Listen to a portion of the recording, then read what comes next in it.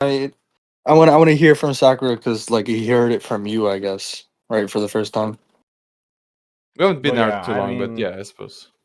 most, like, all of whatever knowledge I have on guardianship is just from Zulu's course. Like, I haven't, like, looked into it super deeply or anything like that. Yeah.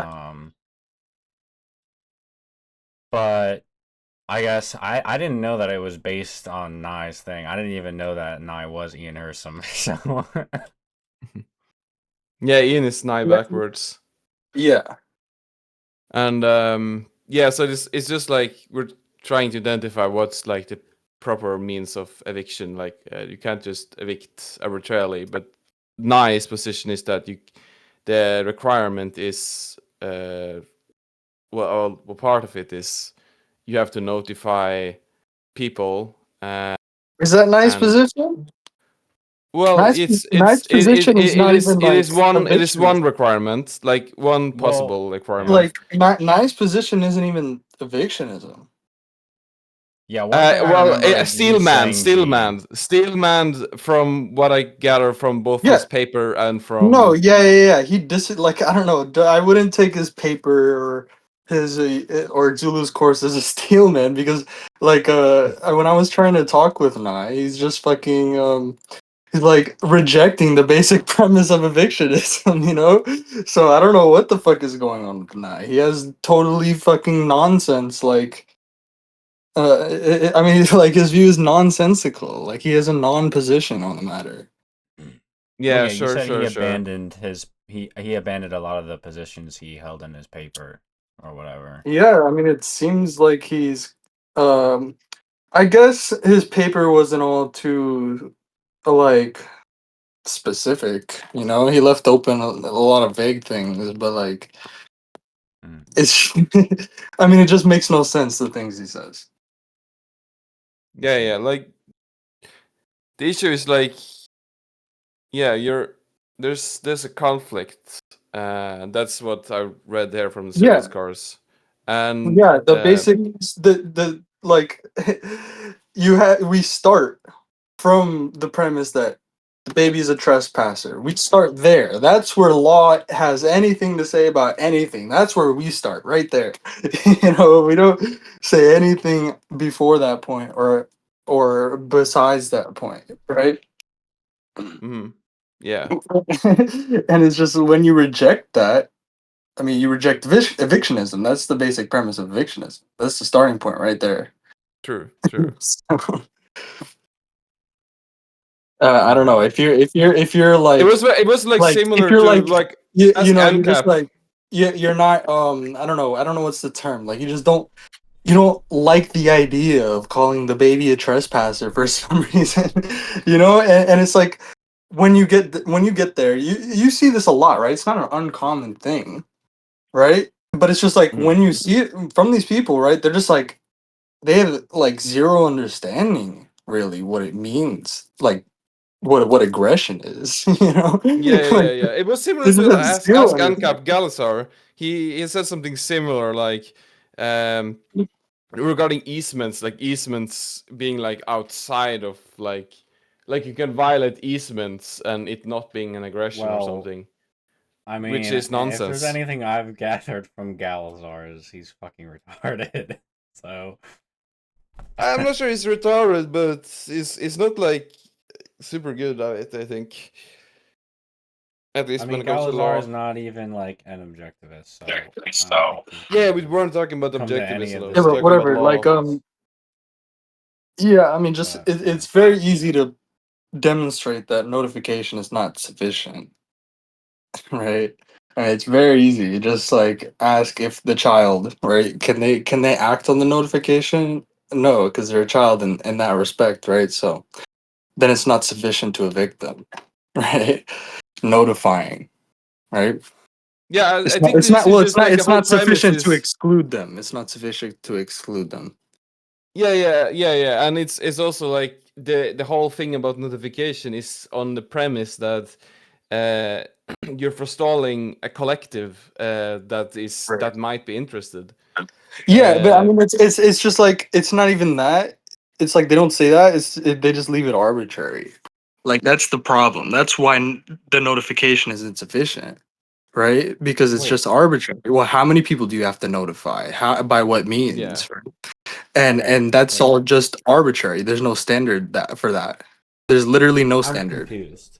Literally no What does standard at all. notification? What does notification have to do with the baby? I thought I was just like putting the baby up for adoption.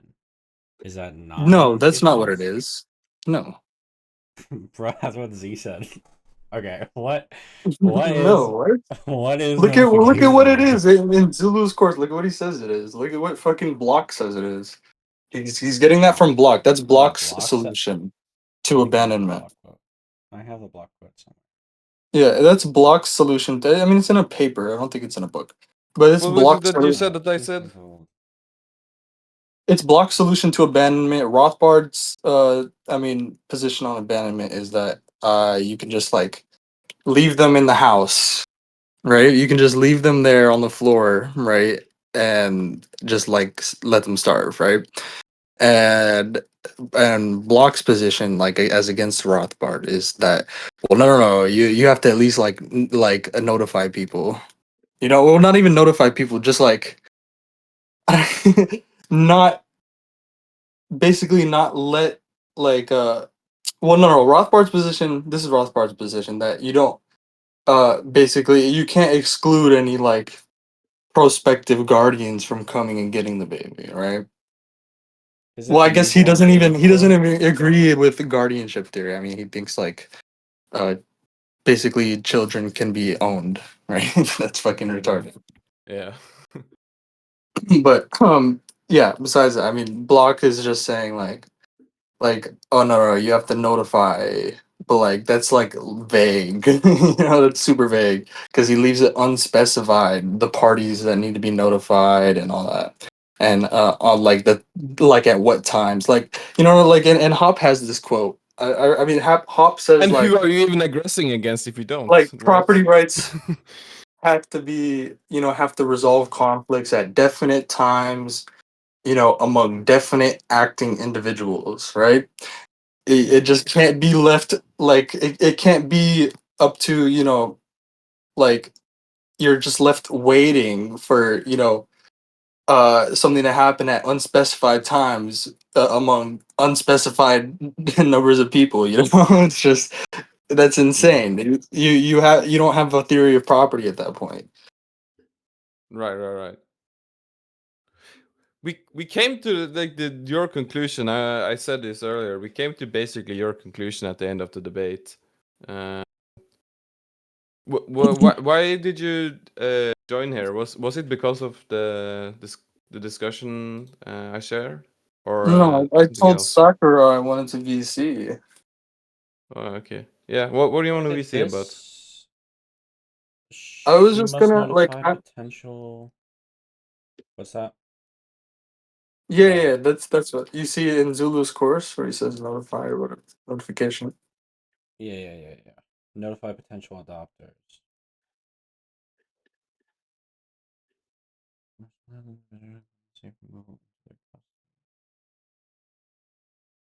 So they also Fund really want safe to see your future paper on this. Hmm? They also want everyone we discussed with there all wanted to see your paper on it to clarify their positions because we basically agree with you. We just wanted like to see the full thing, you know. Yeah.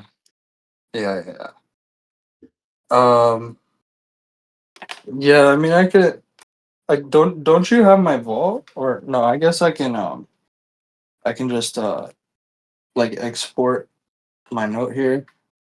I don't like no, actually it'd be better to send my vault because it's in multiple notes, like all my notes. But I don't know. I just like I don't feel motivated to write about it anymore, bro. Right about what? Guardianship? like because I took my focus away from like you know like philosophy of science stuff that I was working on to do that. And I was like, I don't know. That just like killed my motivation, bro. Because I like I'm interested in like science stuff. You know, I'm interested in and that stuff a lot. Right. Right. You get what I'm saying? Yeah, I see. Yeah. Maybe some of us could like pick up your notes and work from there, Yeah. and then you can just look over it afterwards.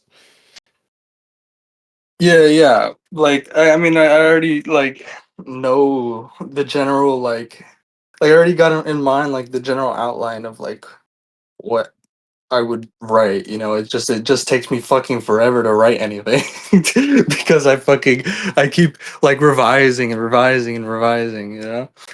I mean, bro, do Right. whatever you want to do the most, man. This is like your magnum opus, you know? Yeah, like You gotta do it the way you want to do it, or else it's gonna ruin the grandness of it. Yeah, but like we can also you can also just open source it like just by sharing the vault so as we can work on yeah, it. yeah.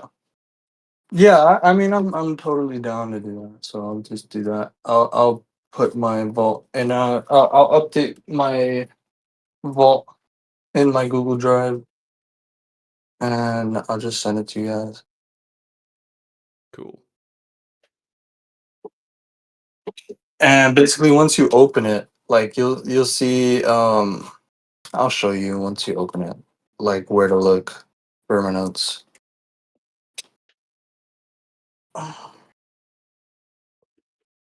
Here we go. But basically I was just I was just gonna read like this book I was reading and just like chill and like read it. And Mhm. I guess I just wanted to do it in VC because why not? Yeah, why not? Yeah. I'm going to sleep in like 50 minutes. Okay. Yeah, I So what you're slept for 5 telling hours me, last night. So what I you're need to go to telling me sleep. is you're turning me into your audiobook again, huh? Huh? Oh. You're turning me into your audiobook again. Oh uh yes. I see. not really. I mean not really. Like if you want to be, I guess, but like the thing like I'm reading, you know, you don't like it's not like you have to read aloud like every paragraph. You know, like I'm it's like I don't read when I read, I don't read every paragraph like especially when it's something like specialized like, you know, fucking like history of science and philosophy and ancient fucking Greece, you know? There's a lot of Mhm. things that are just like it'll talk about for a minute and I'm just like, okay, like I don't need to really focus on that. It's not really what I'm here for. You know? I'm wondering though. Uh, I'm just wondering. Like, I'm not like commanding you or anything. Like, do you want to like check the discussion some other day? What? The discussion that on guardianship, or those that like kill your motivation. Uh, not no. It's just like I mean, bro. I can't. I don't know what it is. I can't watch any of these streams all the way through, bro. Like I just can't sit still. You Oh, I know, see. like I used to be I able to started watch. getting I good used at to be it. able to watch Zulu's like fucking ANCAP debate streams, like. But it's just like I don't know what it is. You know, like maybe it's just because I'm just like I wanted. Fucking, I would have learned about this thing instead. I would have do this thing instead. You Yeah, know. that's exactly the same with me. Yes, like that's why I can't start learning to program. I'm just starting to like get my Yeah, I mean that's feet. like what you're But interested that in, you know? AI is doing that, making that easy for me right now. So Yeah, yeah. and that's G like what can't you're lock interested in. But in like G can't what lock I'm in for an interested hour in. worth of ANCAP debate, but he can Oh no, 100% bro. lock Oh in. man. It's just He like can so old to me. It's like just like it's so like I'm at a level of integration like so above it. You know what I mean? So Okay. Yeah, far but it's above like it. And I'm just like watching Tipsy Turvy Man describe ecological psychology. 100% locked in. yeah, you see how locked in I was for that? Like Yeah. I've watched that lecture like fucking so many times, dude. And still Okay. Hello, Russian guy. Oh Hey. yeah, who's that? We. We. I keep confusing we and ye. I don't know. Like I can't distinguish these guys anymore, man. Everyone's changing their names to like imitations of What? your name. It's like we, ye, z. Yeah. You can be C, Sakura. Not Z, but C. C. Oh no, don't do it. Because you see, you know.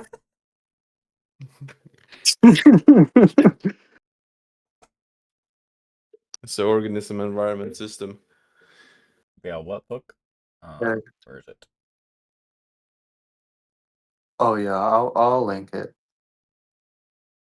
So there's like an updated version of your vault where you wrote more of your book. I didn't not the book, but like Oh. the notes on the guardianship stuff are definitely like updated. Ah, okay. So here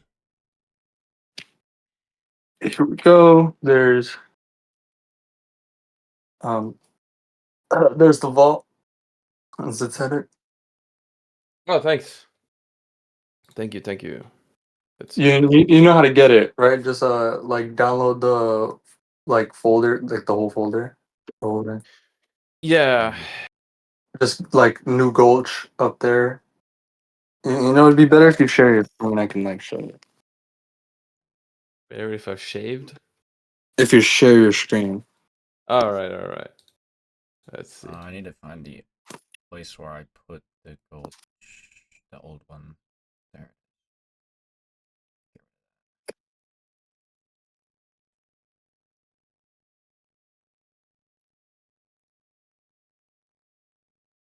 You shared it here? No. No, I DM'd it to you. Oh, DM'd it. Okay.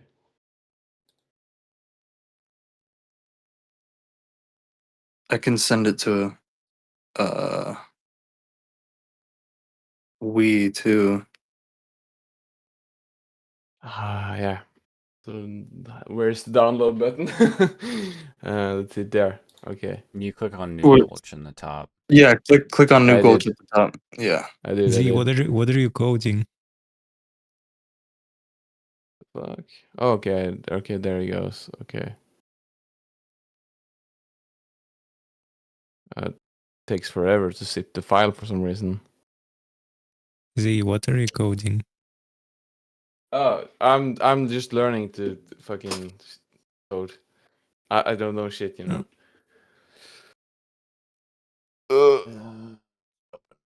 Obsidian.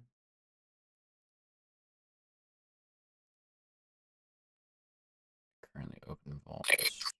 It's not open. Oh shit. You don't know C, right? Z. Did you guys see fucking Moto Metamoto? What he said about me and Zulu server? Oh, that you're. Yeah. It's like G has some African features, so I've determined based on Kantian racial theory that he said. What? For real. Like the Zulu debate channel? Why is it in a general. sidebar? Am I fucking insane?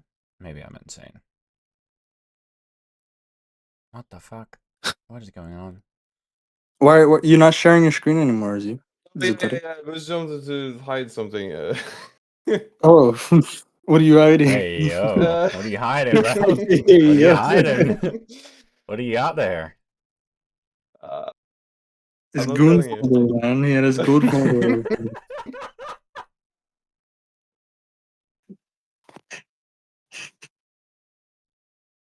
Okay, there we go. So You see, he's not well, fucking denying it. He's not denying it.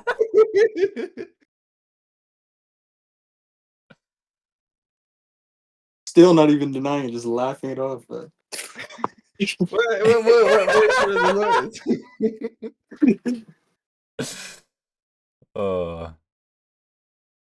Couldn't be me, man. Couldn't be G. Couldn't be G. Okay, let's see. Okay, I'll share my screen again because I don't know how to navigate Obsidian at all. It's a very confusing UI. That's basically what my name Open even means, folder. man. It's basically just the name Good. for couldn't be me, bro. Okay. Let's see. That's what I was thinking when I first gave myself that name, bro. Just author, yes. All right, so I don't use. I have like the other one you shared a long time ago. So let's see. How do you To do this? extract it. Right? Oh, you Hmm? already opened it? Did you already open it? No, I have a different one open. Old one you shared. I'm trying to like open a different vault somehow. What you do is you the You Obsidian app, like the Obsidian app on your desktop. You want to like double click it He doesn't have a desktop. or whatever the He's on fuck, Linux. wherever the fuck it is. Just like where you open it like from the start menu. Are you using like what window manager to use? DWM. Okay. I mean, I don't is know it what it means. Obsidian desktop? No, it's just Obsidian. Obsidian. The window left bottom corner. There we go. Zetetic can be the audiobook today. Okay, manage vaults. Create new Yeah. vaults. Open new folder. Yeah, but you have to extract the folder. Remember, you downloaded it. You have to extract it, and you have to I have extracted it. I have extracted it already. Yeah, but make sure you're opening the folder inside that folder that you extracted, not the folder you extracted. So okay, so now I'm in New Gulch, the thing I extracted, and there's a folder inside called New Gulch. Yeah, And that's the right one. Okay, so I'm inside that one, and there's a lot of files there. No, Should I yeah, select? you want to open the second file, the file that was in the extracted file. So here or here? Do you see the screen? Back. Okay, here. Yeah. Select. Okay, You but I want to think it selects this one now. I mean, just okay now. I'll test it at least. All right. Indexing complete. Oh yeah, Maybe that. you opened the wrong one. Yeah. Let's see. Womp womp. Because if you open the wrong one, it's just empty because it's not the vault. Yeah. Let's see. There we go. Okay, select. Yeah, now it works. You just have to be inside. Or Yeah, make sure you press don't click off that. Press yes. Trust the author. yeah. All right. Yeah, just wait. There's like three that you can close close the one on the left. Yeah, and basically the one on the left, it's gonna be like the tabs to the far right. Uh. Okay, here. I can't they're so small I can't read. Yeah, it's gonna be basically like let me see. I'm trying to zoom in. Uh what Bro, why is it so small? I don't know. I don't know how to change it. I can't zoom or Okay. anything. Yeah. It's gonna be the abandonment one and the ABC's 2 one. Okay. Oh, there's nothing here. But You there's just something in ABC too. you closed it. You see, it's a Oh. new tab. I don't know what happened. You closed it or something.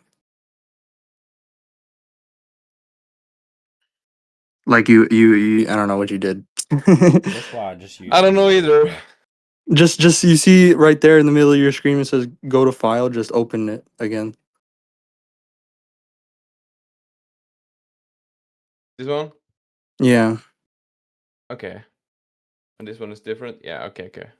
Right. And so you can see basically from, the Google Doc, right, that I posted, or like if you control F for like, the paragraphs in there, like that's where the finished paragraphs will be, you know? Okay, yeah, okay. Yes, I just opened those. I don't care about all this other stuff. No, no, Thank no, you. no. Like I mean, like remember the doc, like the finished paragraphs that I shared, you know? What do you mean? It's not in the drive. Where Bro. is it? The draft that I shared, bro, remember? Yeah, that one. Yes. What about that one? Yeah, like you can use that to find where the completed paragraphs are in the note. Because I just copied and pasted from my vault into there. Okay, I don't know.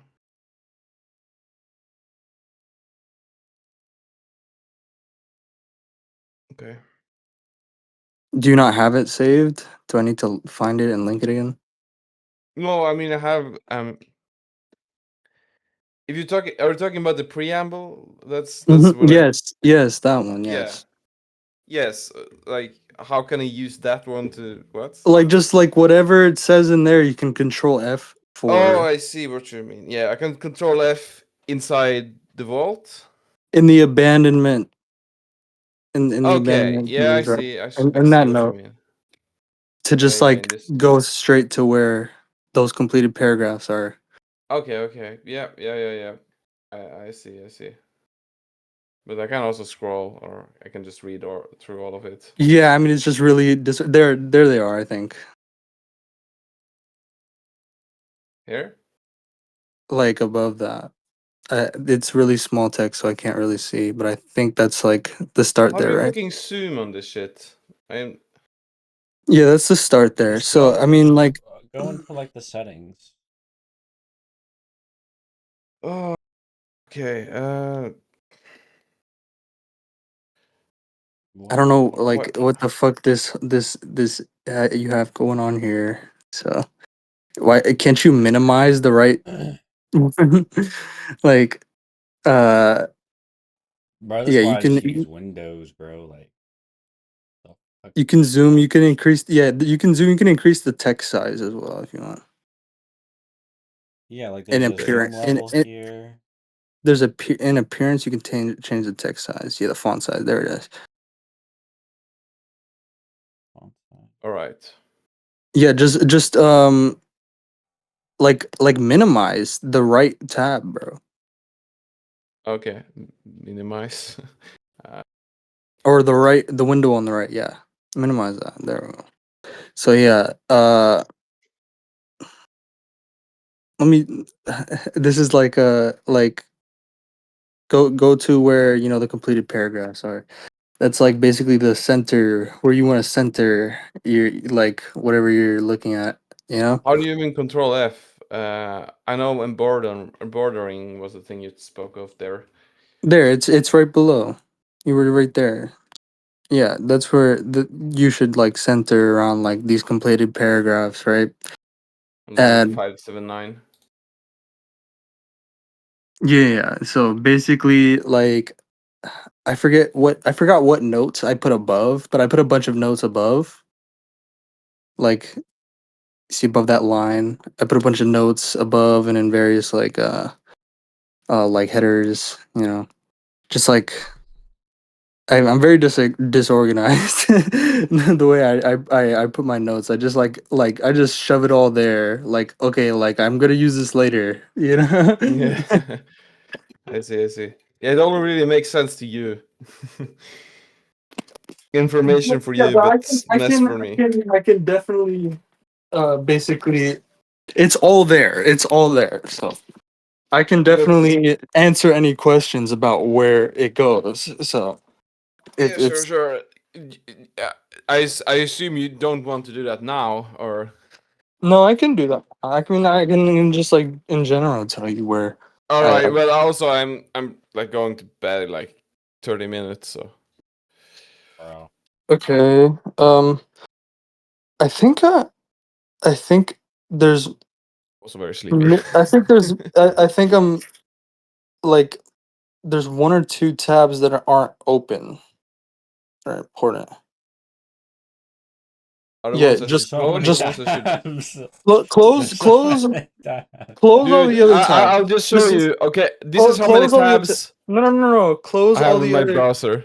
Forget the tabs in your browser. Close all the other tabs in this Obsidian window. Sure. Can I Oh my control? Let's see. god. Let's see if we can do this. No. And Let's there's see. Fuck, can I not select I'm trying tabs? to, The fuck? bro, just fucking close them. Yeah, but like there should be a faster way to do it. That's all. I mean, I don't know. There's a hotkey. like in Firefox you can do control and you can select multiple tabs at once. I don't. You can't select. Yeah, you can't select tabs on Obsidian, dude. Why does he have to change all the time? Okay, whatever. Okay, there we go. Yeah, I'm trying to remember because I just like I changed the note. There was it was a different note. So I gotta remember what it was. What was the note? I gotta remember. Um, I'm gonna remember. I just need to remember. Da-da-da-da-da. I could just use Omni search.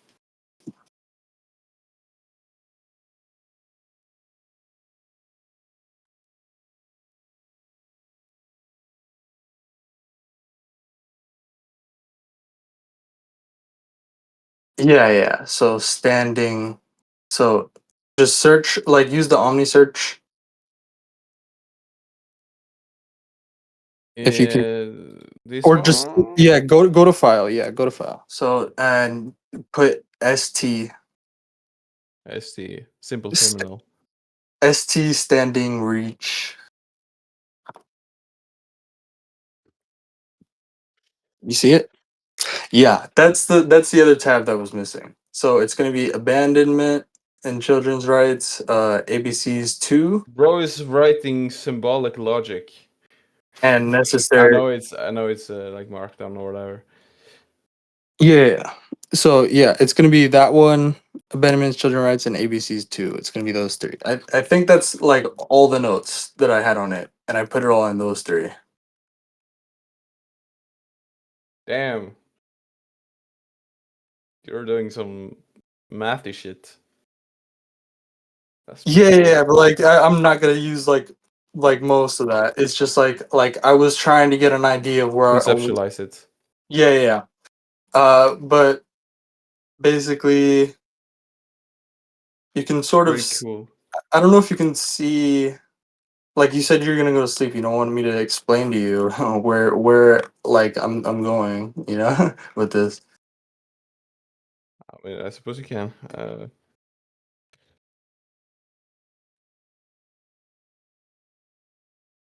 Like, let me see where I ended off in the completed paragraph. I can remember. Da-na-na-na. So yeah, you see in the last paragraph, like I'm I'm trying to get to standing and reach, right? And basically like uh basically use these terms to really understand all this stuff, right? Okay. Holy shit, you're writing so much, dude. Is Yeah. it there? GG. Good game. Good game. I don't know. It's just random letters. Yeah. So basically, I'm talking about how we judge standing. Standing is a judgment, or there's a 10th paragraph here. Yeah. Also, G, I'm just gonna tell you, like, you're writing so much, but you don't you haven't learned touch typing yet, bro. You should learn touch typing. Well, here what I do. What I do is I just like blurt out everything like into chat gpt, and I'm just like a master like prompting, right? And then I get like and then I just copy and paste what looks good, right? And then I can just copy and paste and like mix it all together to write. That's how I write. Like, I mean, Like, that's a good tool, sure, but I mean, you definitely would level up if you could just blurt out everything by just connecting your fingers directly to your computer, basically. yeah, I mean, I do. It's just like You'd have more fine I control, find you it. know. Well, I find it like when I try and focus on like being like grammatically correct and like all that stuff, and like the like when I try and focus on like the precise words I want to use, right? As I'm first writing out my thoughts, it slows me down. It just like stops me in my You tracks. don't need to be grammatically correct, really. You just have No, to. no, I'm just saying, like I'm just telling you my like process. Like, so I think it like it slows me down and like stops me in my tracks. Like because like it's like I when I try and think about like the vocabulary I'm using, the vocabulary I need and like all that, I get like stopped because I'm like really like OCD about that stuff. So I want to, basically I just blurt it all out, use all the like basically terms that are like sort of what I want to use and all that, right? And I'm like really great at prompting, right? And ChatGPT will help me like get the vocabulary and stuff without having to, do all the effort in the moment, right? In the Yeah, sure. moment of, like writing my thoughts out, right? To But I mean, your prompting though, your prompting could be much faster if you just could blurt out on the keyboard to your. Oh, I mean, Uh, my prompting is really fast, yeah. yeah. Okay. Yeah, but But you're just. Well, how are you prompting now? Are you using a keyboard or? yeah, but me and Sakura, like, there's a whole stream on his channel where I go through my whole like process, prompting and everything, and like basically telling him how to do it. Cool. Because I know you're terrible at prompting too, bro. You should watch that. You're terrible at prompting, like ChatGPT and stuff. Yeah, I don't use it that much because of that, I suppose. I Yeah, use I it mean, it's for real. learning software concepts. I find it very useful. I don't find it useful for learning anything. I find it very useful for basically offloading like the fucking like the effort and stuff it would take for me to focus on like the vocabulary and like it without having to uh like without having it pull away my attention, right? Like trying to look for I need to basically establish like this wide range of options for me to choose from, right? And if I You know the if I, issue. if I The issue if you I try to have. do that myself, it would The take like issue a you lot more have. effort, The issue you you know? have is that you have to use so much effort when you're focusing on typing on a keyboard. You have to like maybe look on a keyboard, right? And that this distracts all your context. But if it's very Yeah. natural to you, if you can just if it's as if you're speaking, there's no it would be like blurting it out, right?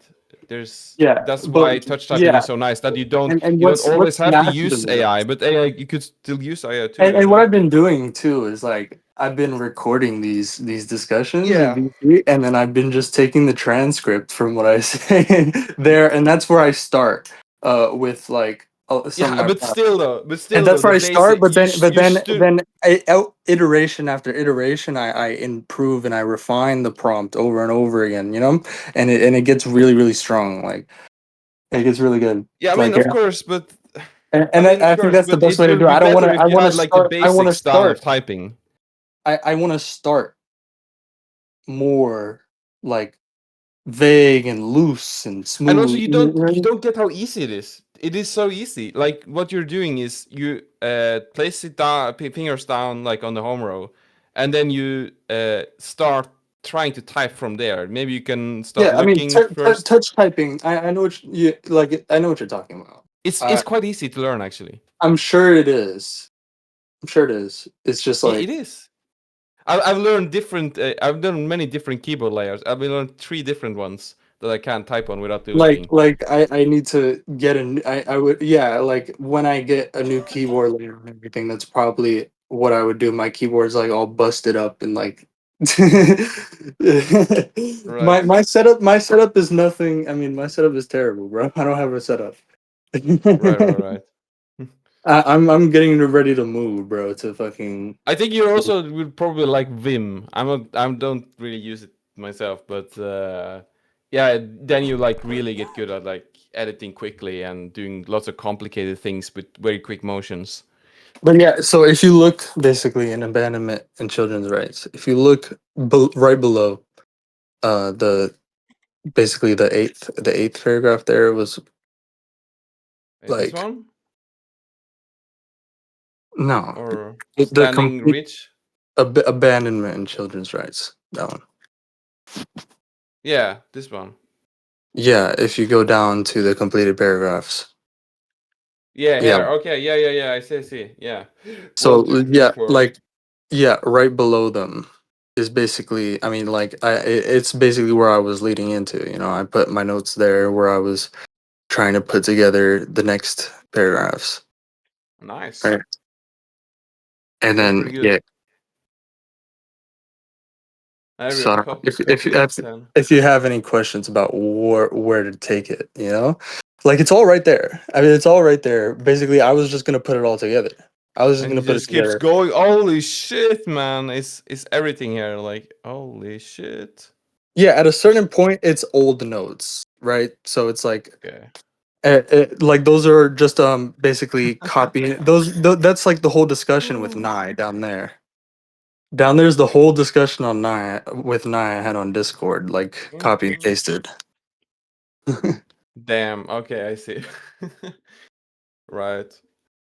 That's cool. Okay. And you see how it is for me, bro. Like I start with like a very simple goal, right? Like writing about something which seems like a very simple thing, right? And then I'm just like no, I need to fucking lay out a whole fucking like theory of fucking like legal analysis here, bro. Like Mhm. Yeah, I mean that's pretty cool. There's many things to unpack about many different things. yeah, basically. And there's many like, people who like I think told they have you, like solved it. There are many people that think they like have solved it, and then they give like yeah, maybe stupid answers sometimes. yeah, and I've basically, I mean, I told you like the goal with this is like basically I want children's rights and that like all of that surrounding everything surrounding that not to be seen as like a special issue, you know, like like you know, a special application of the theory. We need some special principles here. Like no, it's just like we're applying the same principles. It's of like it's just a necessary consequence of the theory we already have. You know, it's just right there. Yeah. It definitely seemed that way It's with very like yeah. I don't like that's the goal. I like to just to dissolve that whole thing, like where every new issue becomes like it seems like a special issue or whatever. Like that's an issue of generalization. We don't have a fucking Yeah. general enough theory, apparently. Right. We don't have a general enough theory of legal analysis, right? Well, at least one that's not rich enough, apparently. One that's not rich Yeah. enough. 100%. Okay. Anyways, thank you. I'll check that out later. Yeah, So have a nice day or whatever time it is. for sure. Damn. Yeah, Oh. Alright. So that's yeah. I don't know if you want to go over any of that stuff. I don't know, I'm just not very interested in guardianship right now for some reason.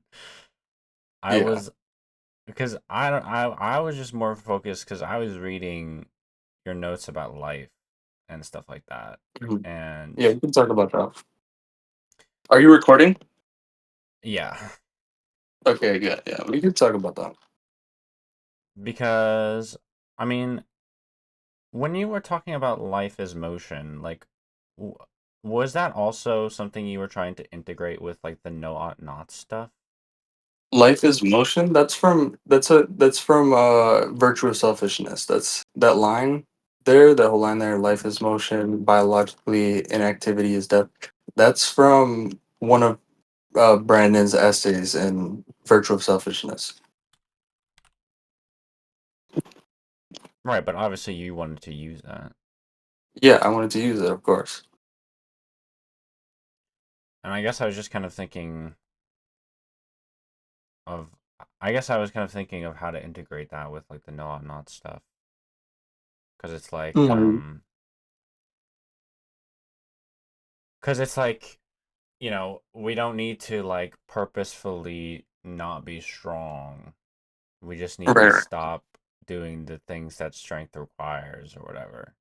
Yeah, in chapter 16 of Virtual Selfishness, he starts out with, for every living species, growth is a necessity of survival, life is motion, a process of self-sustaining action that any organism must carry on in order to remain in existence. Uh, yeah, this principle is equally evident in the simple energy conversions of a plant and in the long-range complex activities of a man. Biologically, inactivity is death. So you see, I shortened it. But Mm-hmm. yeah. Yeah, I and mean, I also thought I don't agree. I don't agree with how he compares like plants and animals and like like to man and stuff. Like he says, the nature and range of possible motion and development varies from species to species. That's true enough. The range of a plant's action and development is far less than an animal's. That's false. An animal's is far less than a man's. That's also false. And that's just like a completely like backwards view of evolution. Like even like the smallest singular celled organism today is far far far more complex than the first single cellular organisms or whatever. You know, the first single cellular organisms. I see. So Like all species are, you know, like man is not the pinnacle of evolution. That's not how evolution works, you know. Like all species are maximally like you know fulfilling their niches and stuff, right? right, because I mean, All species are evolutionary, like an are engineer, at the same that's not an stage of engineer. evolution. Yeah, every species at the same stage of evolution as every other Every species. other. Because yeah, I mean, how could you even compare that if evolution is just a tinker and it's not really like it doesn't Yeah, have like a no, there's no long standard there. range goal or anything like that. Mhm. Right. There's no standard there for comparing. Basically, it's not like the ways, the unique agency, right? The unique, like ways of acting and like for living it for living things is their unique ways of living, right? Basically their means of existing, how they exist or whatever, Mhm. is not that dimension, right? That agential dimension is not one. It's not a matter of degree, right? It's Mhm. a each because it's based on just basically just being an entity, right? Being an entity, having some sort of self other distinguishing relationship with other things, right? Mhm. So it's But I mean, distinct there's in probably kind. a way. It's distinct in kind for every single Yeah, it's like entity. we can differentiate them, but there's like the way that he characterizes there's no standard really. But like, No, yeah, you we know, can he could say have had like better these words things, for like it. we can say these things, unique ways of living is uh, less different, right? Than uh, less different from these other things, unique ways of living, and both of those are more different than say this other species unique way of living. That's how we would differentiate species, really. Yeah, so it's not really like more or less. It's like more difference, less difference. Like he could have just said it like that instead. Well, it's a difference. Yeah, I mean, it's not difference in degree.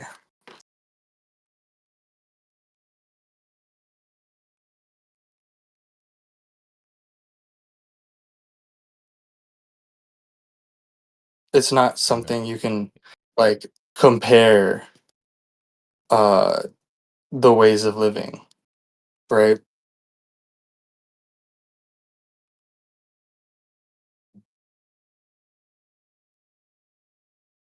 But I mean, every living entity In the is a sense like different. you can't say that I'm more conscious than you. In that sense. There's no Right, standard and I for that mean, comparison.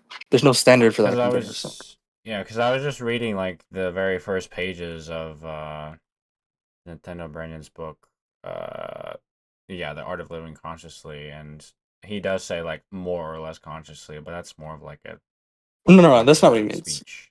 No, that's not what he's talking. I mean, like I don't have higher consciousness than you. You know what I mean? Like I don't have a uh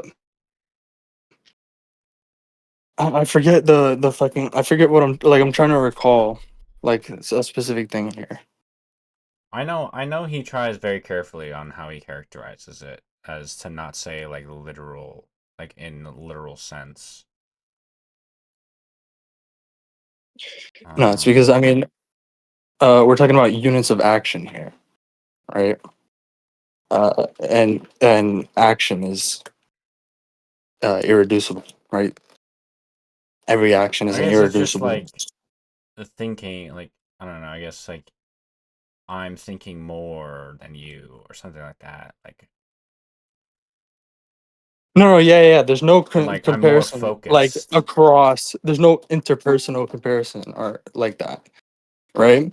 It's just like I'm thinking. Like I can say I'm thinking more than I was thinking in this other context, right? Right. Yeah, and I think he says that like thinking in hindsight is like much more clear and whatever Right. because I guess we just But it's not we have like more knowledge later on. you can compare across, you know, like that thinking and this thinking are more or less, you know, thinking more or less Mhm. thinking, right? That's not a thing. Across multiple people, right?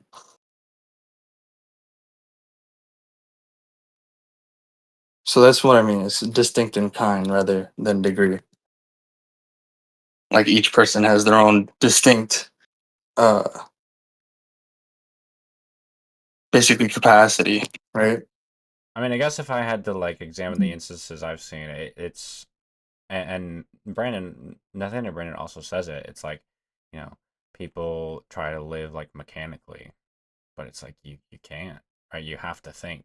And so people try not to think, but you have to think, or else you're not gonna, like, you're just not gonna be living a good life. You know, you're gonna be miserable and disintegrated.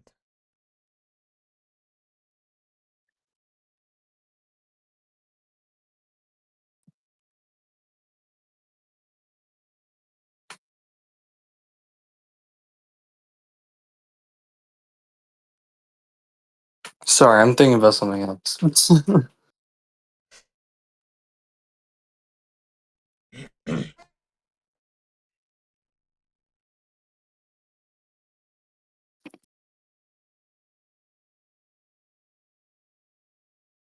But yeah, we can say I think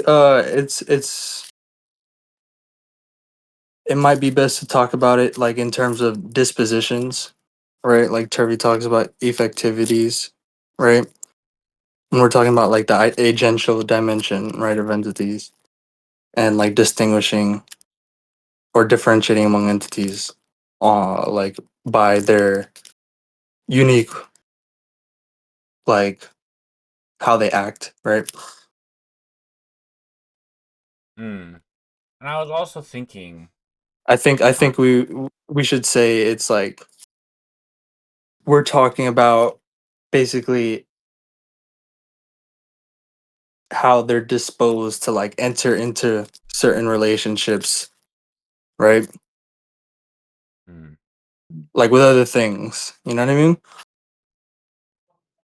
So like these humans, right? This human, right, are like their ways of living the thing, like the way they relate to other things is less different, right, from each other than say this cat, right? I mean, yeah, it's like they're more, well, is it more or less disposed to? No, No. no, it's just more or less like the same. We're talking about basically a distribution, right? A distribution of like certain properties, right? Okay, so we're talking about like likeness and difference, not more or less. Well, it's more or less difference. It's more or less in some respect, but the respect is not like Greater or worse. no, the respect is not like the respect is not consciousness, right? Hmm. You know, the respect is not the action as such, right? Yeah, so it's like we're not more or less conscious, but there's a difference to be said whenever talking about like thinking in terms of certain situations. Well, no, it's because like well, that's a different thing. I'm saying like Oh, the form of consciousness that each individual okay. living thing just takes up is unique to them, you know, wholly unique to them, right? And it's just like you can't compare across individuals. You can't compare consciousness across individuals, you know. So we could say that, yeah, doing that would be kind of like privileging a scale of some kind. Well, there's no standard for that, right?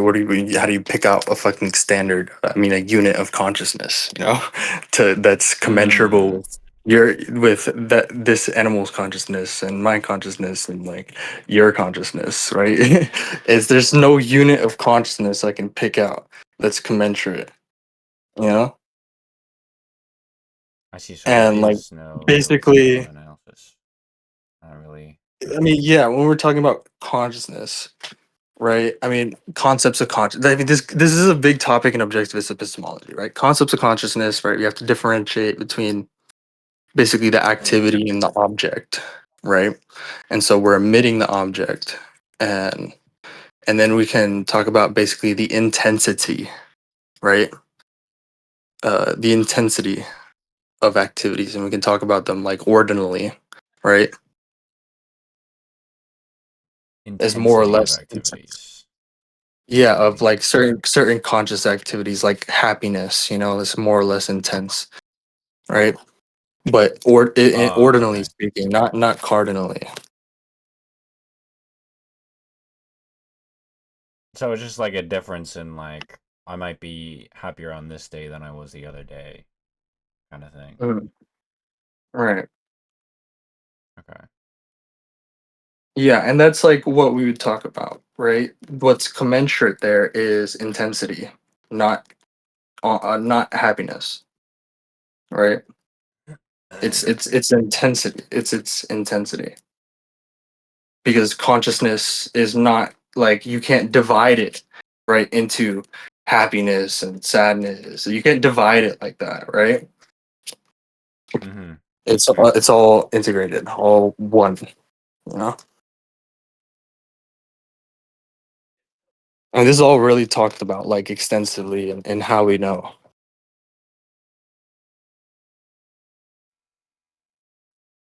That's another thing I really need to Yeah, I'm read. guessing you haven't read How We Know. So, Also, somebody fucking Binswanger needs has several lectures on like this stuff, like concepts of consciousness. Hmm.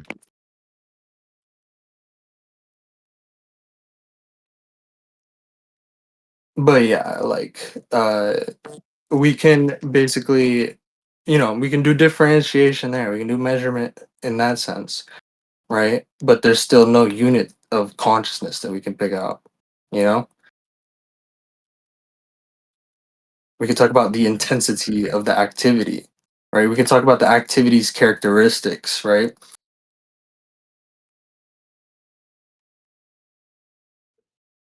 And that's not something that's commensurate across, you know, persons, right? Or organisms. Right. So I guess when we're comparing, I guess it would be in relation to some kind of uh Some entity acting in relation to other entities. right. I was trying to like connect it to like the disposition stuff, but um Yeah, yeah. Continue with that. Yeah, I guess. yeah, because it like um damn, I lost my train of thought. Hang on.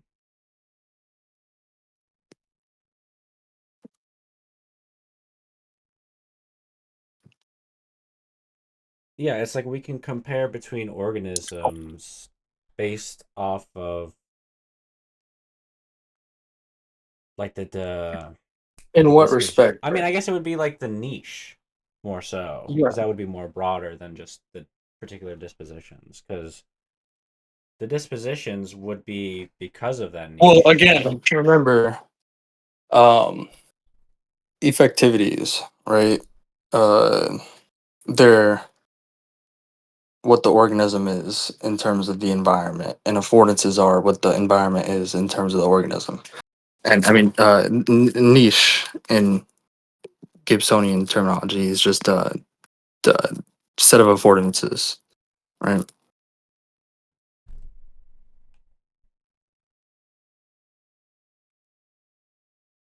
A set of affordances for what? So Because I yeah, thought yeah, yeah. So like Turvey and Shaw, they talk about this in primacy of perceiving, right? So hmm, like the organism is like an effectivity structure, and the environment is like affordance structure, right? And this effectivity structure, whatever, is defined. I mean, it's defined in terms of niche, right? It's thing with respect to niche, right? So basically, yeah, I mean that's what it wouldn't be niche because niche would be in terms of the effectivities. It would be the effectivities which are in terms of the niche. I see. You get what I'm saying? Um. So So if we could compare between different organisms, it wouldn't.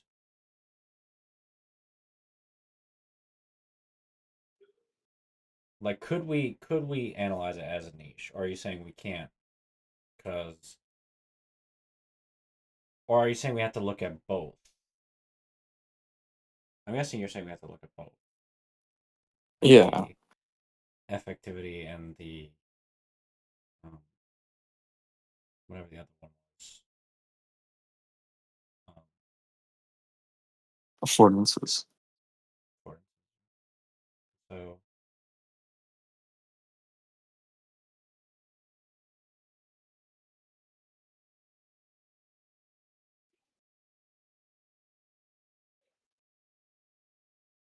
I mean, yeah, I guess we could just compare it with like the different ways that different organisms interact with some of these, like some of the same things. Um, Yeah, I mean so that's I'm how we trying to think of differentiate how things. we could take whatever Nathaniel Branden said, whatever he said that was wrong, and try to like make it Oh, correct. sorry. What? Sorry, you cut out. Sorry. So I'm trying to think of like how we can put that and like kind of correct Nathaniel Branden with what you said was wrong, and how we could Oh yeah, make yeah. that Oh, what correct. was wrong? I mean, Well, he it's was, just no yeah, he was standard there. saying, Like, yeah. yeah, there's no standard there. I don't know. You can't say the range of activities of a plant is less than an animal, and then an animal is less than a man. Like that. That makes no sense.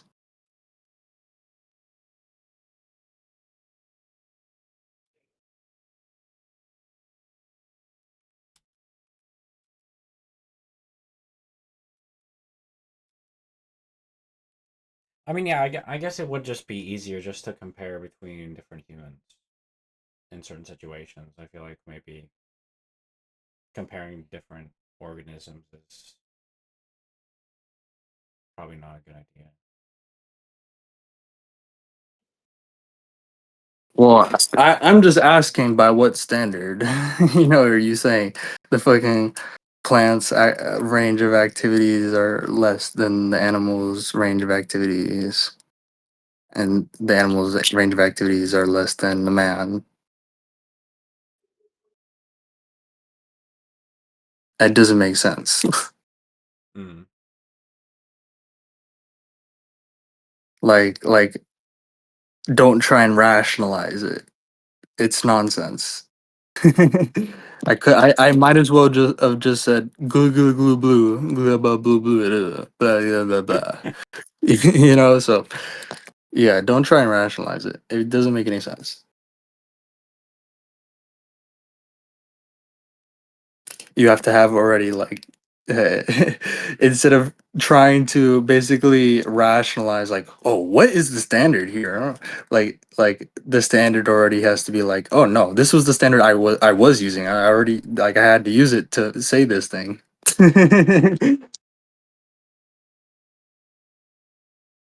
You get what I'm saying? Yeah, I was just gonna say it's probably easier just to not do that with like the whole, oh, plants and animals and humans. It's just like it's probably good enough just to stay in this uh you know talking about like humans and how it's like there's Well, when we a want to talk difference in about disposition basically there. like it gets into the question why different ways of living, why are there all these variable ways of living, right? Hmm. Why is there such a variety of living things, right? And that's just I mean, like, Turvey answers that in lecture 20, and lectures on perception. Hmm.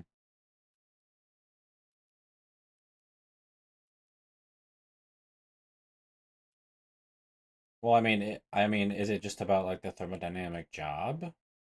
It's Yeah. like, yeah, I mean, that's what I figured it would be. Yeah, and where do we look there? I mean, we can't.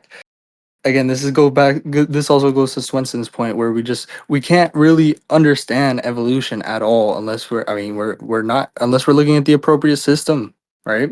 What's doing the fucking selecting, man? And it's it's not some mystical force called evolution, right? They're just Right. like I don't know, like that animals have like intrinsically in them or something, right? Just like some Kantian vitalism or something, right? Yeah, some like That's an unexplained explainer. That's a loan of intelligence. The fucking you know it's you're injecting magic because you're not looking at the right scale. You know, you have unentailed terms. You know, the right scale is the whole geocosmic Earth system, right? That's what's selecting for organisms, right? For living things, for order production, right? To I mean, yeah, expand the to rate liken of it reproduction. to liken it to like the stuff with like the central executive, it's like a evolution is seen as like a central engineer of some kind, No. or like some kind of intrinsic engineer.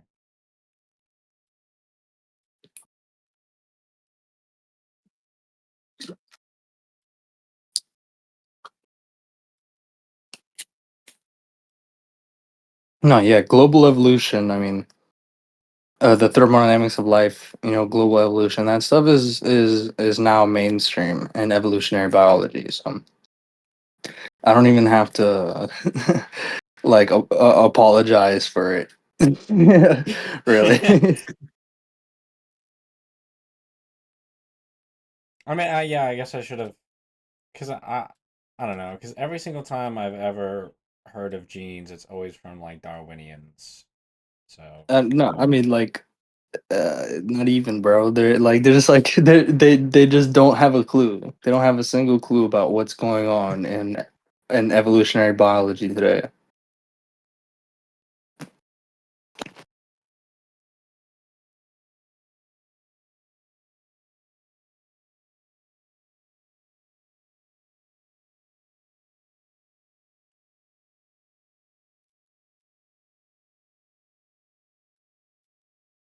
which is cool. I mean, it's cool to see probabilistic epigenesis or whatever be like mainstream. Yeah. Uh, But I mean, it's the thermodynamic stuff is the most important stuff because it's like without it, the theory of evolution, right? It's just it's missing something. It's missing the fecundity principle. yeah, it's This missing a this very one's successful. essential principle there. It yeah yeah. I mean, it assumes the fecundity principle, but it's unentailed. So yeah, that's very bad. Without global evolution, because you don't like you have like say you just have natural selection by random mutation, right? Hmm. Then it's like, well, you have zero explanation for like why living things strive to live. You know, you know, why are they striving to exist? You know, Hmm. why is survival a thing, right? And so without In like the first OMAP, place, it's right? like we Yeah, never yeah, know. yeah, 100%. That's Swenson's argument.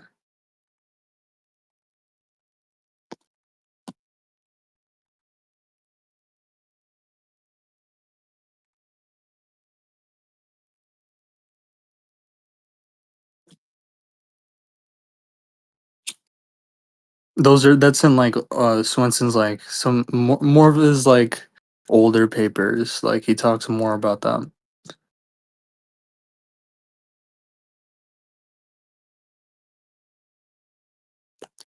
Just like look through the collection of his papers that I send a lot. I'll fucking send it again, whatever. And like just control F for fecundity principle. Fecundity. Some of the OCRs are fucked up though, so you gotta like finesse it.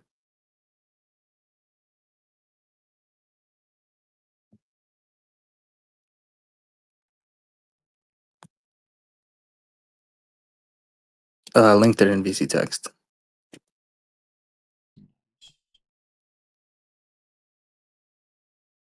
Oh yeah, this is the collection. I don't know which one he talks about it.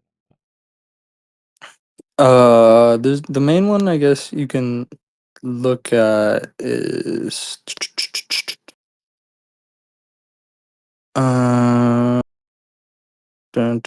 end-directed physics and evolution, evolutionary ordering, obviating the problem of the population of one. You see that one? It's like near the top. End-directed physics and evolutionary ordering. For me, it's near the bottom, but yeah, I see it. Okay. And the 1997 paper, Swenson 1997.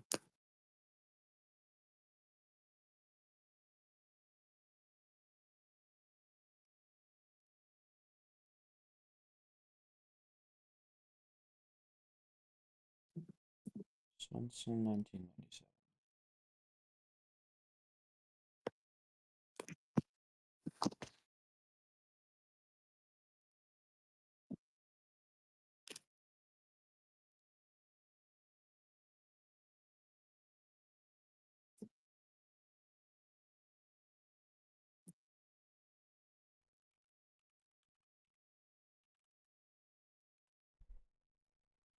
Does he say fecundity?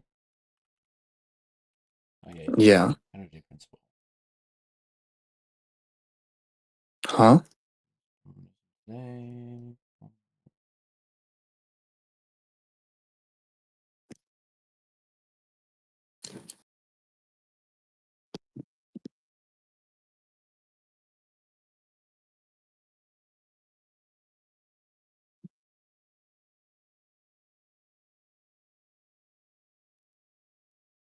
Man, there's so much There's I have to also read.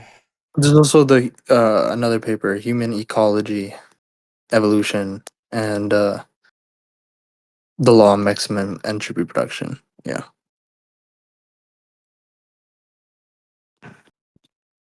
Or no, human ecology, evolution, and space. I don't know. Spontaneous order. Yeah.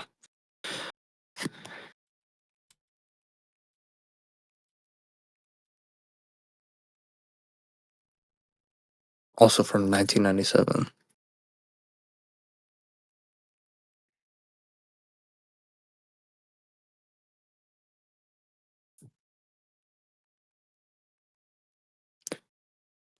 Yeah, But you see, I really he want to. basically makes the same argument. You know, it's Yeah, Like, I really want to learn a lot about the ethics and stuff like that, but there's so many applications of it. It's really crazy. Like, there's just so much stuff to life as the standard kind of yeah. I mean, I guess that's what stuff. we were trying to talk about. You wanted to talk about that, the life is motion stuff. I don't know. I guess I got off track. Yeah, I mean,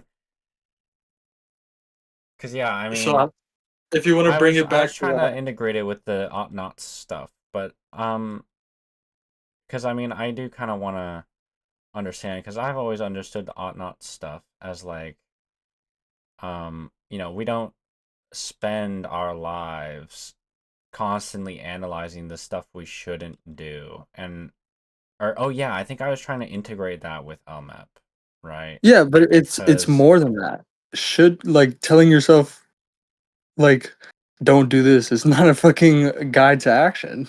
right. It's just not. It won't guide your action. It cannot. It's incommensurable with acting. You know, a non-action is incommensurable with action. Mhm.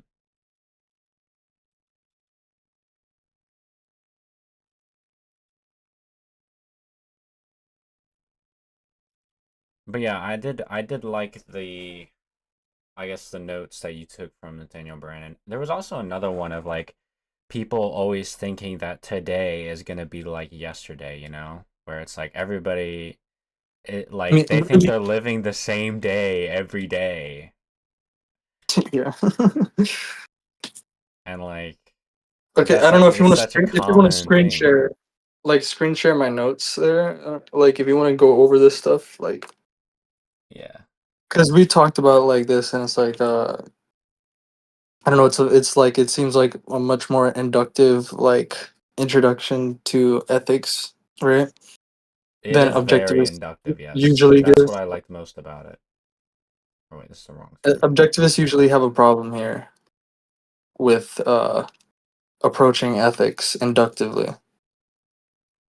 Yeah, I don't know why.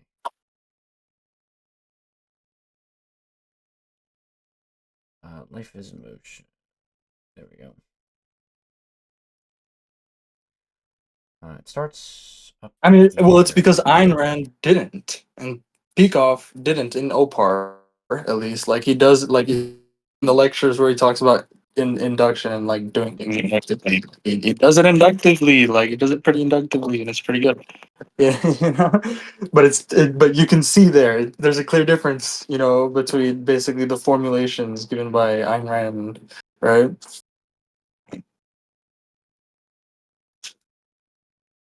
There's a very, very clear difference. This stood out to me, yeah. My experience is that most people underestimate their power to change and grow. They believe implicitly that yesterday's pattern must be tomorrow's. They do not see choices that objectively do exist. Yeah, that's from Branden. Yeah, and Probably most of this is copy and pasted from Branden. I mean that's just so interesting because it's like that is just such a common, like, how often have you seen like some guy and he's like talking to you and he's like, yeah, you know, I'm just living the same day over and over again. And it's like Yeah, a lot of people do like implicitly believe that or even just say it, right? They're like, oh yeah, I'm just living the same day over and over. But yeah, it's crazy. there's always something And like, and just something like different. There's always it's something like different. You just can't see it. yeah, You're and not more paying than that, attention. like to see how essential that is to growth. You know, just like if it's always the same, you're not growing. That's what that means. You know. Yeah, I mean, it's also a part of being productive is like trying to Right. find these opportunities. And if you're not, you know, you're like, oh, well, there is no Like opportunities. I'm living the same for day. me, I'm learning new things every day. My knowledge is growing every day. You know, it's like I'm Hmm. fucking like I feel such like you know like excitement. You know, like for every single day I get to fucking learn new things. You know.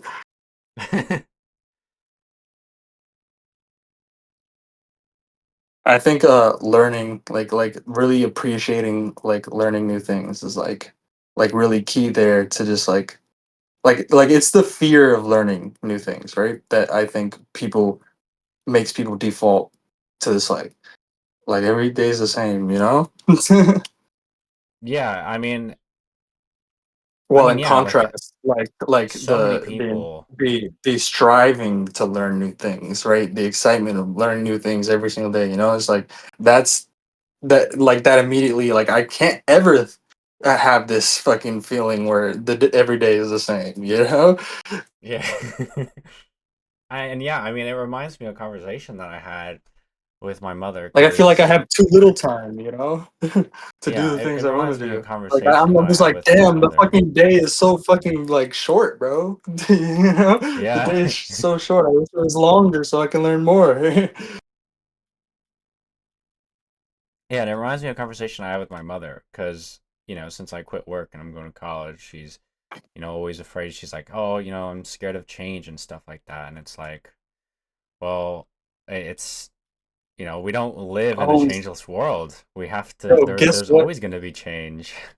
bro? The fucking title of that chapter in Virtue of Selfishness, where life is Mhm. motion, came from the chapter by Nathaniel Branden is called "The Divine Right of Stagnation." What does that mean? That is an awesome title. It's what we're talking about. The divine right of stagnation. Yeah, it's exactly what we're talking about. People want everything to be static. It's I see, yeah. they're stuck in their own life. They're stuck in their own bubble. No, no bubble. It's they're stuck in their ways. They don't want That's a good word. to. Yeah. The ability to think, to learn, to discover new and better ways of dealing with reality, to expand the range of his efficacy, to grow intellectually. That was italicized. To grow intellectually, italicized, is an open door to a road that has no end. Man survived. Yeah. Like I don't like how he has to start here with just like man is just this special thing that's different from animals, and that's where we start. you know. Mm. But once he gets past that, I think he says like some really good things here. Constant growth is further a psychological need of man. It is a condition of his mental well-being. His mental well-being requires that he possess a firm sense of control over reality, of control over his existence, and the conviction that he is competent to live. And this requires not omniscience or omnipotence, but the knowledge that one's methods of dealing with reality, the principles by which one functions, are right. Passivity is incompatible with this state. Self esteem is not a value that, once achieved, is maintained automatically thereafter, like every other human value, including life itself. It can be maintained only by action. Self esteem, the basic conviction that one is competent to live, can be maintained only so long as one is engaged in a process of growth, only so long as one is committed to the task of increasing one's efficacy. In living entities, nature does not permit stillness. When one ceases to grow, one proceeds to disintegrate in the mental realm no less than the physical. There's some things in there that I just like. Why say that? You could say it so much better, you know. But like you see what I mean. So that's why that's what kind of what I'm getting at. Like I take this and like I'm just like I need to say it so much better, right? Among the arguments used by those who long for a pastoral existence is a doctrine which, translated into explicit statement, consists of the divine right of stagnation. This I feel like that's also alert- something that Rand did. It's something that like a lot of these here, old objectivist writers did here's is they okay, yeah. I don't know if I they should read this. yeah. They use like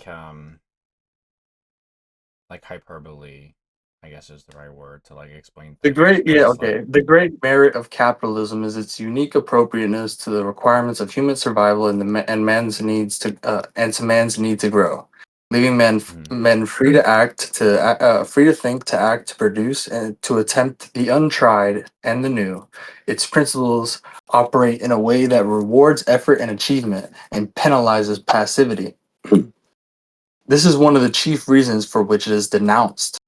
In Who is Ayn Rand, discussing the 19th century attacks on capitalism, I wrote, I need some fucking water. Hold up, my mouth is getting dry. Dude, that's also like another interesting thing that we could say about communism is that it is like a very still system. Yeah. In Who is Iran, I wrote, in the writings of both medievalists and socialists, one can observe the unmistakable longing for a society in which man's existence will be automatically guaranteed to him. That is, in which man will not have to bear responsibility for his own survival. Both camps project their ideal society as one characterized by that which they call harmony, by freedom from rapid change or challenge, or the exacting demands of competition.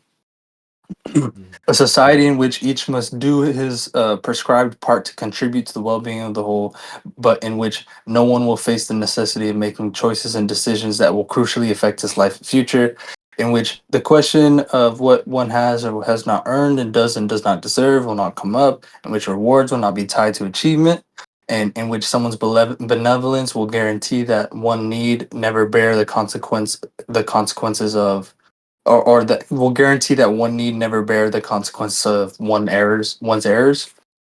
The failure of capitalism to conform to what may be termed this pastoral view of existence is essential to the medievalists' and socialists' indictment of a free society. It is not a Garden of Eden that capitalism offers men.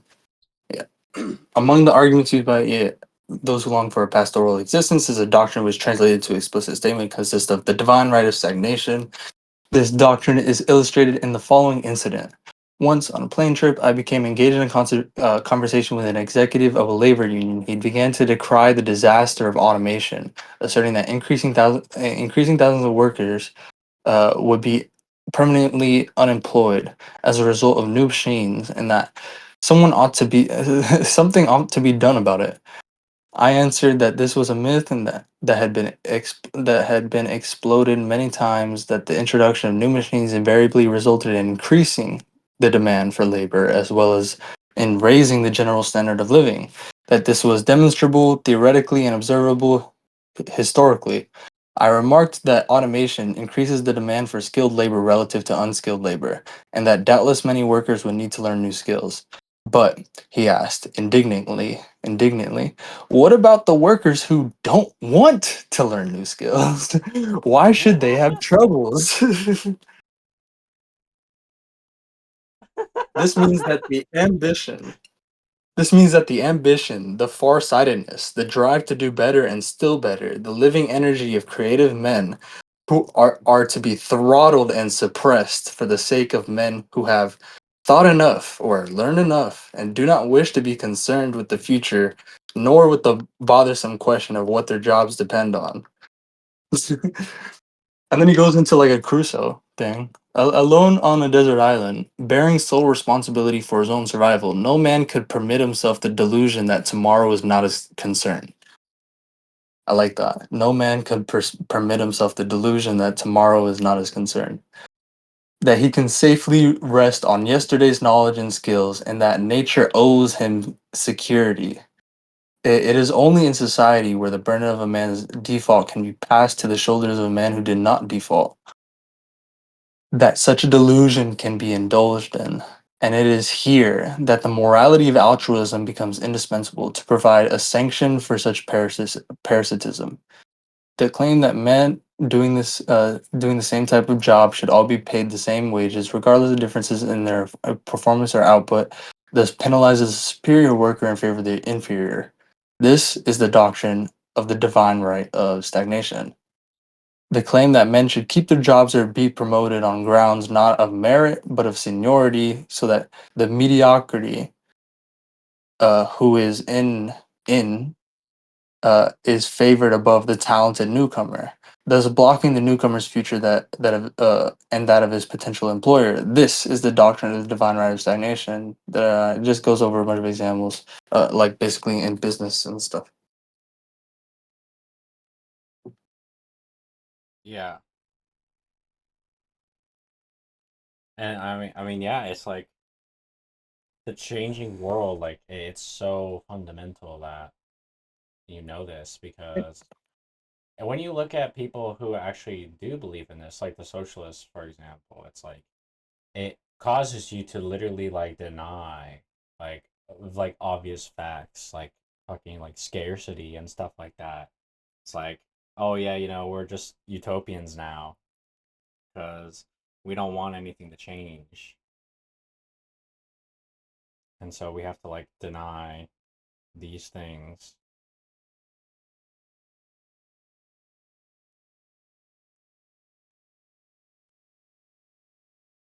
Yeah, I mean, Yeah, I see it all the time in business, definitely.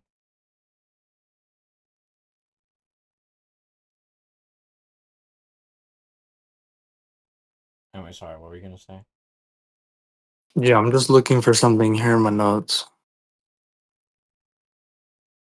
The government causes things to stagnate because that's the whole point of like all the Keynesian economics is to cause things to just remain the same as much as Oh possible. yeah. Yeah.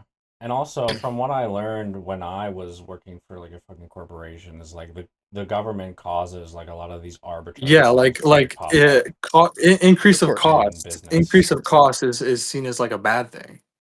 You know, price increases are seen as a bad thing, right? Like for Like prices example, have to be kept stable. You know, we have to keep the prices stable, man. like yeah, like I'll give you an example, right? And it's like, so like at my job, at my old job, it was like you couldn't wear earbuds while you were working, so you couldn't listen to music. And so, you would ask like, okay, well, why can't I do this? I'm not really like operating any power equipment or anything. I'm just like chilling, doing my job. And it's like, oh, well, it's the rules. And then you look at why the rules exist, and it's like, oh yeah, we got in legal trouble once, and so now we added this rule in. And it's like, this could have all been avoided if the government fucking didn't have like OSHA or some bullshit. So,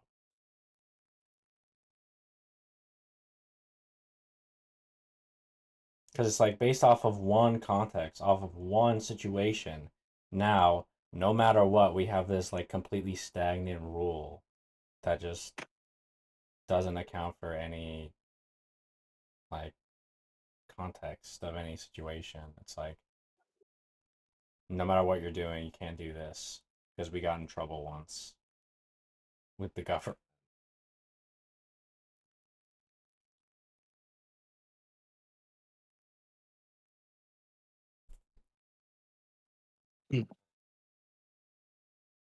Okay, I think if you control F for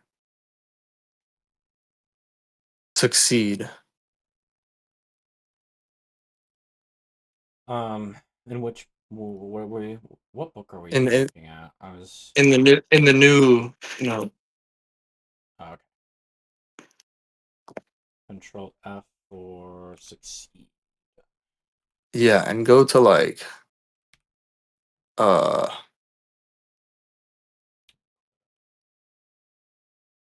like Succeed. 19, 19, like 18. Go to 18. I cannot succeed in even the most basic of goals by wishing it, only by appropriate action.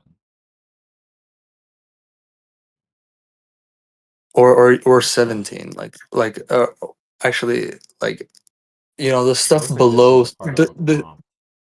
the stuff below 16. Yeah, this is all part of like a prompt. This is important stuff here. The Like, feelings you see in like the AI like notes and stuff are right above these prompts, right? And like the notes that I put there are like right above those prompts, and like you see they're all highlighted and stuff. Like, Hmm.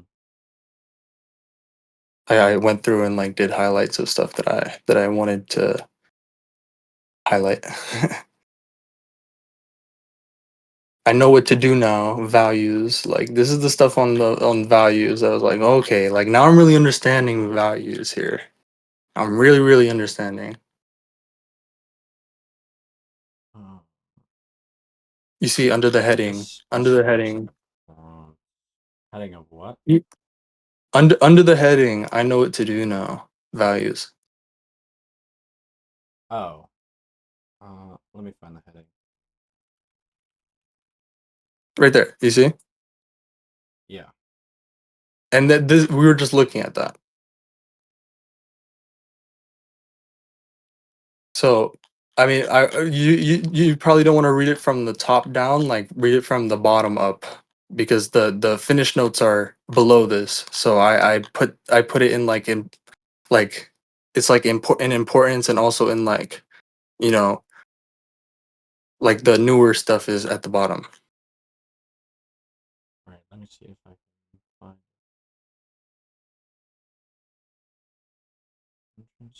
Also. Well, I mean, there's also smaller headings under I know what to do now. So I mean, stop before the first smaller heading. Don't go further. Okay. Marginal cost. Yeah, before that. And we can go into that later. But like, Oh, it's before mark. Did I miss a heading? yes. Yeah, so from the bottom up, just like start skimming through the paragraphs and like the sentences and stuff, and like you'll start seeing stuff that's like you probably want to talk about. No. What are you doing? What are you doing? What are you doing? So from I the said bottom stop. up.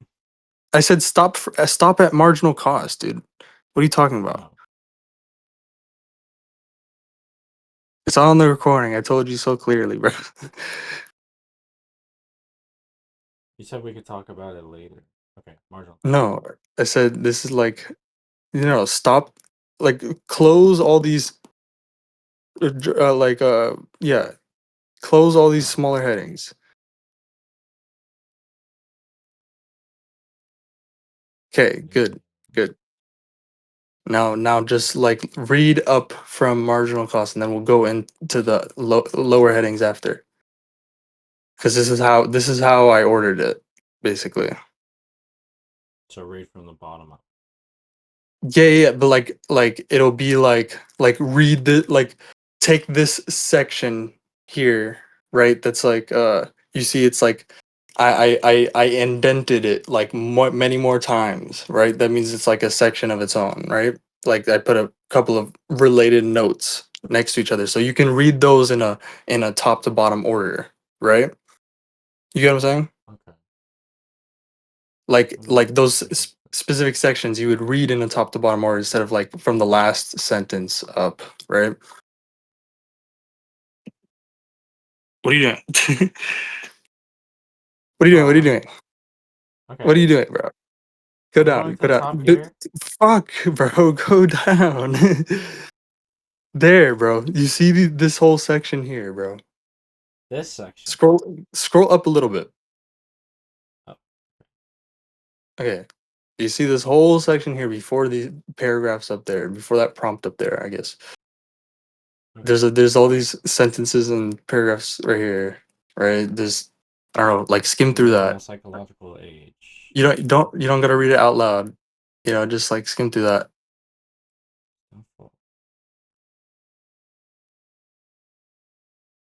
I think that first one was from Nathaniel Branden's something he said there. But this other stuff is like, Yeah, this is very true. yeah.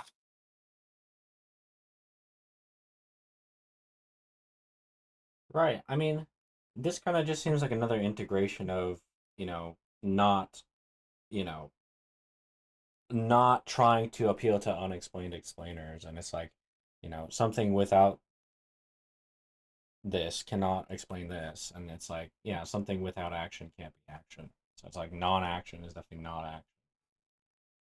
Mhm. But there's Something more to it, without more to it. action. Something about without it. I'm like groping for like a generalization here. Like I'm like generalizing here. Like I'm grasping at some principles here that have never really been grasped like so like solidly before, you know?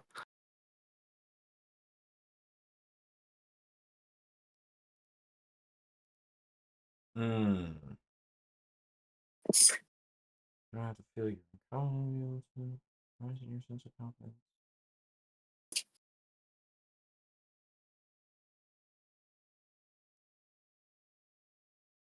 Can't have too much healthy self-esteem. Grow, all of us have the ability to expand in consciousness and power and fuck. Yeah, maybe you want to What? read that paragraph. I Control like Z to that. go back. What are you doing? Yeah, I Control just did. Z. Control Okay. Z, yeah. Yeah, maybe you want to read It's that okay. paragraph out loud. That's a Branden paragraph. Alright. I have never known anyone who did not have self-esteem, and I have never known anyone who didn't have the ability to grow in self-esteem. When we talk about self-esteem, it's always a matter of degree. You don't have to hate yourself to learn to love yourself more. You don't have to feel you're incompetent to be able to rise in your sense of competence and efficacy. Just as you can't have too much physical health or too much vitality, you can't have too much healthy self-esteem. All of us have the ability to grow. All of us have the ability to expand in consciousness, in power, and effectiveness. It's open-ended. There is no such thing as all growth stops here, unless that becomes our choice. Like in everything else that pertains to life, we really can't stand still. There is no such thing as being frozen or safely stuck. We're either moving forward or moving backward. Our self-esteem is moving up or it's moving down. Our relationships are either getting better or getting worse. Everything in life follows that principle. Everything in life follows that principle, right? And that's like and Nathaniel Branden, he was getting at that too. He was getting at the generalization, that I was trying to get at. Like you read before, like my finished paragraphs there. Like there was like some finished paragraphs I had there, right? About Would you value. I mean, would you say you're trying to find like a similar Right. uh Remember I an said naturally objective, this applies to every aspect of our existence. right? You're kind of trying to find like a life is motion type of generalization. Hmm. Yeah, Could I I mean we remember. could liken it to Remember. I put this. I got this also from Brandon. Uh, hmm, the this part I didn't get from Brandon. I said this part right. I was like, right. I think it's because a um, lot of this argument generalizes. no. Uh, and it is to be understood. Yeah, one must be pursued under conditions where it can be lost. Like we're talking about values here. Values are one must be pursued under conditions where it can be lost, such as any possibilities bound to the unfolding of one's life, which too would be lost without effort. As the saying attributed to Einstein goes, life is like riding a bicycle. To keep your balance, you must keep moving. Biologically, inactivity is death, life is motion. And because we live in a changing world in which we are no exception, not to move forward is to move backwards. You know, It's like Insofar as riding a bicycle up a mountain.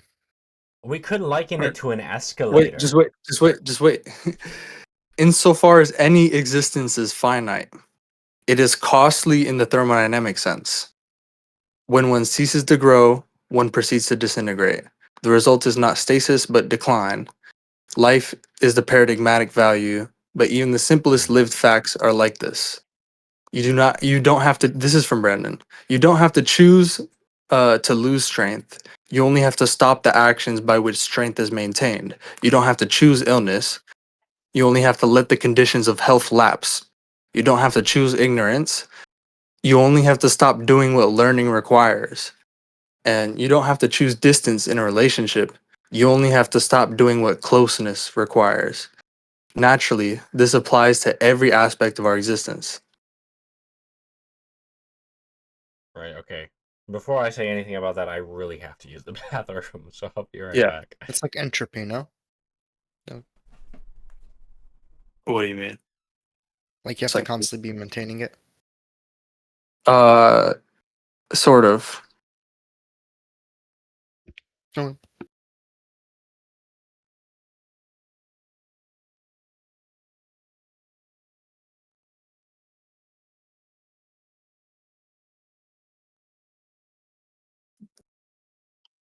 Yeah. Well, yeah, if that's what if you were talking about what I meant by, if insofar as any existence is finite, it is costly in the thermodynamic sense. Um, I meant in the sense I'm not very familiar with thermodynamics, so I just know basic of what entropy means, but like that I if would you I would recommend. just cut out. Yeah. Yeah, I don't know what happened. Okay. I would recommend watching the previous like stream that I did Yeah. with on that where I explained like the basics like of thermodynamics, like my introduction to like the basic concepts of thermodynamics. So Yeah, I have to check that out still. It's like a really long stream. uh I time stamped it before. Yeah. I have that.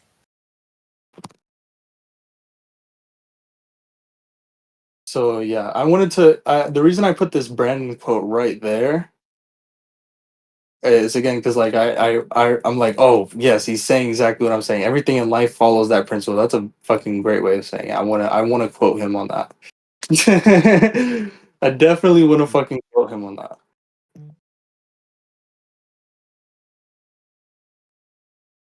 Branden's great.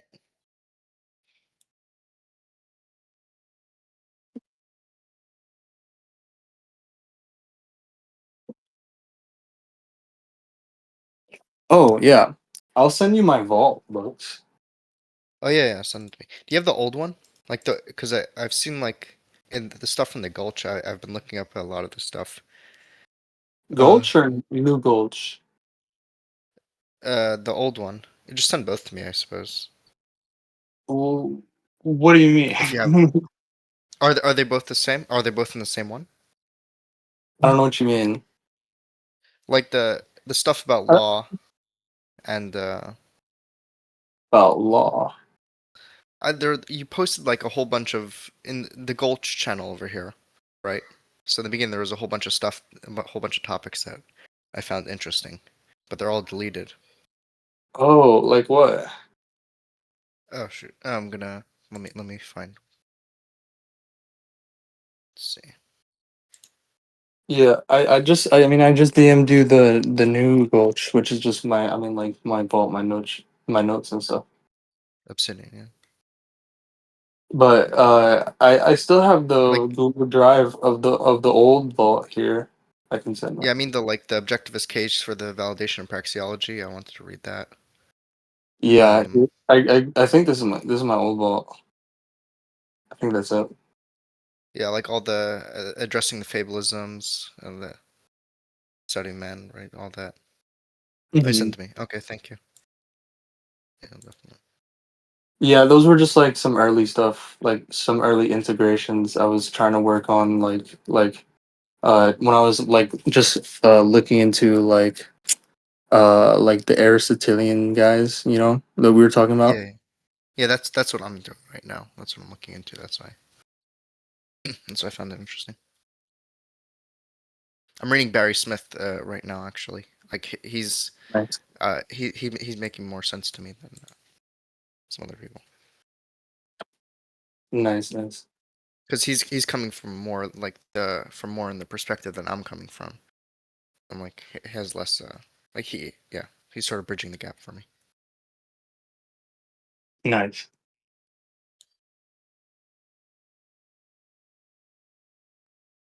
Ah. You know how to download it though, right? Yeah. Yeah, yeah, You yeah. sure? I have Obsidian. So. Okay, yeah, good. Yep. Just like make sure when you open it that you trust the author of the vault, or else like you're gonna have to do the whole thing again from scratch. Like you're gonna have to extract it again. Extracted again. Yeah, yeah. Like Yeah, from because Obsidian, extract it. yeah, if you don't click on trust the author, but you click off of that pop up that shows up when you open the vault. Yeah, then I'm not gonna get your plugins. Yeah, yeah. I've downloaded other people's. Yeah. Yeah, okay, good. Because I've had to fucking explain that so many times, dude. Like on repeat. I feel like a robot every time I explain that shit. Yeah, yeah. Because I know. they'll be like, "Why is it like this? Why is it like?" It's like they just like what? There was a pop up. I didn't even know. Like they just automatically click off of the fucking pop up, bro, and like they don't get any of the plugins, and it's all just messed up. Tech illiterate people. Don't worry.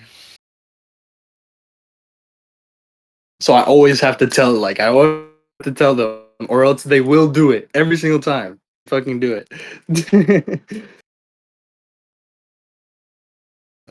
That's funny.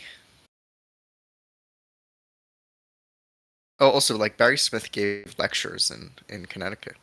That's where like some of his papers are from. University of Connecticut. Yeah, yeah. In like 2008, that's where like his papers. Some of his papers are just like his presentations written down. Oh, cool. Yeah. So he's like really involved. That's what it seems like at least. I'm sure. Uh, like, I mean, he's like able to be like contacted, bro. You know. Oh yeah, yeah. Like yeah, Uh, most academics are like happy when you talk to them. By the way, at least in my yeah. experience. I don't know if you want to do that. Like, you can contact him and maybe like ask him to like do a Q&A, right? Do a I mean, Q&A on stream with us, like in our Discord or whatever, you know. yeah, I can ask him. I'll have to read more of his stuff that he says about ecological psychology, so I could know what No, he's yeah, saying. because I want to ask him, like, I don't know what he says about the connections between, like, what like we should be saying about economics, right? Or like how like or how like Gibsonian, like, or like ecological ontology, right, as he puts it, you know, should be like, should inform economics and how we talk about economics, right? And that would be interesting. I think Yeah, that that would be interesting. I would want to talk to him about that and discuss that and like have it be like a community thing, and maybe like Barry Smith is sort of like a more niche person, right? But he seems very involved, right? So I wanted he's to, written like over 700 papers and stuff. Like he's yeah, written yeah, crazy yeah. amount of So stuff. yeah. So I think that would be like, I think that's a good opportunity for like, because that's something I wanted to do. I wanted to start contacting like people like Swenson, right? But I want to start with like People. some like some other people first. You know what I mean? Right. I was gonna contact Michael J. Oliver because I want his newspaper, the Yeah, new banner. But nice. it's in the Library of Congress, and I have gone to the Library of Congress and gotten stuff from there, but I'm not interested in going there again. It's very annoying. Yeah, but Honestly. I think the Barry Smith discussion would be like a great opportunity. Like, to that would be the start, right? And then I would like, then it would just go from there. We could start hitting up these guys to come on stream, right? Oh yeah, And absolutely. you know, people like once it starts getting big, right, it would be like people would be sending super chats and stuff, you know.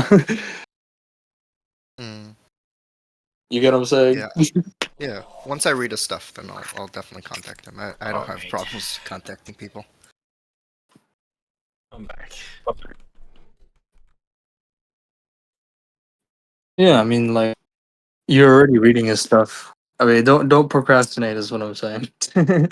Oh yeah, yeah. I mean, I've read all I the think stuff on Austrian I think economics. I'm saying, like, I think it's a good opportunity. We should do that. Like, let's do that. I think we should make a community thing out of it. That's something I wanted to do, right? So, but like, I gotta start somewhere. We gotta start somewhere. Right. What community thing? What are we I don't know doing? how old he is, but We're also gonna, contact Barry Smith. yeah, We're gonna we're what? gonna invite basically like uh researchers to fucking like have a Q&A thing and on stream and stuff, and then we'll get a bunch of super chats, right? Once it gets big, and we'll get money, get paid, you know. We're doing that on my channel? Yeah, yeah, yeah. If you fucking change the name, bro, Anarchist style. Bruh. Then you can fucking do it on... Bro, what are you... When are you and Shortino gonna make a video, Fucking Stratino is like so unreliable, bro. huh? Why? Like, bro, I can't ever fucking get him in the VC, bro. So, like, I would much rather have you be running the fucking channel. Yeah, you know? Bruh.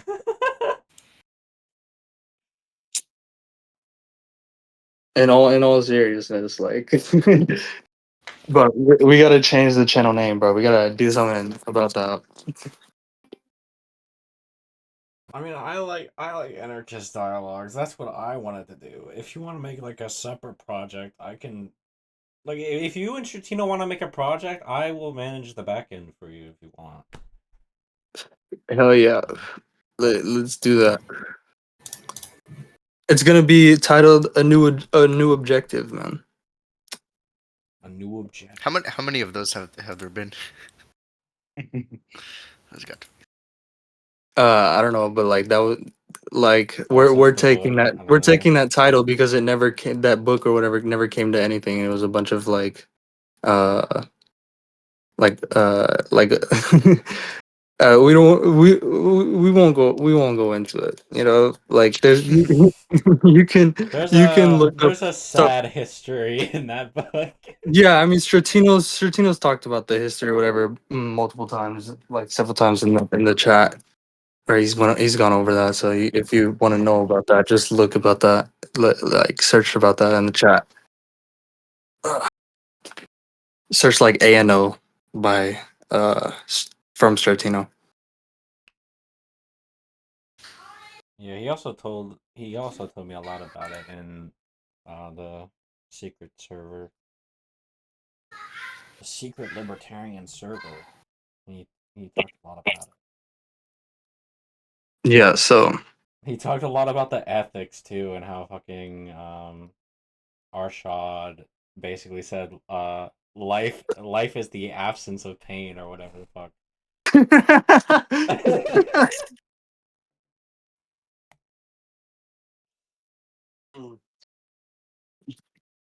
that's It's like, hilarious. yeah, pleasure over pain. I think that's what it was. And that's like commensurate with life as a standard. And that should still That's just persist. hedonism. That should still Yeah, it is persist with hedonism. fucking with Divinity and Eduardo and them those motherfuckers. Dude, oh my god. Did you see in the channel that Stratina made the transcript in? I sent you a video. It was Michael Leibowitz interviewing Divinity. And like in like just the first 3 minutes of the interview, there's so much shit that Divinity says about his background that just gives me so many red flags. What? Like okay, so he apparently in college, like he took like philosophy classes and he went to like debate, like in school, like debate, and like Okay. that's probably where he got See, his obsession I with like guessed right. I formalisms. guessed right, bro. I told you he probably took like fucking some sort of like logic, like basic logic class or something in college. And yeah. And he always said that he was always, an atheist. He wasn't really like religious or anything. So he was like, "Oh yeah, when I was like looking up Ayn Rand and all that stuff, I didn't have to do that much integration." And I was just like, "Oh god. Oh god."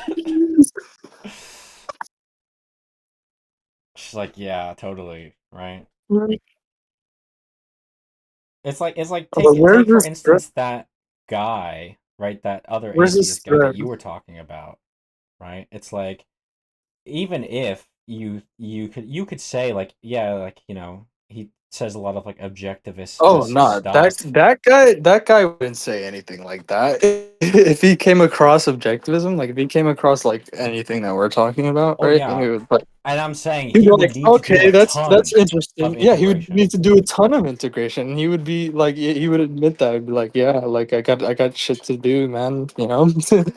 Yeah, and like Divinity is basically in that same camp. He's like, yeah, I was an atheist all my life, whatever, and I did this debate stuff. And he's like, oh yeah, I didn't have to do that much integration. It's like, no, like when you're getting into objectivism, you have to completely abandon the total like established method of doing things, which is like, like inherently rationalistic, right? And it's like you have to abandon all of that. And it's like that's a Where's lot of this? integration right there. Where's this thread? It's in vids. It's in vids. Oh, in vids. It's only thread in vids.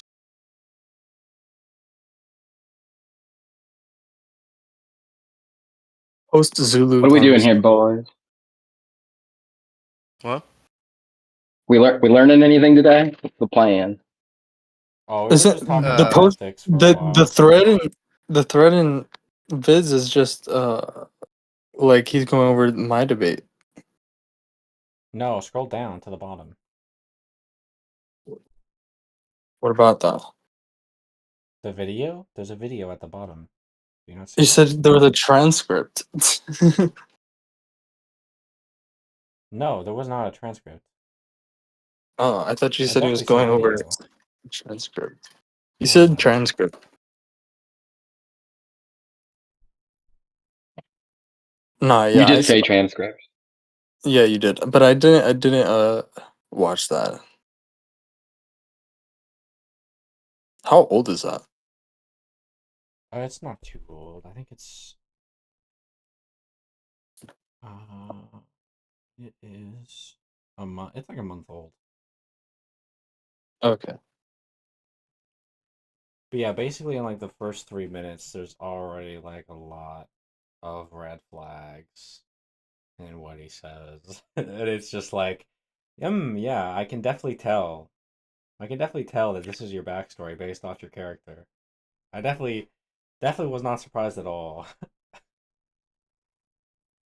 I mean, like what what background? I don't know. He took philosophy classes in college. I mean, I Yeah, he don't was think like that's a really red obsessed flag. with debate class and stuff like that and whatever. Yeah, I don't think that's a red flag. I don't think that's a red flag. Well, I think it was mostly just like oh yeah, it wasn't much integrating that needed done. Oh yeah, that's a red flag for sure. But yeah, just like the first 3 minutes alone, I feel like there's a lot of red flags. I can't remember the specifics. Probably look at the transcript. Right, I was born knowing objectivism. Okay. Oh, where's the link to Stratino's server now? I guess Stratino took over Schizoid's server. I don't know what happened to Schizoid. He got banned. I think He got banned, I yeah. got his account suspended on accident. There, I sent it to you. It's in your DMs. Yeah, I just realized I wanted to join that to fucking I don't know to search uh G to search mentions of G because I like you. I don't know. Wow. You guys see me fucking responding to Hey, like God forbid messages. you don't become a celebrity. You're gonna be Googling yourself constantly. Holy. You guys see me like responding to shit like that was like yesterday or whatever, you know, like that just somebody Yeah. Yeah. mentioned me like around there. That's like because I that's what I do, you know. Like when I check Discord, I don't like I don't fucking scroll fucking through like all this shit, bro. I just like okay, I'm just gonna search G in Zulu server, and I'm gonna search G in my server, and then I'm just gonna like just look around there, you know. Oh, there's someone that The was talking biggest about thing. Eddie in someone else's server. That was Yeah, because the biggest thing he says about debate class is that he was just debating politics, and he was debating shit he wasn't particularly like passionate about. I mean, it gives Like, me why would it you? gives me an idea. It definitely gives me a good idea of how like I don't know the things I'm saying, right? The things I say are being like spread, like I don't know, like Yeah, propagated. being propagated, being used by others. Like it, I don't know. It's like helping them, I guess. But it's then that's helping me like realize like what to say and like how to clear and also like when I definitely want to clarify and not like have people like bastardizing like It's what I've definitely said. another You know way. what I Yeah, mean? it's 100% another way to deal with the problem of truism is seeing what other people Oh like yeah. how other people are using and interpreting your arguments. Definitely. You definitely have to uh like really attend to that. You know what I mean? Hmm. And I think I do that a lot, right? I Yeah. try to. You know, I try to attend to it, bro. You know, I try to attend to uh fucking the consequences of my fucking actions, dude. You know?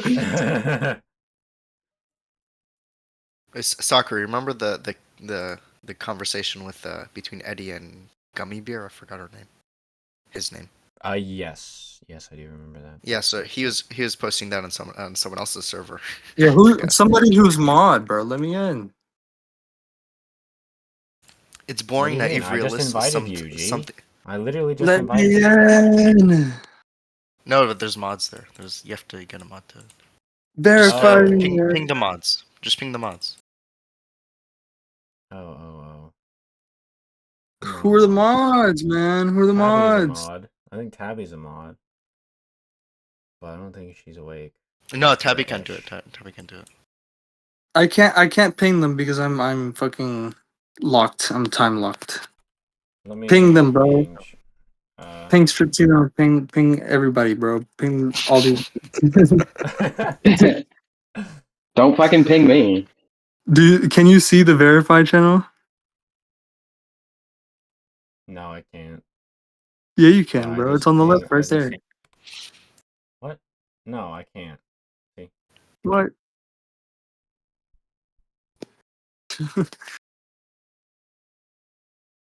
I posted the let me in Eric Andre just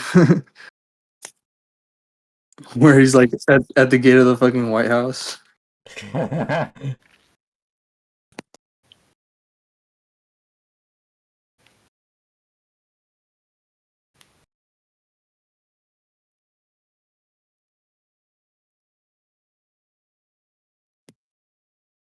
I think is a mod.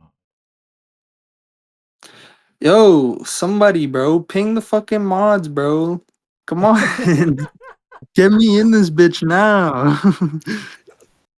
REA officer, bro. Just Ping REA officers. just have Ping, Sakura search G.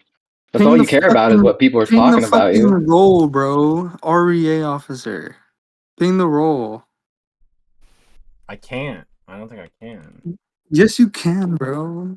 What do you mean? Okay, I guess you can't. Shit. Because you know all these fuckers are appearing offline like fucking bitches.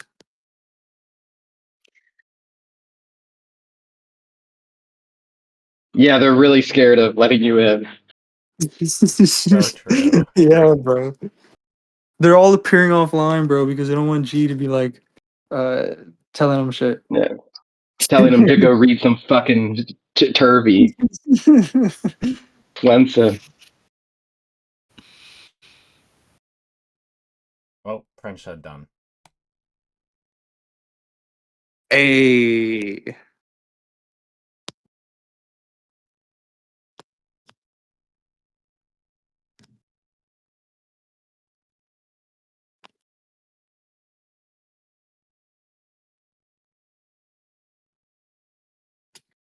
It's happening.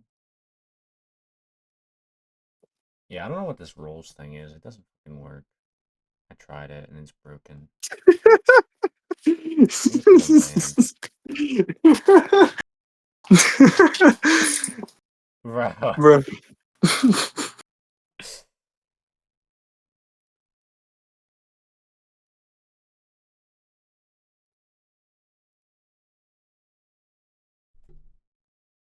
Jesus. Teaser.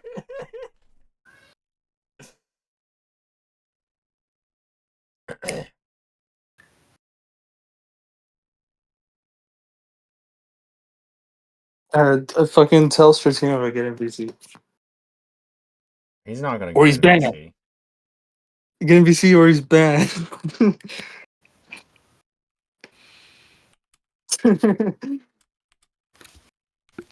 I don't know who started that, bro.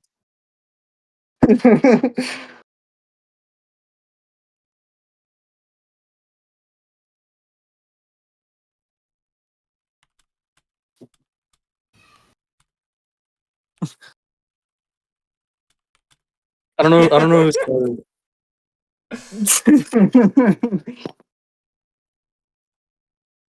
I can look who started it on my server or your band.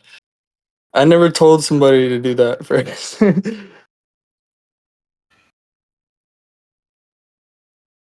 It was you, bro. I know. My mouth is fucked for a few days due to an ortho appointment. Jeez. Yeah, right.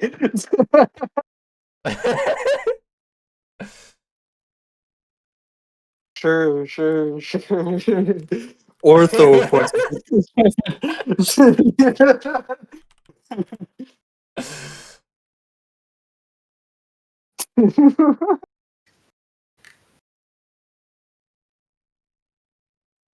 There it goes. Um,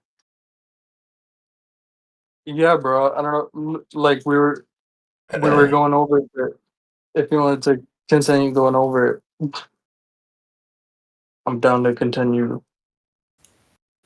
I don't remember what we were doing.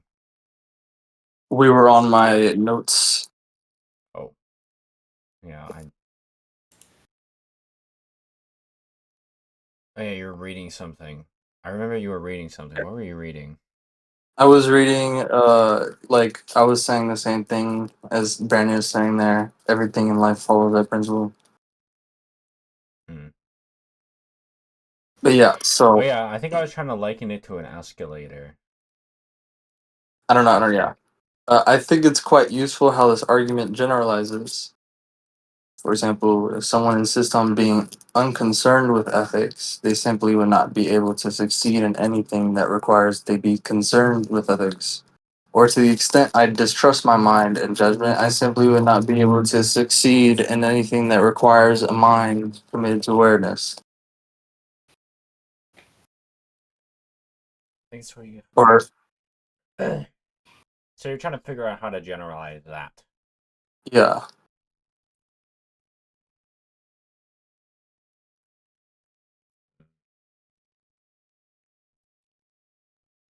Basically, I mean, I insofar would as just I'm go not, back to is say like, insofar as I'm not doing the actions required, the requisite actions for X, right? hmm, Insofar as I'm not doing the requisite actions for X, I simply would not be able to succeed in anything that requires X, something like that.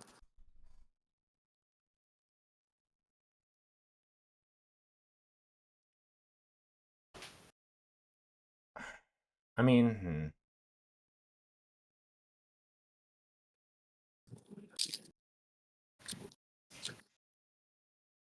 Or rather, insofar as I'm doing, yeah, anything that requires ethics, insofar as I'm can't doing do. X, I don't know. It's like it's better. I don't know if I can like put it I don't know, generally. because I was gonna liken it to like the unexplained explainer. It's like something that it's, you know, that lacks X, can't explain X, where it's like,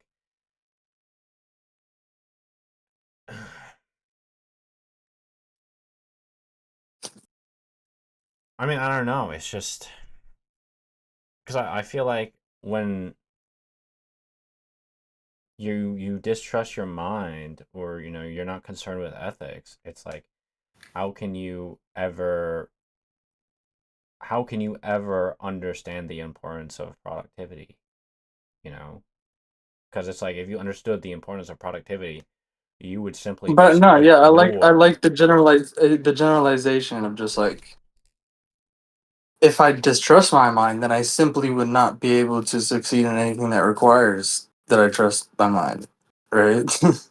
I mean, it's kind of like what Rand said with like focusing and drifting and evading. It's like, if you aren't, focused, if you're just drifting, well, That was like you're not it's gonna like know it's like anything. the answer. It's just like the answer I think I would like to give to like the fucking skeptic who's just like why should I care? Why should I care about this? It's just like, well, it's simply if you don't like not caring is just like, I mean, Not uh caring is not you're not acting.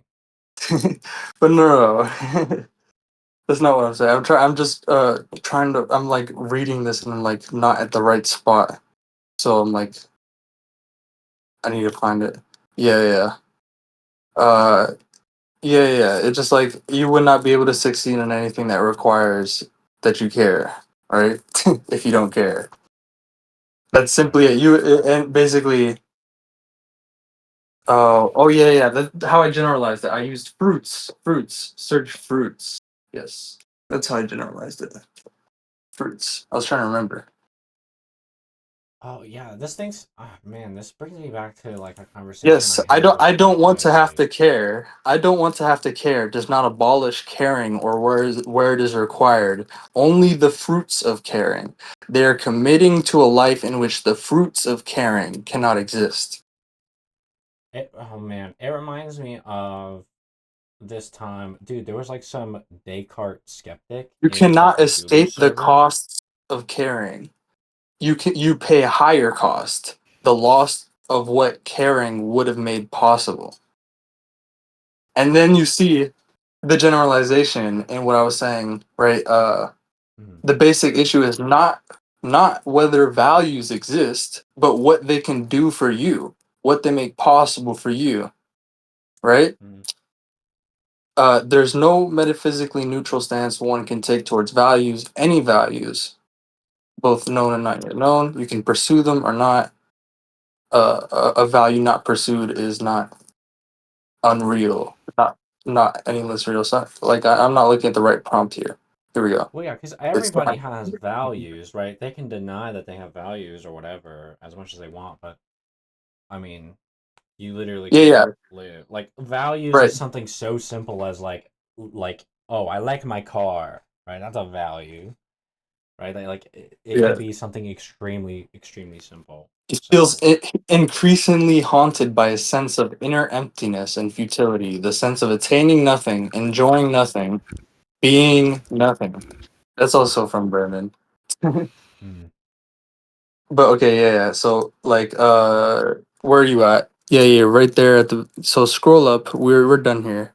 Scroll up to the next paragraph there. Like see that prompt is the like the finished like there were several iterations of the prompt you can see, but like I this was like the finished one, I guess. mm, So definitely read through there. this paragraph right here. Yeah, read through both of those. Yeah. The way the way that I'm going to justify raising those issues is to show that refusing to accept demands to hold something as worth pursuing and worth paying for does not leave you in a neutral state.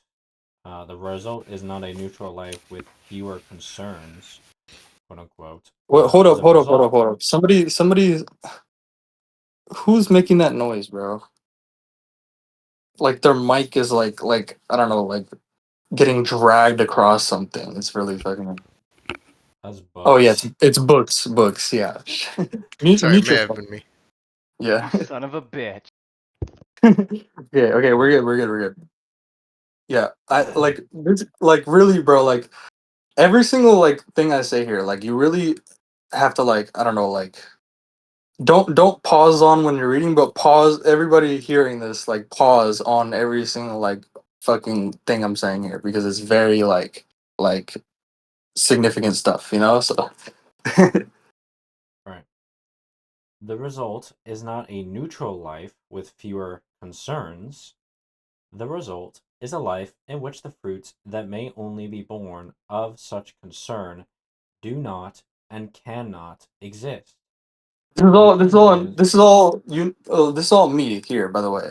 I wrote all this like this was me just trying to generalize it. Like, well, this is the final iteration of the prompt, right? But like, I was trying. This is just me basically like trying to generalize it. Most of it is not even copy pasted at all from Brandon. Mhm. Well, some of it is still is, but like it's mostly here is like just me. So I was like, Yeah, I was this just is incorporating whatever you yeah, yeah, said. yeah. Start from the beginning, bro. Start from the beginning, honestly. The way I'm going to justify raising those issues, The way that I'm going to justify raising those issues the is to issues show of ethics and stuff, right, or values, or any of that stuff, you know. Mhm. is to show that refusing to accept demands to hold something as worth pursuing and worth paying for does not leave you in a neutral state. The result is not a neutral life with fewer concerns. The result is a life Quote in unquote. which the fruits, Quote unquote uh, concerns. Right? quote unquote concerns. Fewer concerns. I want a life with fewer concerns, you know? So let me just not be concerned with anything. Yeah. The Right. result is a life in which the fruits that may only be born of such concern do not and cannot exist. You can live as if nothing is at stake, but then nothing is what will come of your life in that matter. One aspires for nothing and achieves it. I don't want to have to care does not abolish caring or where it is required. Only the fruits of caring.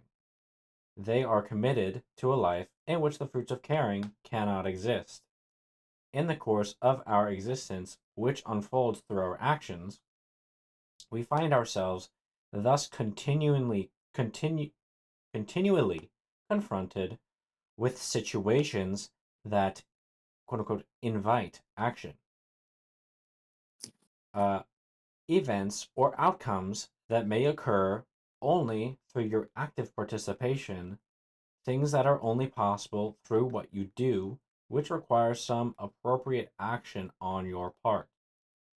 Just as a tree bears fruit only by growing, nothing in life that requires action comes about without it. Every value pertaining to life requires action or a measure of effort to be achieved, sustained, or enjoyed. I cannot succeed in even the most basic of goals by wishing it, but only by appropriate action. And this includes knowing or learning what I need to know in order to succeed in those goals. I'm guessing this is Just just like some sort of ignore definition. that. Yeah. Yeah. Quote unquote value. It names what must be pursued under conditions where it can be lost, such as any possibilities bound to the unfolding of one's life, which too would be lost without effort. Yeah, I already read this part. So we can skip past this.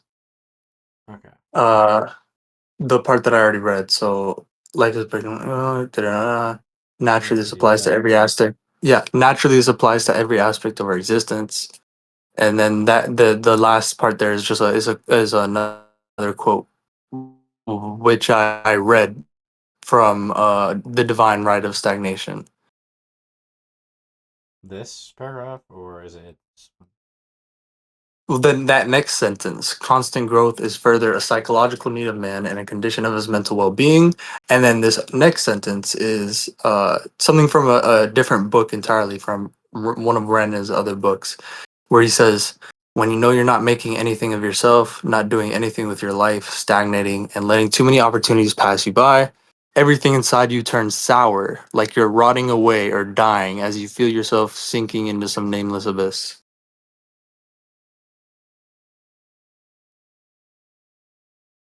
Yeah, I All mean, right.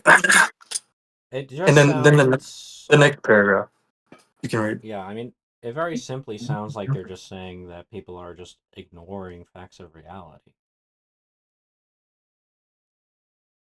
Um, Right, but it's like when somebody is already like defaulting to just like I don't. Why should I have to care? I don't have to care. You know, I don't want to have to care. You know, and you can't make me, right?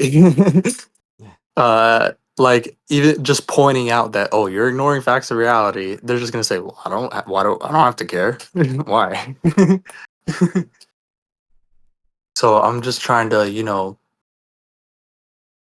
inductively deal with that sort of problem. Make it like inductively just like obvious, you know? well, yeah, I mean, acting at all requires that there's some knowable thing to act on.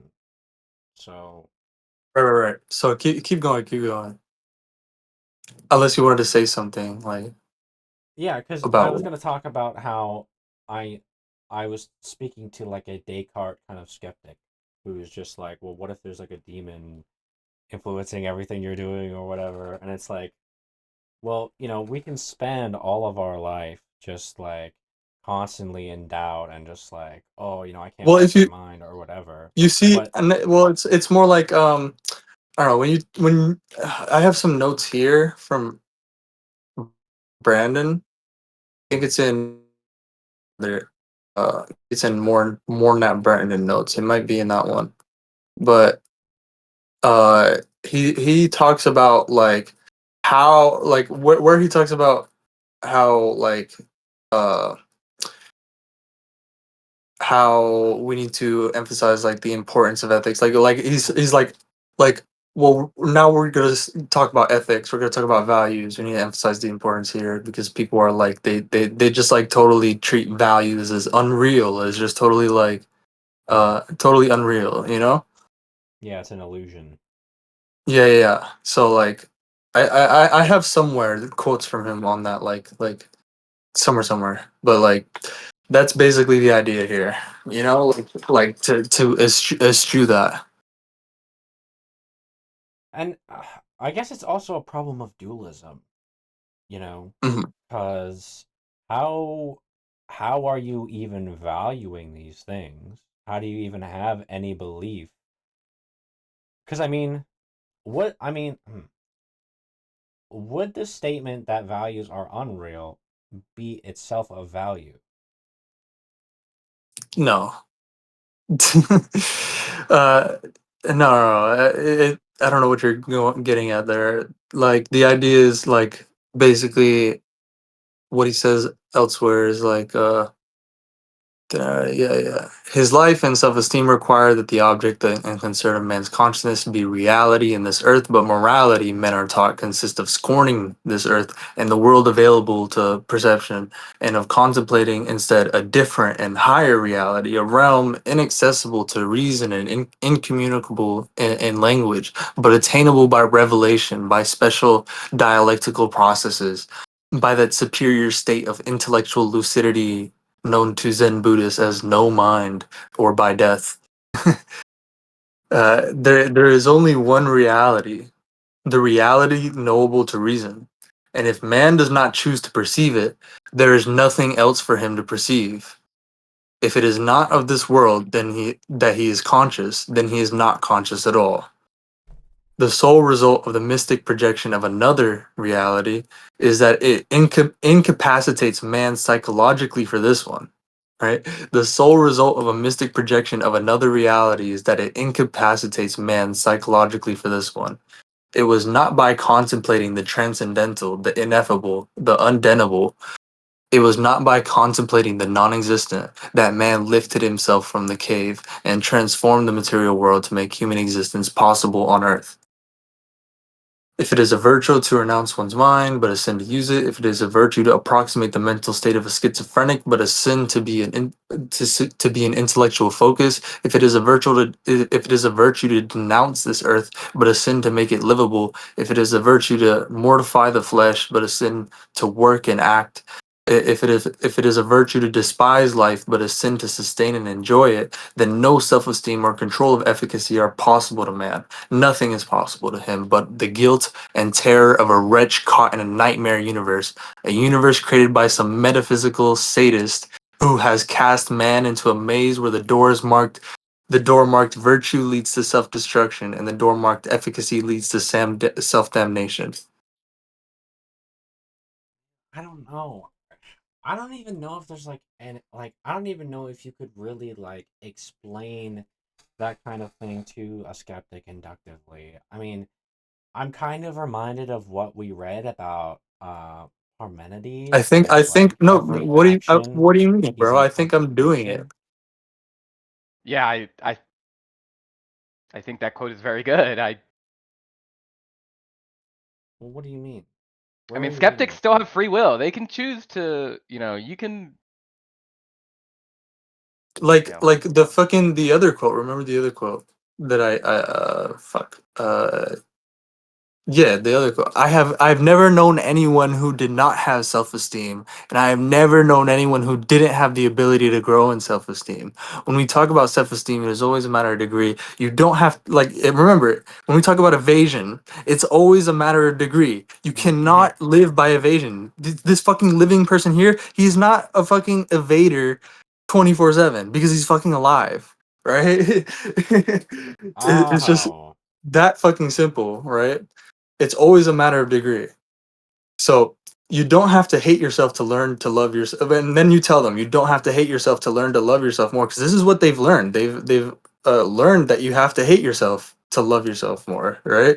You don't have Right. to feel you're incompetent to be able to rise in your sense of competence and efficacy. But that's what they've learned. They've learned that they have to feel incompetent in order to rise in competence, right? Mm-hmm. They have to expect failure,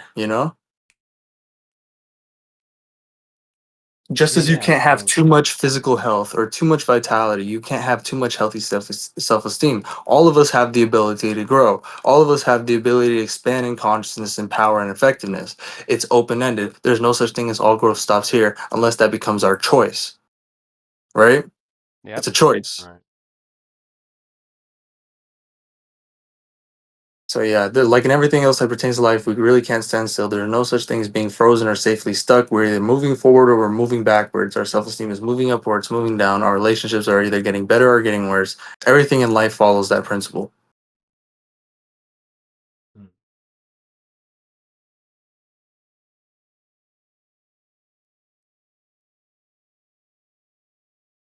But also, yeah, so continue with the next paragraph of that prompt thing. That snippet. It's up Um, right there. Yeah, that one. There is no metaphysically neutral stance one can take towards values. Any values, both known and not yet known. You can either pursue them or not. A value that one refuses to pursue is not an unreal value. It is a value that will not be obtained, sustained, or enjoyed by that person. That's The very basic important. issue. Mm, Just like yeah. There's no let me read it. I feel like I can read it better. I don't know. There's no metaphysically neutral stance one can take towards values. Like think about what you think I mean here. Like while you're hearing it, any values, and I italicize any for a reason there, towards values, any values, both known and not yet known, right? You're always values, and this goes into what I say later, right? Like well, yeah, values simply metaphysically are neutral like is like you feel like the indifferent towards this thing. yeah, but like just like metaphysically values, like there's all these relational dispositions like Turvey talks about, just like it's Mm, like they just these things stand in some sort of lawful relation, right? It's like there's like these laws, there's these invariants, right? Like just like the ecological law, like to move forward and make the optic array flow, right? right. It's there's a lawful, like there's a link between the a prop behavior and a property of the structured ambient array, right? Mm, And so even for a rock, right? So even for a rock, it specifies like what the rock would have to do to make the optic array flow, right? The ambient optic array that surrounds the rock. But the rock just doesn't have any need to detect that information, right? That to guide its yeah, action. it's just yeah. It doesn't have to move through the fucking terrestrial environment, right? In Mm, such a way, right?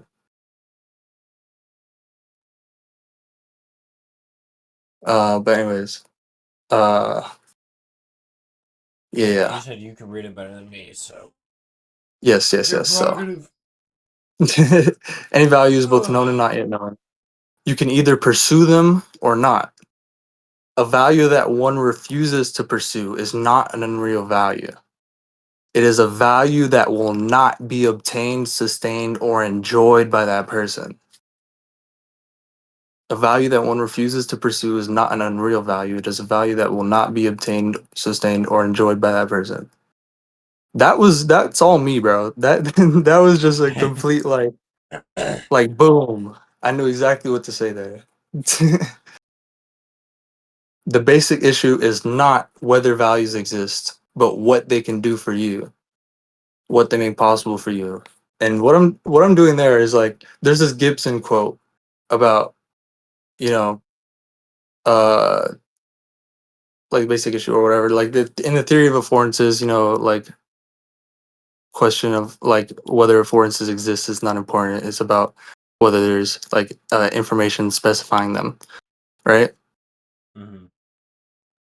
Uh, so like I really love that quote. You can search where I've quoted him on that, and it's like I've talked about that in the chat. But then I'm also combining that with something Turvey says in his 2015 paper, quantum like issues. Right? Yeah, like you understand the fucking integration here, bro. Yeah, I Something see. I see you're trying to take a dispositional approach to it. right. Let me see. So quantum like issues at nature's ecological scale. Here we go. I'll link the paper. So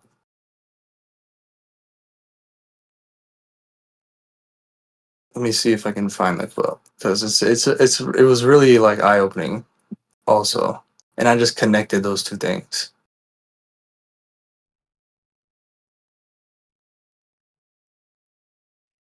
Um,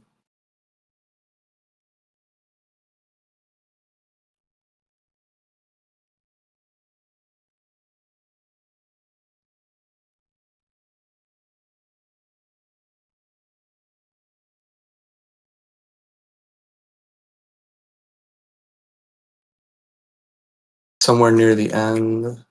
Um,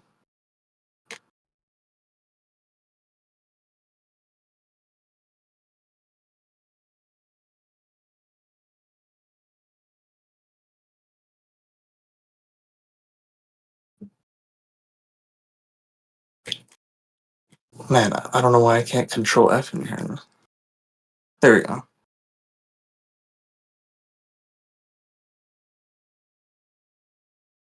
Yeah, okay. Da-da-da.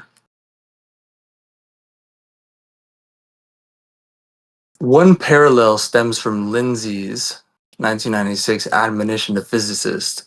Ask not what superposition is, ask rather what it can do for you.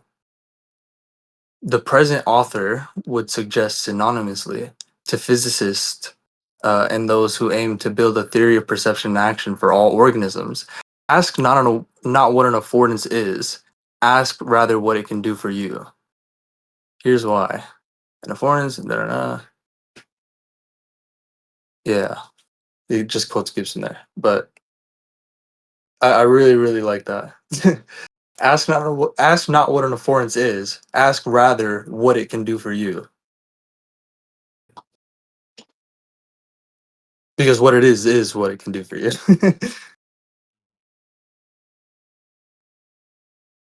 So I mean, and when you're asking what an affordance is, you should really be asking ask what it can do for you because that's what it is.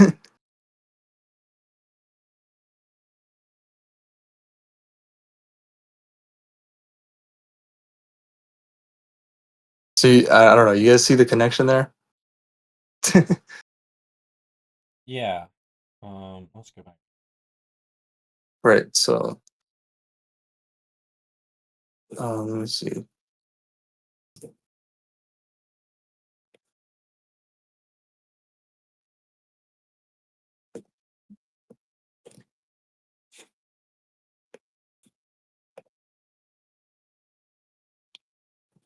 Okay. So, yeah, the basic issue is not whether values exist.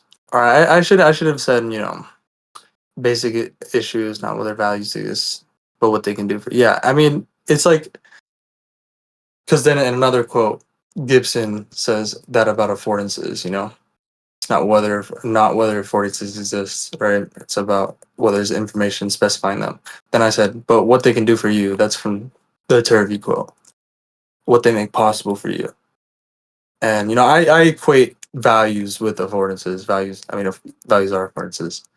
Like all these terms, like values, goals, means, Right, and species of affordance or whatever. standards, all that stuff. They're all species of affordances. Oh shit.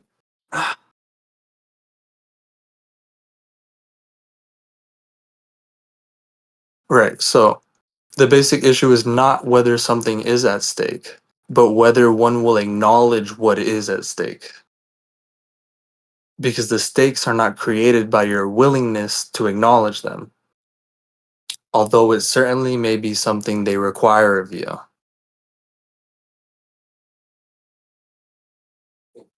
It is simply the fact that your life is a process which, like any real world, irreversible and directed process, may succeed or fail in its requirements. I mean, like I already said that.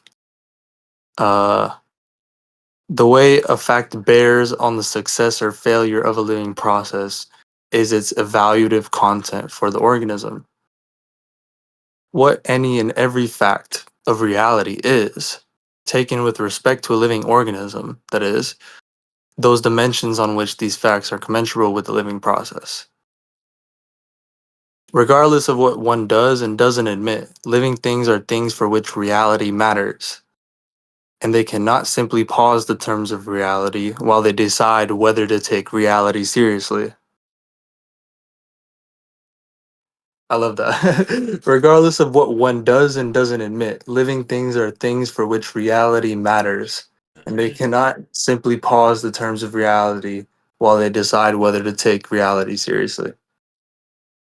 Right, so I guess a good way to really get at the skeptic is just, it's not really a matter of whether values exist or not. It's just Well, what they can do for you. it's about what they can do for you, man. You know? Yep. It's because, well, the skeptic's attack is just um basically powerless in the face of reality, because they're not attacking me. They're not attacking my argument. They're not attacking my theory. They're attacking reality. And Reality. reality always wins, you know? Reality wipes out the wiper.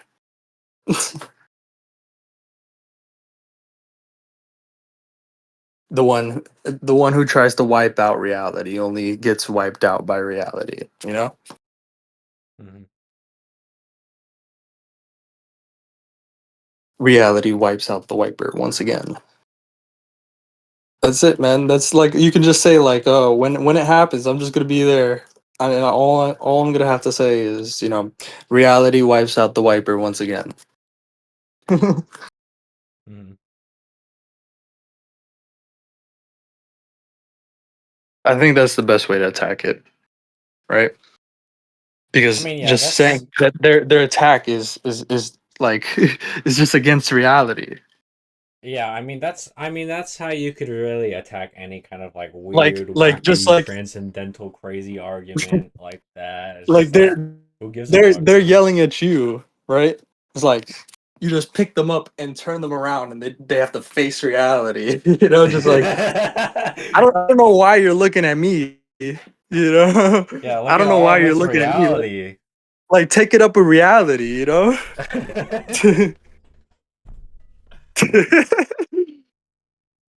I don't know why you're looking at me, man. Take it up with reality. Yeah, look at all of these like dispositions you can attain and then come back, right? It's like look at all of these look at all this reality that's I don't surrounding know. you here. That's not the way I put it. No, just like look like they can't because I'm saying that their attacks that they're levying are not against me. They're not like you know what I mean. They're just complaining to me about reality. I'm just like take it up with reality. You get what I'm saying? Well, yeah, Maybe somebody they're just else saying who's why not so should I? fucking dense. They're saying why. They're saying why should I care?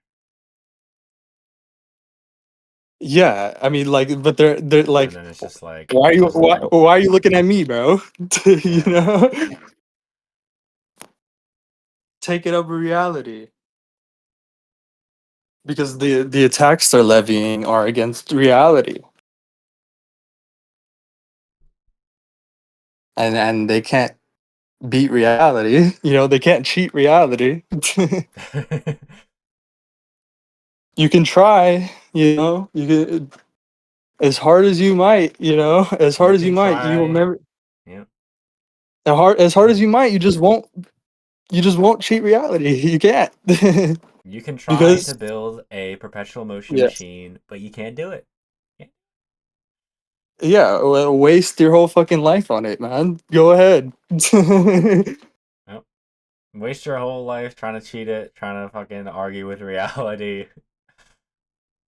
Just don't waste my time. But I mean, that's the thing is like, it's you can't really argue with reality, right? No, Reality yeah, is don't like, waste my time. Go waste existence time, your own existence. go waste your time. Yeah, go waste your time. But not even go waste the time of reality, right? Go waste don't waste my time because you're complaining about reality, you know. Go and take it over reality, right? And what does that mean, right? When you're wasting, you know, existence time, you know, you're just You're wasting your wasting own your own. existence. Yeah. Yeah, that's what you're doing. Go complain to the universe, man. I don't know. Yeah, and that's like what I'm trying to say here. You know, a value that is not pursued is not an unreal value. Is simply just a value that person will not obtain. Mhm. Just that, and end of story. You know, end of story. That's the end.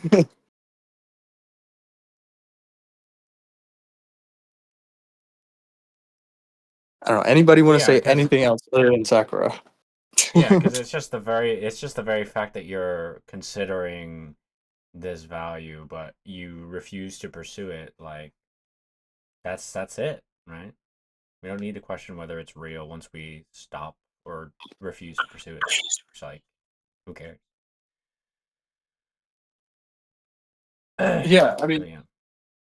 reality doesn't have to give an argument about why it's real. You know?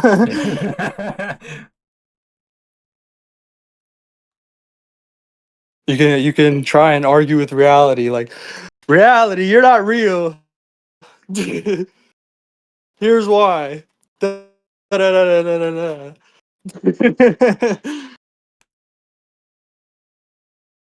And what's gonna happen, bro? I'm gonna be sitting there and saying, when the time comes, I'm gonna be saying, reality wipes out the wiper once again.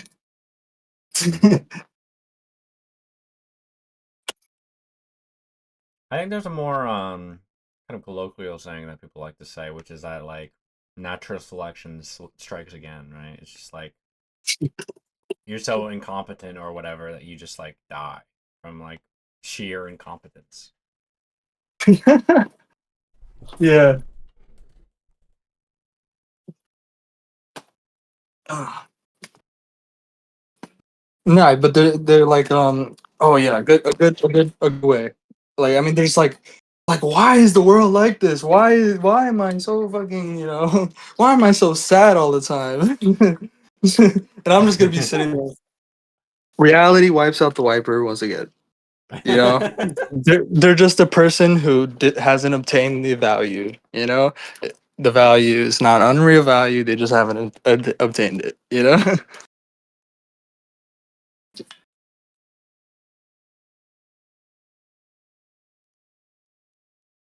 They're committed to a life where the fruits of obtaining it cannot exist. Yeah, and I mean, I think that really gives like the kind of like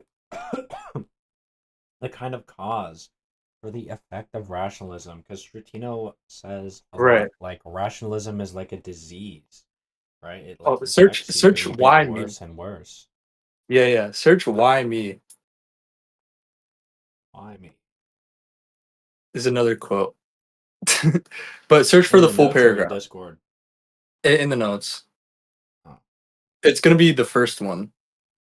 Why me? Why me? Why me, God? It's gonna be the first one. The first one. It's a quote from Branden. You want me to read the highlight? Yeah. Read this one. Read this one, and then read the paragraph. Read the paragraph above it, and I also, I mean, the paragraph below it is also really good. Like the paragraphs below it. But yeah, read that paragraph. The problem is, when we do not live consciously, we often fail to What are you doing? appreciate. You told me. Do you You know want what me a to read the whole paragraph thing? is? No, because I said, should I read the highlight? Yeah. And you said, yeah. So I thought I was reading the highlight. No, read the paragraph. I am. Do you want me to read it? No, I mean, it's fine. I can read it. I can read it. Do you want to read it? I'll let you read it if you want to read it. I might read it faster. I don't know. I If our mean, goal it's is your to, notes. So, yeah, if our goal is to learn to live at a high level of awareness, nothing may be more important than discarding the notion that consciousness is a burden and grasping instead that it is a source of liberation, empowerment, and increased possibilities. The more conscious we are, the more options we are aware of in any situation. The less conscious we are, the fewer the options of which we are aware, or of which we are likely to be aware. Another way of saying this is to observe that the more conscious we are, the more resourceful in meeting life's challenges. Right? The more resourceful in meeting life's challenges we are, and confidence in our ability to meet life's challenges is a basic human need. Such confidence is one of the core meanings of self esteem. Trust in our ability to think, learn, make decisions, cope with the unfamiliar, and master difficulties, which requires a mind committed to awareness. When we avoid awareness in contexts where awareness is needed, there is no mystery why we often experience insecurity. Bro. sorry. When we avoid awareness in contexts where awareness is needed, there is no mystery why we so often experience insecurity and anxiety. We face life disarmed and know we have done it to ourselves. To live consciously is not always easy, but looked at in the full context of a lifespan, the alternative is much harder. If our goal is to learn to live at a high level awareness, okay, yeah. I don't know why I that repeated. Oh, it repeated because I see. Okay, because when I copied and pasted, this was like there's like a he puts like a quote from what he's saying on that page in like the middle of the page. You know what I mean? So okay, so let me just leave that. Is much harder. The alternative is much harder. The problem is, when we do not live consciously, we often fail to appreciate how much of our suffering is attributable to that fact. We do not see the connection between our avoidance of awareness and the emptiness of our marriage, the unhappiness of our children, the disappointments in our career, our anxieties in the face of change, our chronic boredom and fatigue, the unresolved conflicts that tear us apart, or our impoverished self-esteem. Our thinking never gets deeper then. There's something wrong with me, or there's something wrong with this world, or why doesn't life make more sense, or why me, God? And too often, our response to frustration and pain is to shrink our consciousness still further, to make life bearable, we imagine, as we sink deeper and deeper into the void of the unreached and unfulfilled. The void of the unreached and unfulfilled. One of the reasons some of us fear death as much as we do is our secret knowledge of how incompletely we have lived. Living consciously is an act of love for one's own positive possibilities, is an act of commitment to one's value as a person and to the importance of one's life. Living consciously is not a duty we owe others, although others will often benefit from our greater awareness and sensitivity. It is a responsibility we owe to ourselves. It is an act of love for one's own positive possibilities. It's an act of commitment to one's oh yeah, I don't know why that repeats. Yeah. For these reasons, you might find it useful to ask yourself, with what level of consciousness and mental focus did I read this book? How open was I to arguments and perspectives that perhaps were unfamiliar to me? If certain passages made me uncomfortable, did that inspire me to go unconscious or to read them more thoughtfully? Do I treat discomfort as a signal to shut my eyes or to open them wider? If passages made you anxious or angry or bored or irritable, those are the ones that is probably most relevant to read again. I will go further and suggest most respectfully. I forget what's after that. But this is at the very end of his book, in the afterword, and at the end of The Art of Living Consciously.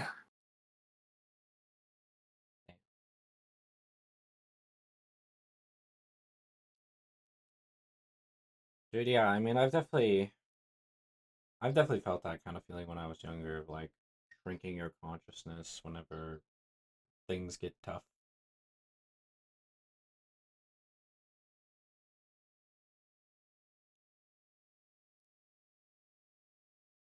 Should I continue? Just books. Oh no's. Is he fucking? He has his headphones muted. Seriously, Roberto. You guys want to say I anything mean, else? I am listening, but my brain's so fried. I don't even know how to start. Like Okay, I was trying to solve a programming problem for 4 hours, and yeah. I feel you. I feel you. I'm listening. Okay, Just I don't want to. My mic, you know. okay. I'll continue then. To live purposefully is to be concerned with these questions. What am I trying to achieve? How am I trying to achieve it? What do I think the mean? Why do I think these means are appropriate? Does the feedback from the environment convey that I am succeeding or failing? Is there new information that I need to consider? Do I need to make adjustments in my course or in my strategy or in my practices? Do my goals and purposes need to be rethought? Thus, to live purposefully means to live at a high level of consciousness. It is easier for people to understand these ideas as applied to work rather than personal relationships. That may be why more people make a success of their work life rather than of their marriages. That's interesting. It's weird. Like it's easier for me to understand as a these ideas as applied to personal relationships rather than work, for some reason. Hmm. uh, like the examples of work, I don't feel much connection to.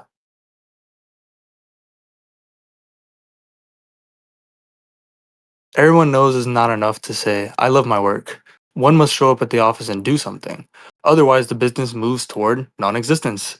In intimate relationships, however, it's easy to imagine that love is enough, that happiness will just come, and if it doesn't, this means we are wrong for each other. People rarely ask themselves, if my goal is to have a successful relationship, what must I do? What actions are needed to create and sustain trust, intimacy, continuing self disclosure, excitement, and growth? Question mark. But yeah, I guess it's because I already came to this like already integrated in that matter, in that way, where I do ask myself such questions. If my goal is to have a successful relationship, what must I do? What actions are needed to create and sustain trust, intimacy, continuing self-disclosure, excitement, and growth?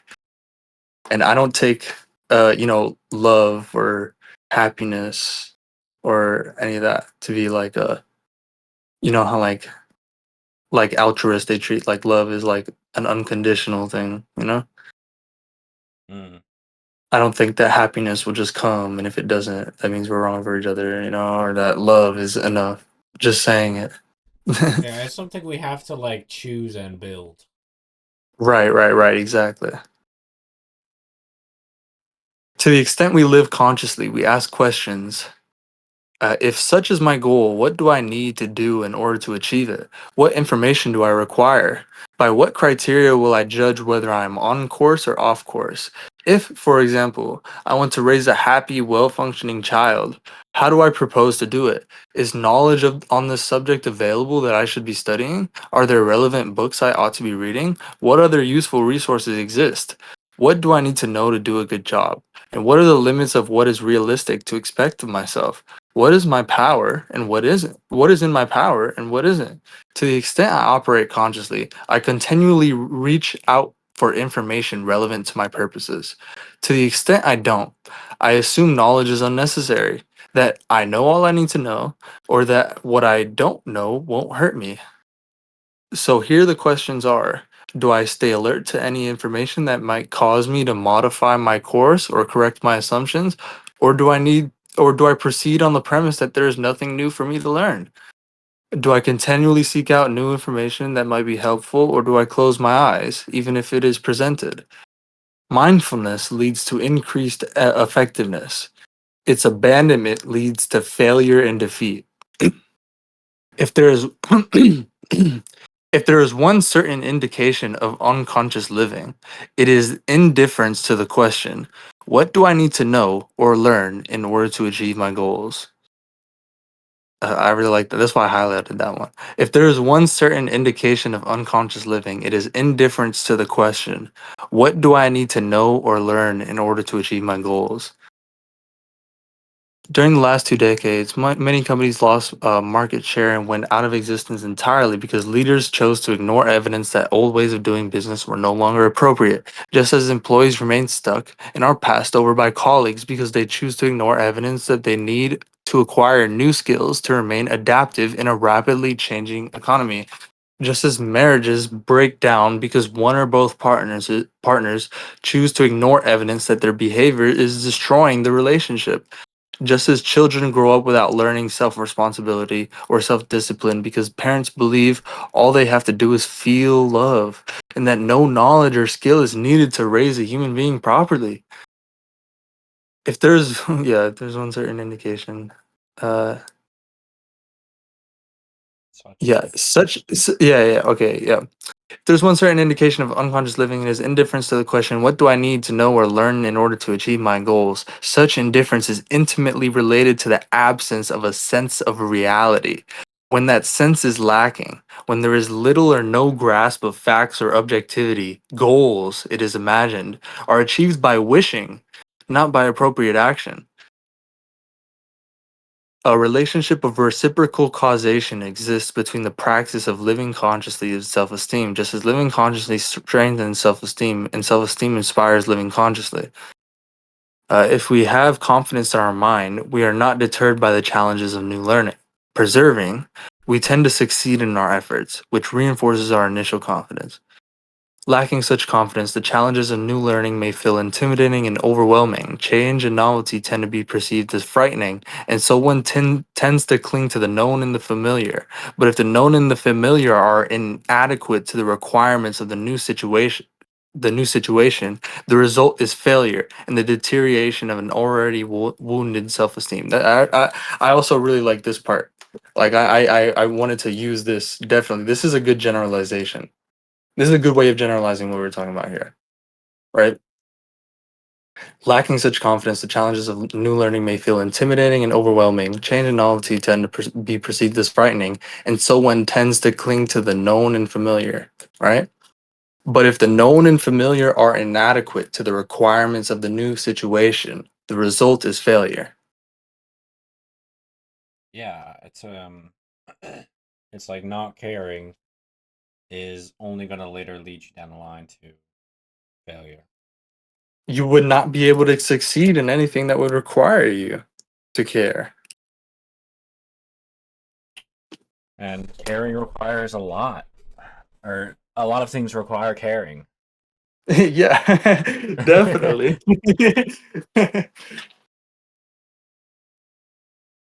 I mean, remember, it's always a matter of degree. They definitely have some things they fucking care about, you know? Mhm. Or else there wouldn't be like alive. I mean, yeah, they definitely care about complaining about reality and stuff like that. So Yeah, yeah.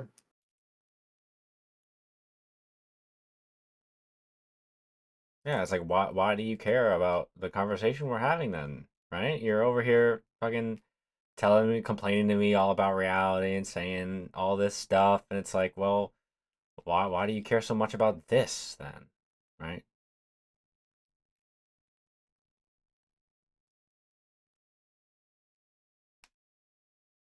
It is the choice to seek awareness or not to bother or actively to avoid awareness. When faced with facts requiring our attention, we can choose to focus our mind and brighten the searchlight of our awareness, or we can choose to remain passive and see only that which comes to us easily and without effort. Or we can run from even a modest level of awareness, as if to obliterate reality by refusing to see it.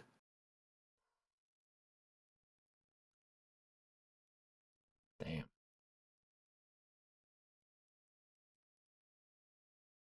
My experience is that most people underestimate their power to change and grow. They believe implicitly that yesterday's pattern must be tomorrow's. They do not see choices that objectively do exist. They rarely appreciate how much they can do on their own behalf if genuine growth and higher self-esteem are their goals, and if they are willing to take responsibility for their own lives. The belief that they are powerless becomes a self-fulfilling prophecy. Where are you reading this from? I'm lost. Yeah. Yeah, I'm reading a little bit up where it says like you must grow to exist, and it's like self-acceptance is the precondition of change and growth. Uh okay, yeah, let me self-acceptance, it tells our willingness to experience, that is to make real to ourselves without denial or evasion, that we think, feel what we feel, desire what we desire, have done what we have done, and are what we are. It is the refusal to regard any part of ourselves, our bodies, our emotions, our thoughts, our actions, our dreams, as alien, as not me, quote unquote. Uh, it is our willingness to experience rather than to disown whatever may be the facts of our being at a particular moment. To think our thoughts, own our feelings, be present to the reality of our behavior. Self acceptance is the precondition of change and growth. Thus, if I am confronted with a mistake I have made, in accepting that it is mine, I am free to learn from it and to do better in the future. I cannot learn from a mistake I cannot accept having made. I cannot forgive myself for an action I will not acknowledge having taken. That's important. I cannot forgive myself for an action I will not acknowledge having taken. If I refuse to accept that often I live unconsciously, how will I learn to live more consciously?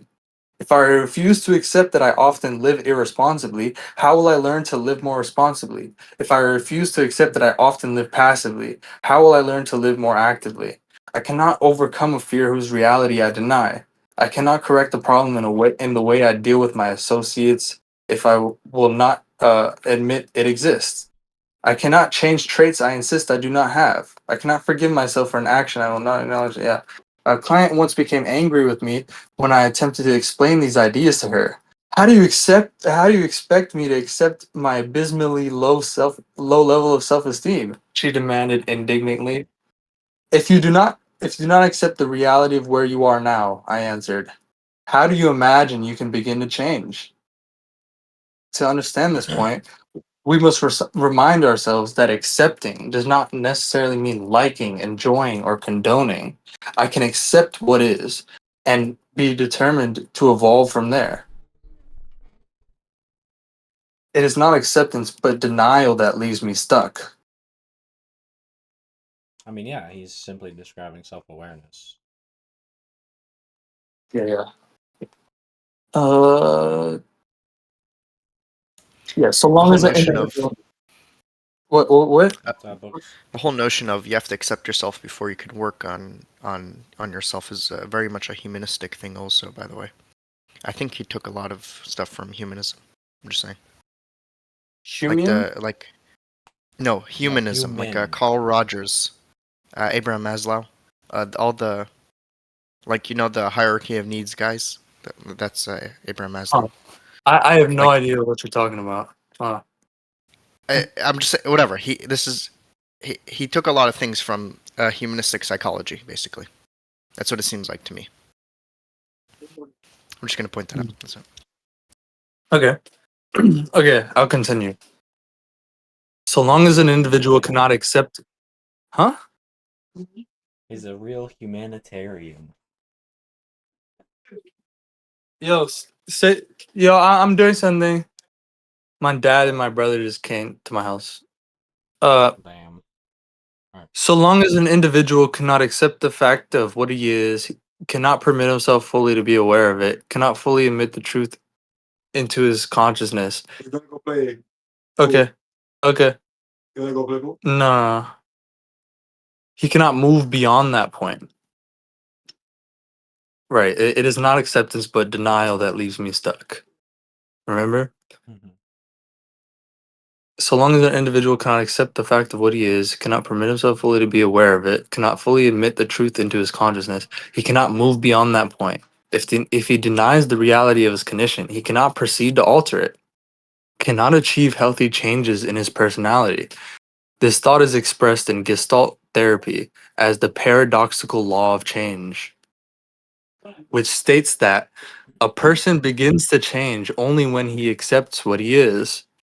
The attitude of self-acceptance is essential to the achieving of unobstructed self-awareness. But what does it mean to accept what one is?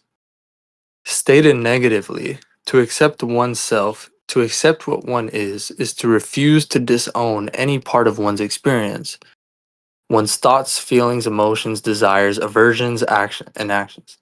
The simplest form of dis. Is that a Self-acceptance? Is it no? I think that's a footnote or something. It could be a page number. I don't know. Yeah, I don't know. Uh, self-acceptance and self-awareness owning is to make oneself. Okay, no. The page number self-acceptance and self-awareness is fucking the page. Okay, disowning, the simplest form of disowning. That's what it is. Ah. Okay. The simplest form of disowning is to make oneself unaware of unwanted elements of one's experience. Right. The simplest form of disowning is to make oneself unaware of unwanted elements of one's experience, to refuse to perceive them. But there are other forms of disowning, less readily recognized. A person notes one of his feelings or reactions and tells himself, "That's wrong. That can't possibly be my attitude." In this case, he begins to be aware, but aborts the process and proceeds to convince himself that he is mistaken, uh, and the awareness surrenders and vanishes. Parents specialize in teaching their children this type of disowning, like bad parents. You can't possibly hate Johnny. He's your brother. A person contemplates some action he has taken and tells himself, "That wasn't me, not the real me." In effect, he tells himself that certain aspects of his behavior don't count, belong to an inferior order of reality, and thus the meaning of his behavior is prevented from being integrated into consciousness. It remains as a foreign body, an intruder within his system, to be banished from memory at the earliest opportunity. Stated positively is stated positively. To accept oneself, to accept what one ugh, is to let oneself be fully aware without censorship and without interfering self-criticism of one's thoughts, feelings, emotions, desires, aversions, actions. To let them be fully real, to accept responsibility for them, to acknowledge them as one's own, to accept the fact that they are all expressions of oneself at the time they occur. This attitude is not possible so long as one is more preoccupied with moral evaluation than with the desire to understand. Accepting what one is requires that one approach the contemplations of one's experience neither with approval or disapproval, nor disapproval, but rather with an attitude that makes such concepts irrelevant, the desire to be aware. There is a more profound meaning in the concept of self-acceptance than I have yet indicated. Without an understanding of it, the full significance of the foregoing discussion cannot be appreciated. I'm speaking of an attitude towards oneself that is deeper even than self-esteem, and that is a precondition of the attainment of self-esteem. Perhaps it is more precise to say, it is the root or beginning of self esteem. Self acceptance, in the sense I am endeavoring to describe, refers to a person's basic attitude towards himself, an attitude of self value and self commitment that derives from the fact that he is alive and conscious and himself. A pre rational, pre moral act of self affirmation, a kind of primitive egoism that is the birthright of every conscious organism and yet which man has the power to act against, to repudiate, to nullify. It is the attitude of it is this attitude of self-acceptance that an effective psychotherapist appeals to or strives to awaken in a person uh, of even the most appallingly low self esteem, an attitude which hopefully will inspire a person to face whatever he most dreads to encounter within himself and not collapse into self-hatred, not repudiate the value of his person, not surrender his will to live, to grow, to rise out of his despair, to preserve his sense of membership in the human race, to struggle for the attainment of his human potential. It is an attitude, I might mention, that is entirely incompatible with the most vicious of all religious notions, the doctrine of original sin and of man's inherent unworthiness. It is an attitude that reflects the fact that the root of all values, a man's ability to value, is self-value, and that so long as man lives, to repudiate the value of his own person is to commit the ultimate act of treason. Yeah. Yo, hello.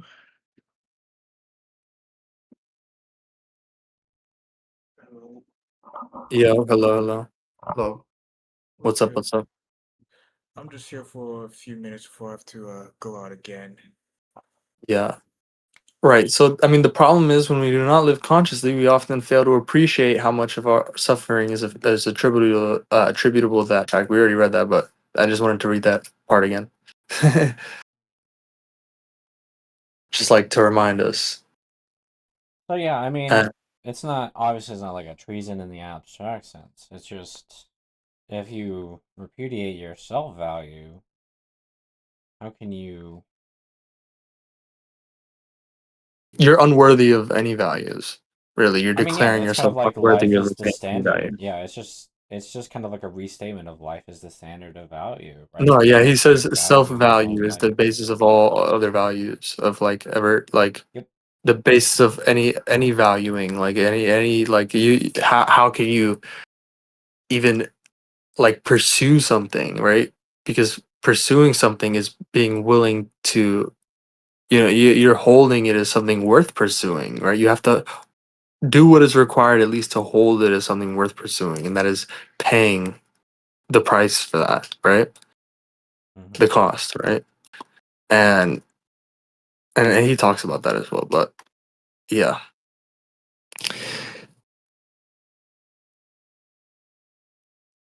That's why if I get rid of the self value, how am I supposed to value? You know?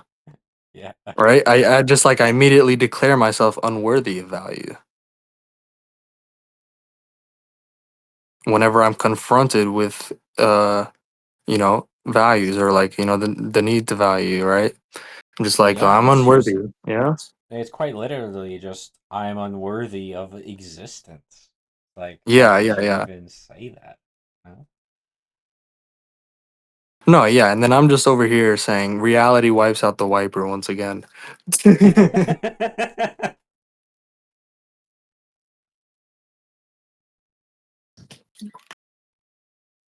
This guy's just like, why me, God?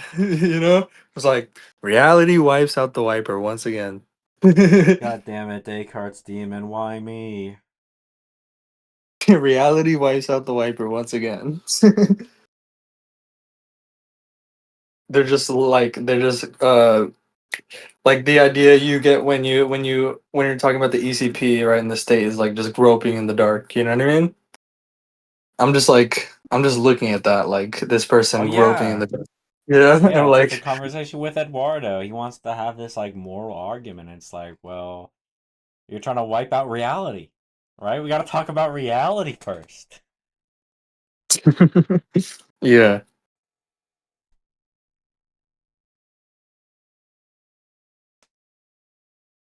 Yeah. Okay, I wanted to read this other paragraph too. Uh, uh Anything we have the possibility of experiencing, we have the possibility of disowning, either immediately or later in memory. As the philosopher Nietzsche wrote, I did it, says memory. I couldn't have, says pride, and remains relentless. Eventually, memory yields.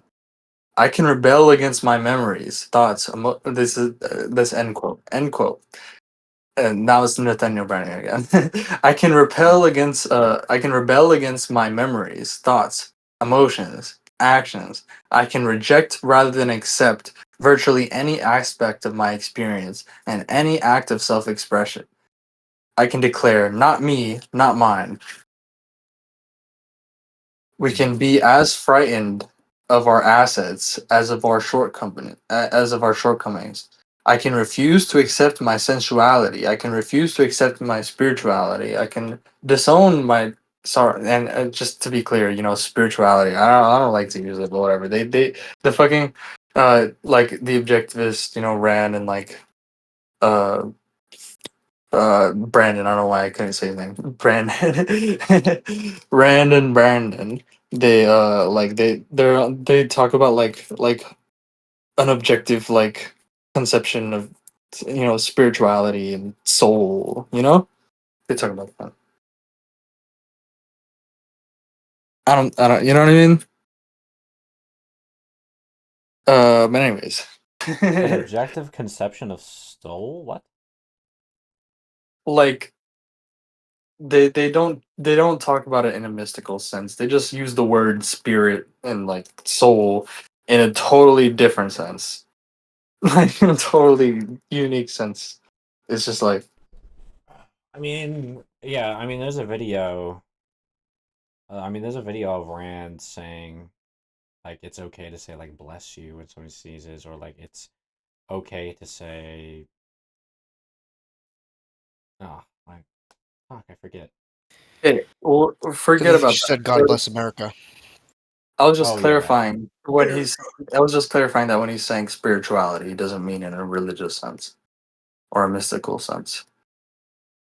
Is it like another way to explain the conscious or no?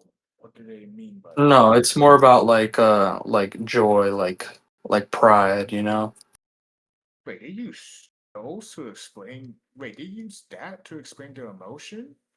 It's kind of like spirit is, like, it's more so to describe yourself, right? Like, have you ever heard somebody saying, like, oh, don't sell your No, soul? no, no. Don't sell your Yeah, I mean soul. it's all about like it's like they have a whole like they talk about it extensively. Like they have a whole like thing about it. Like they discuss it like in one of the books, the book I'm referencing or whatever, there's a chapter on it or like there's like a section on it. Hmm. But yeah, I mean it's basically just like pride, you know? Ah, gotcha. Yeah.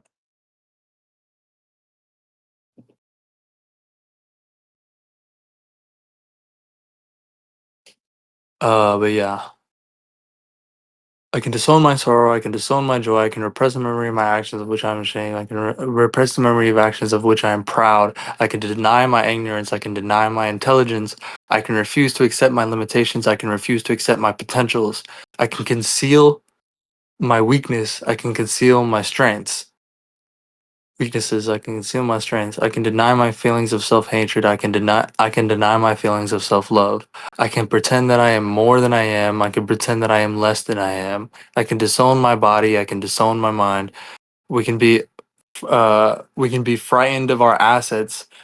We can be as frightened as our assets of our shortcomings, yet frightened of our genius, ambition, excitement, or beauty, as of emptiness, passivity, depression, or unattractiveness. If our liabilities pose the problem of inadequacy, our assets pose the challenge of responsibility. If our liabilities pose the problem of inadequacy, our assets pose the challenge of responsibility. We can run not only from our dark side, but also from our bright side, from anything that threatens to make us stand out or stand alone, or that calls for the awakening of the hero within us, or that asks that we break through to a higher level of consciousness and reach a higher ground of integrity. The greatest crime we can commit against ourselves is not that we may deny and disown our shortcomings, but that we deny and disown our greatness because it frightens us.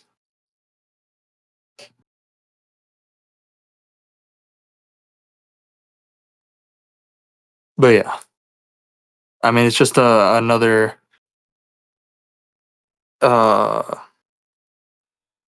it's just another instance of evasion, right? Like these are facts of reality. You know, any aspect of my experience, right? Any act of self-expression, I can declare not me, not mine. Just like I can declare, uh, not A, right?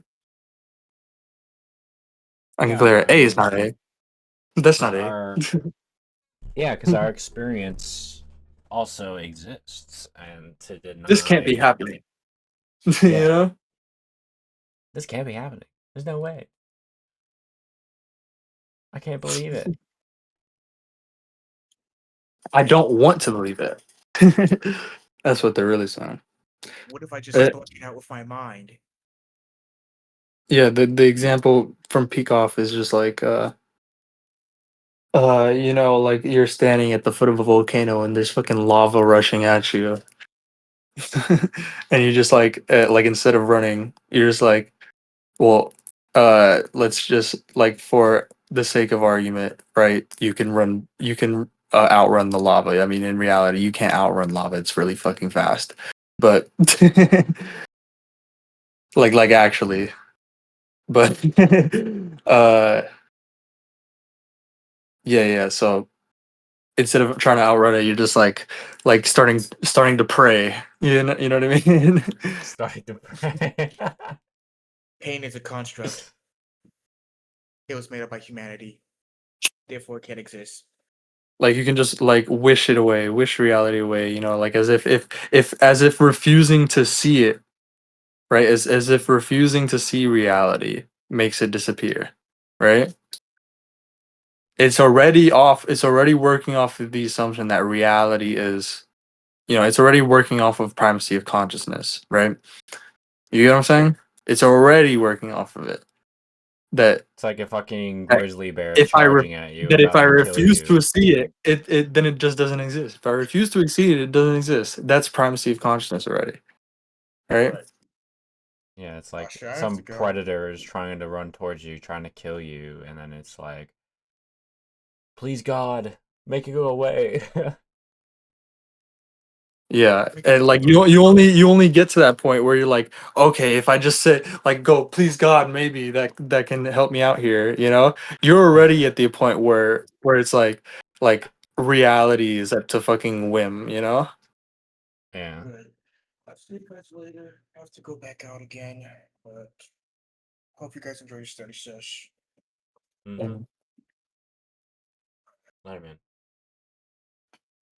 But oh man, no, because dude, I wonder if we can relate that to like what dude, what all the people who are, you know, trying to make up the hypotheticals like divinity, who will just be like, oh yeah, you know, you should kill the guy in like an emergency scenario, stuff like that.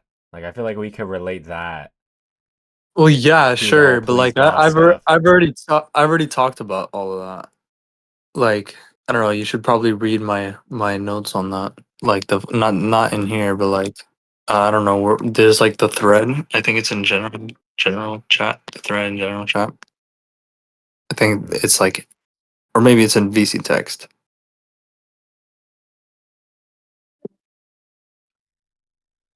I forget where it is. Hmm. Hmm. Hmm. Hmm.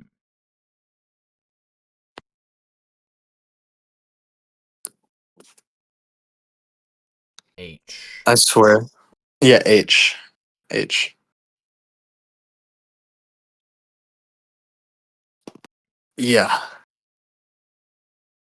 Okay. So yeah, I already dealt with that like fucking almost 2 years ago now.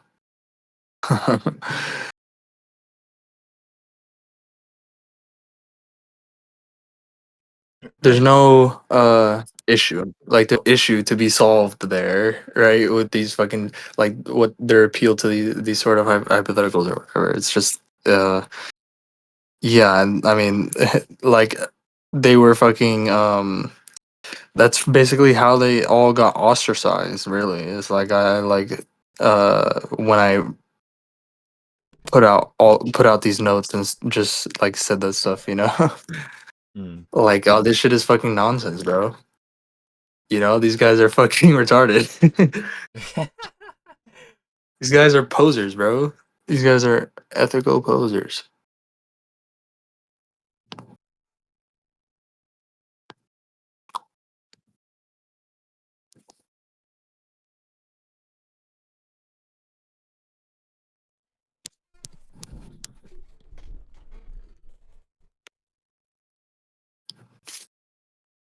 But yeah, I don't really have anything more to read here. Damn. Learned a lot about ethics though, which is great. Yeah, here's the quote. The question is not whether we want to be liked, but what are we willing to give in exchange? Are we willing to give our mind and our self-esteem, to surrender our sovereignty? The tragedy of many people, the answer is yes. I say tragedy because so much suffering is traceable to this surrender. Of course, no one can renounce independent thinking altogether. What we are examining here is invariably a matter of degree. Right. There are people who exhibit a high degree of independent thinking, and there are people who exhibit close to none. It's a continuum. The decision to forego independence is not made in a moment, nor is it nor is it a matter of a single choice. It is the product of a long succession of choices in a long succession of events. In one instance, the motive may be a disinclination to exert effort. In another, fear of making a mistake. And yet another, dread of being in conflict with significant others. That's just like the term he uses. Like he's talking. This is in where he's talking about social metaphysics. The more we retreat from the responsibility of independence, the more daunting the prospect of such responsibility appears. We feel more and more unequal to the challenge. How can we rely on a mind we have learned not to trust? Right. We feel more and more unequal to the challenge, Yeah, which is yeah, because reminding me of yet another quote. Um,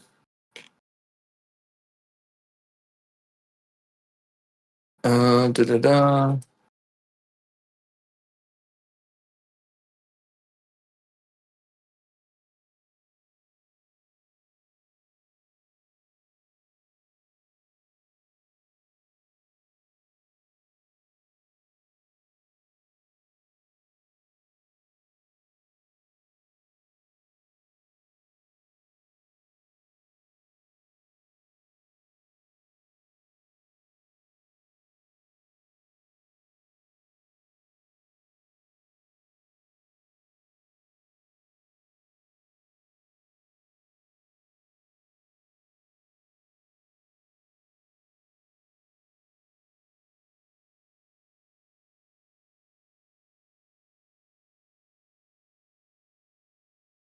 Oh, I'm trying to find it.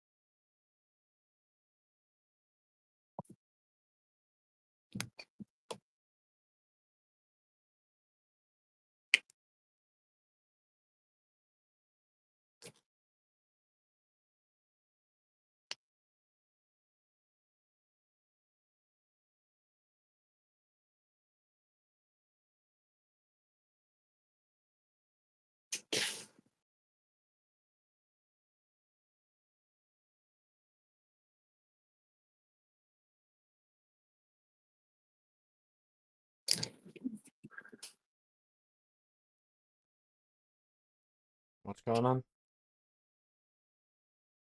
1 second.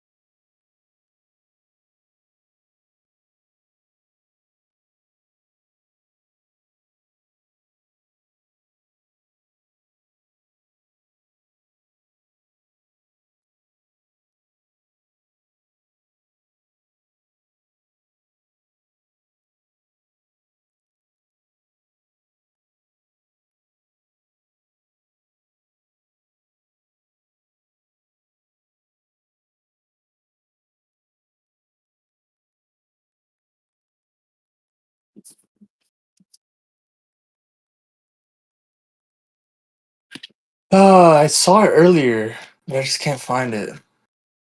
It was something about sense of reality and uh like you're just like drifting further and further from reality.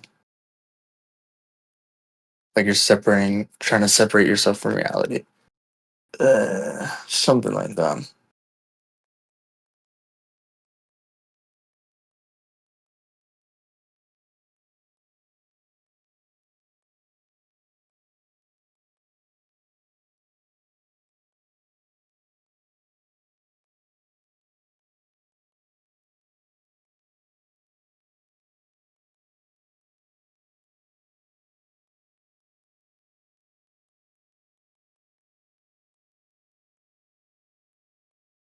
I'll just read some other stuff about like what I said. And Branden talks about uh da-da-da.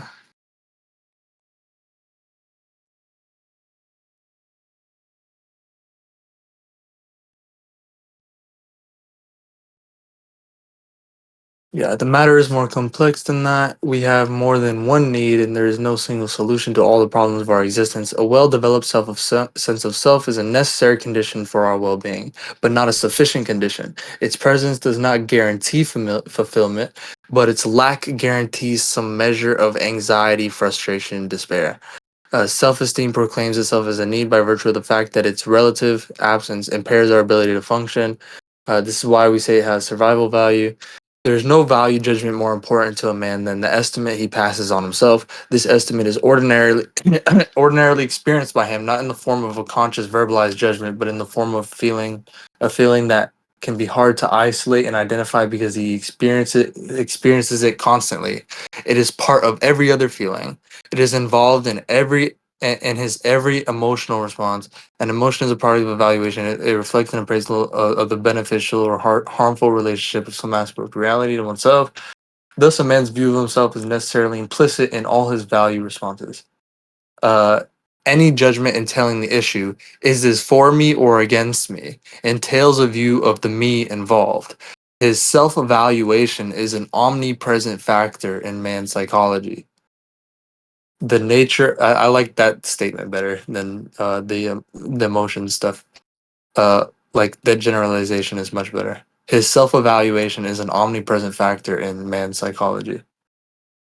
Mm.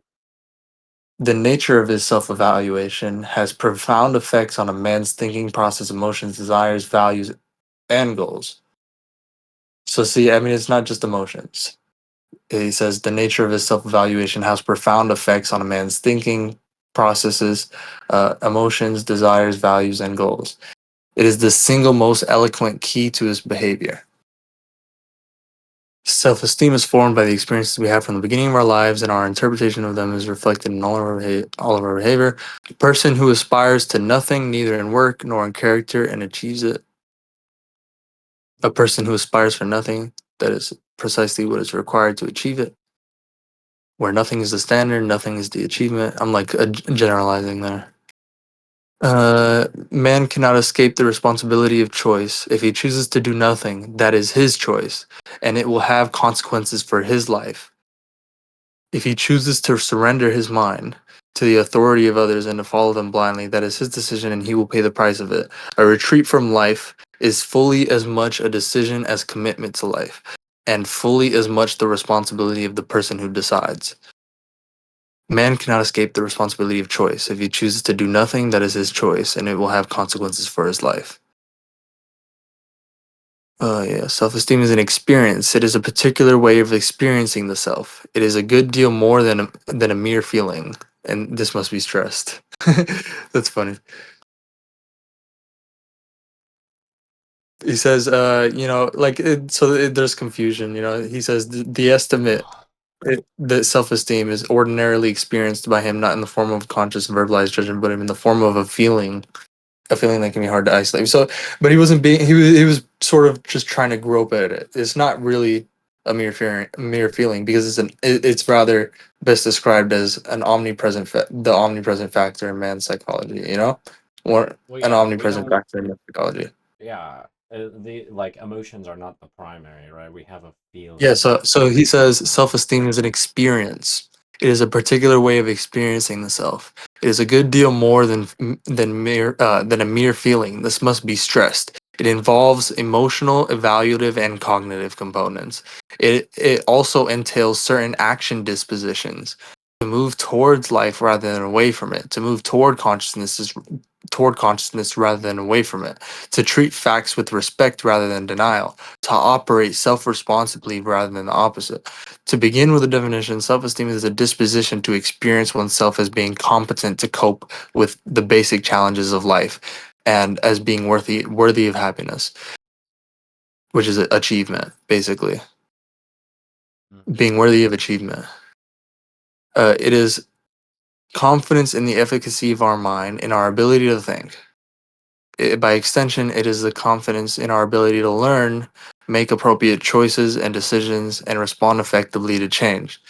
It is also the experience that success, achievement, fulfillment, happiness are right and natural for us. This book will be concerned then with the ultimate human encounter, the relationship of the I to the me, of the ego to the self. I don't know if there's a distinction there.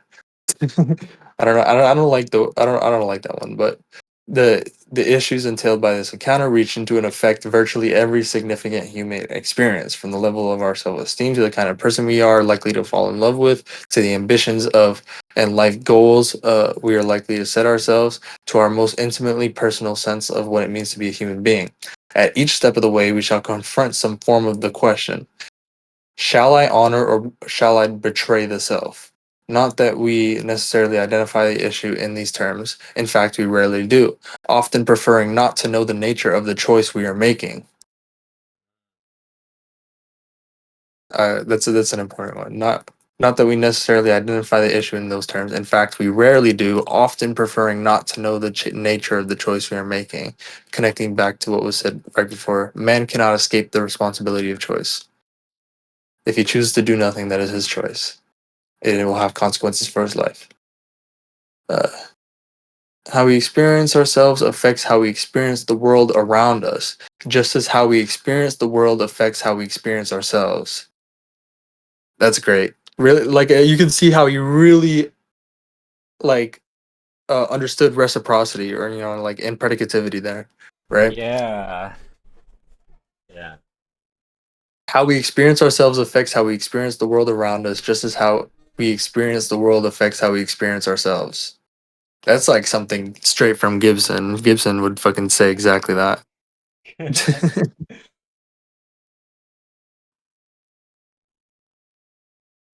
um, I got pinged in general chat. He's not left on whatever.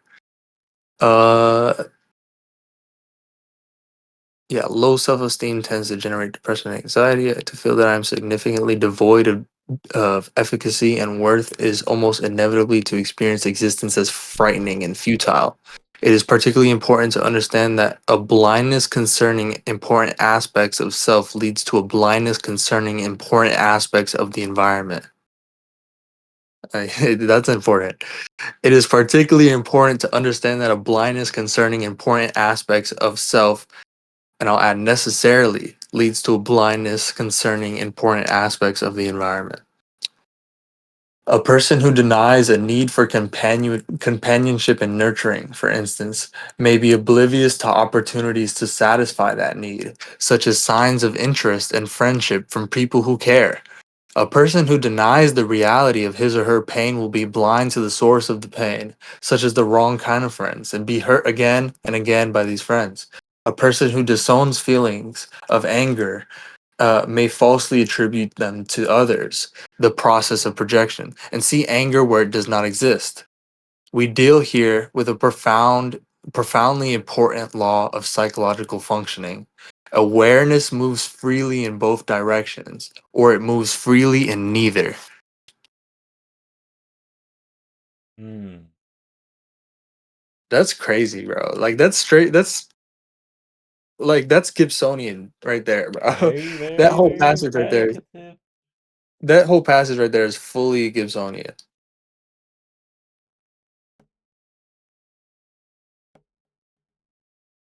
Gibson approved. Gibson approved. Yes, this message was approved by Gibson for sure.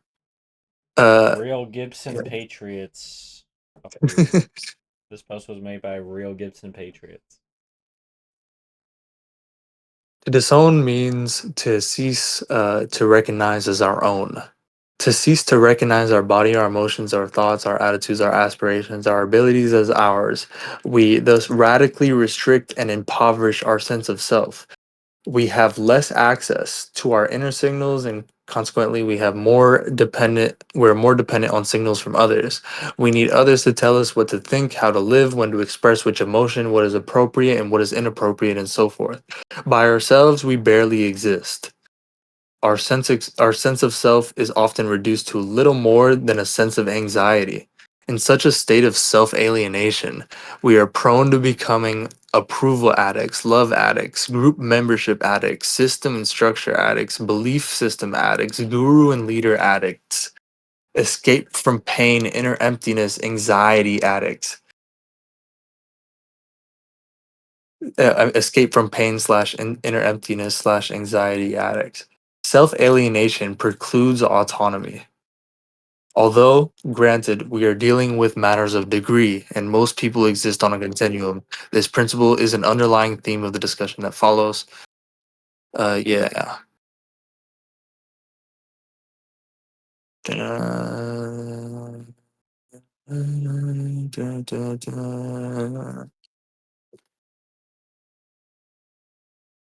Temptations to avoid awareness exist in abundance, but that does not invalidate the fact that it is our basic means of survival and that we must choose to be aware. And that's a little bit different than what Rand would say. What are you reading?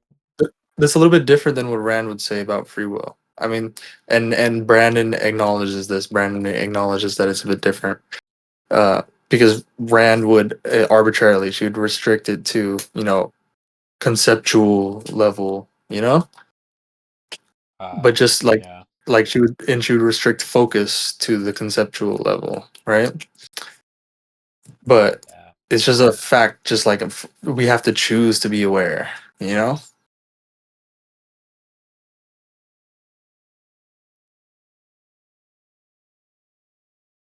is the fact that it is our basic means of survival and that we must choose to be aware.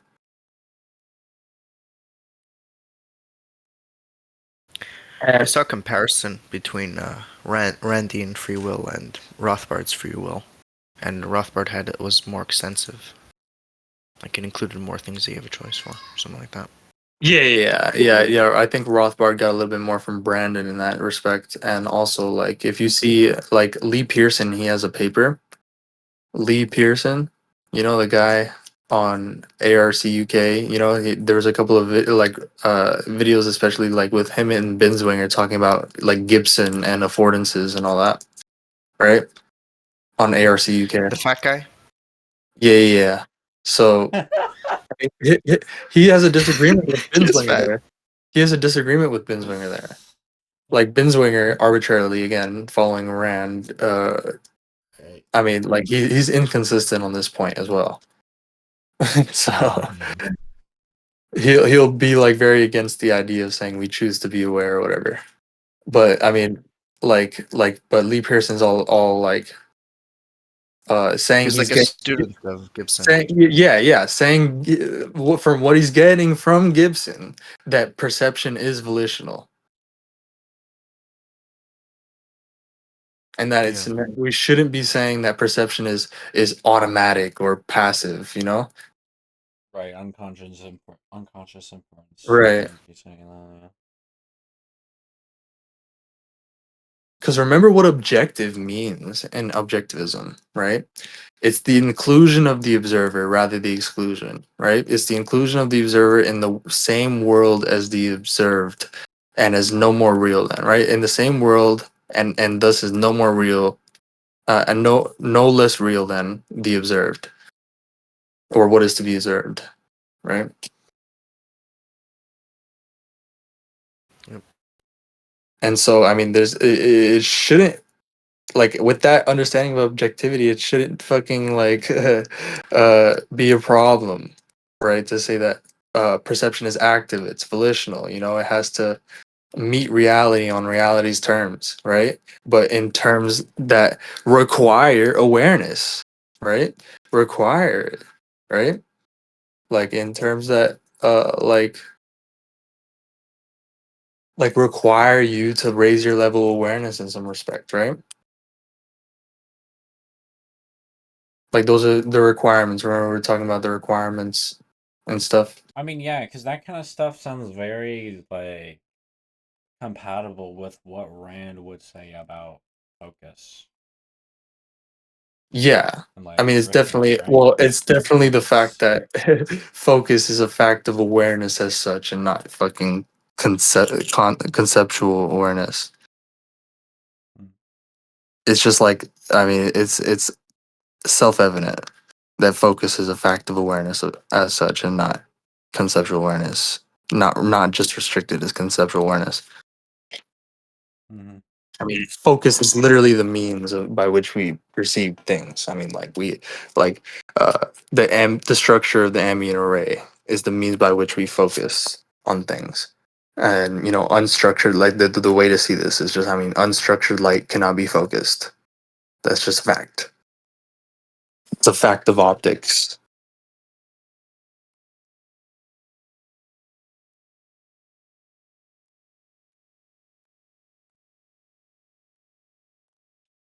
Okay. I can give a link.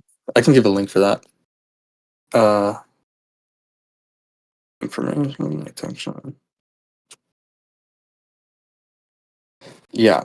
The chapter by William Mace in this book that I'm linking now in BC text. You can also just search unstructured light can't be focused. That's I mean he says it in there. It's just a fact of optics.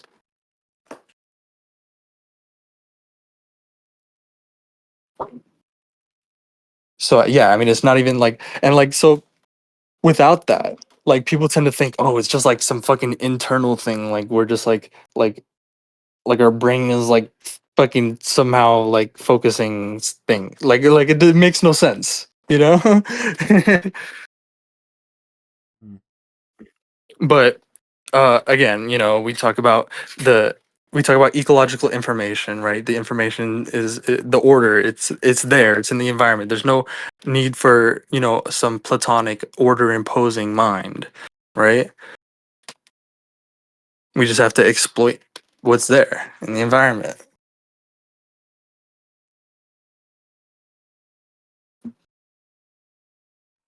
And that's just what we do.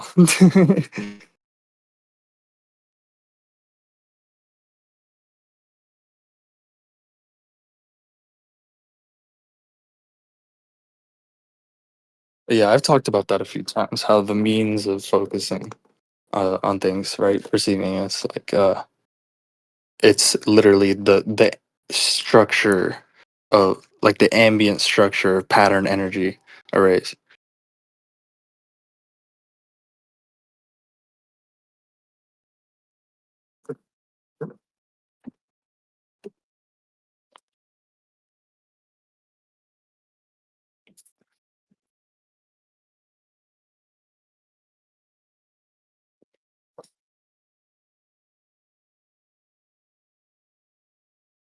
Hello? What the I hell's mean, with I the don't know. silence? Yeah. What do you mean, yeah? What the hell's with the silence, guys? I'm just thinking.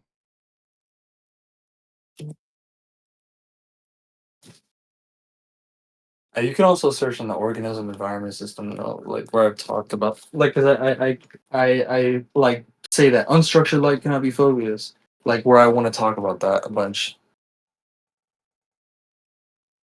Yeah, we can look into that. No, you don't have to look. I'm just telling you, like that you can like look. There's stuff about that in my notes.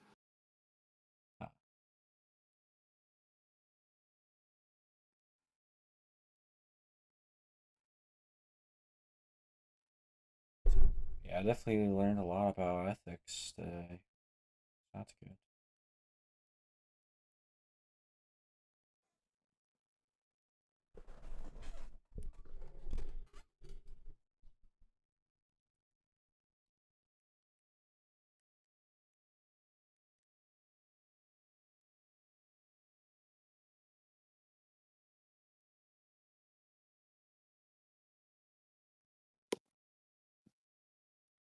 Efficacy. If anything else Efficacy. has anything, yeah. if anyone else Efficacy has is anything to say. properly focused dynamics.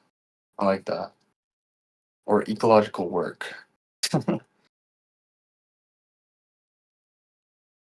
This is in the same book. In that same book, the chapter by Shaw and Kinsella Shaw.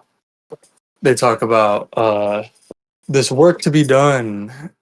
Yeah, the work to be done as specified in the primal visual information frame must be matched by the work actually done in the dual neuromuscular control frame. If not, then there's a discrepancy to be hierarchy by reactive adjustments for the information and control frames to coalesce into a proper ecological frame vis-a-vis the perceiving acting cycle. A synergy comprising the two frames must emerge that is has both the intended specificity, goal path accuracy, and efficacy, properly focused dynamics or ecological work. Sean Kinsella Shaw, 1988. And that paper is pretty cool. 1988 paper. Hmm.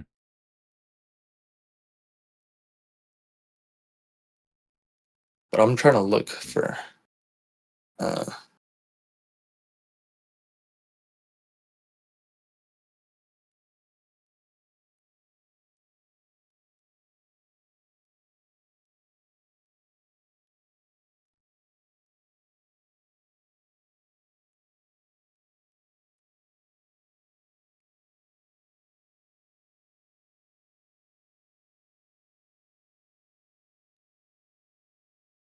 Maybe only structured, but because I didn't say unstructured, maybe only structured. Yeah, I said only structured light.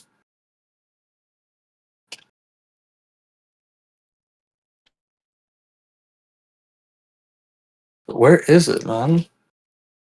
Maybe if you search, yeah, I think squeezing. Yeah, if you search squeezing out, there's some cool stuff around there.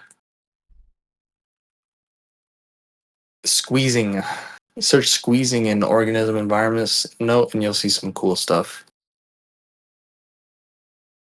Just, I mean, we don't have to talk about it, but it's just like some cool stuff. Squeezing. Squeeze. Squeeze.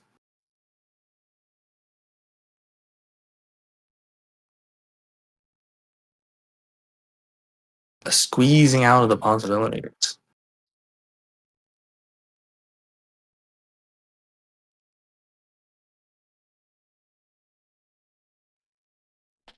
Well, all right then.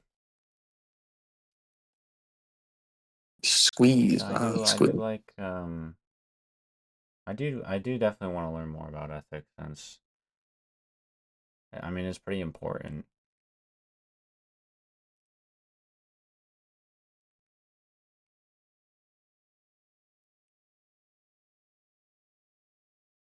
But this is definitely a good place to start. Yeah, it's a lot more inductive. That's for sure. And that's how, like, basically that's how I got into ethics at all first, because I just wasn't interested in it.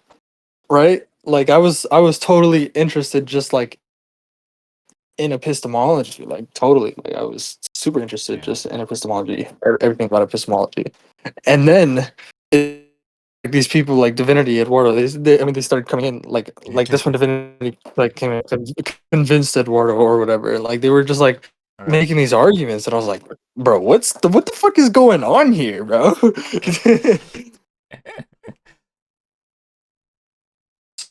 So then I entered into ethics, like reasoning about ethics, starting from already like a very inductive like way of dealing with stuff, you know, just like from epistemology, you know? Yeah, I mean, because I had always kind of been wondering, what's like a good way to like engage in self-evaluation? Like, how do I know Oh yeah. Yeah, what I'm good Nathaniel at? Branden Like, is what do really I, yeah, how do I yeah, choose what to pursue? Nathaniel Branden is great on that. So great.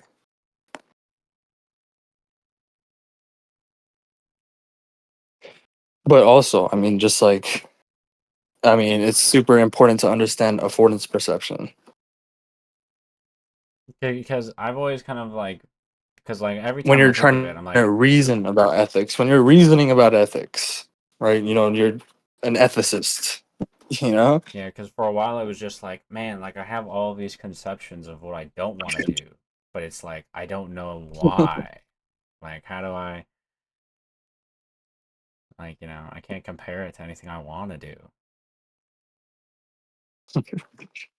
Yeah.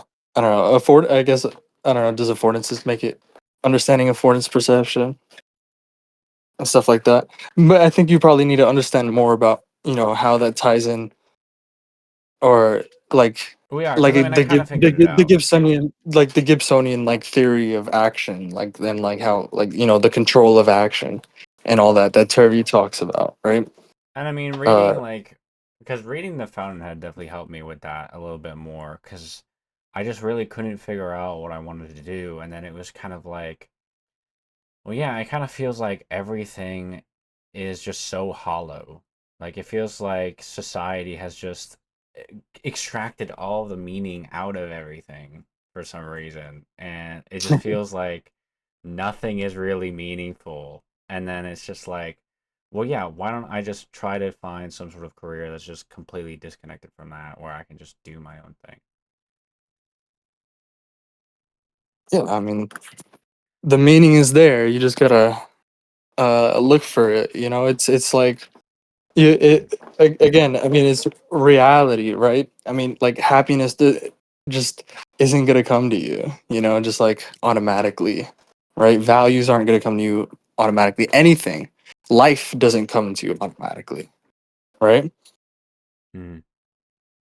Any value pertaining to life requires And action. like, yeah, and when I go to college for like digital marketing, because that's what I'm gonna do. And I'm so gonna really like meaning, right? Like think something anything critically that of like the matters material. for you, you gotta exert some measure of effort to see it, right? To see, Mm-hmm. right? To appreciate it, really. You know?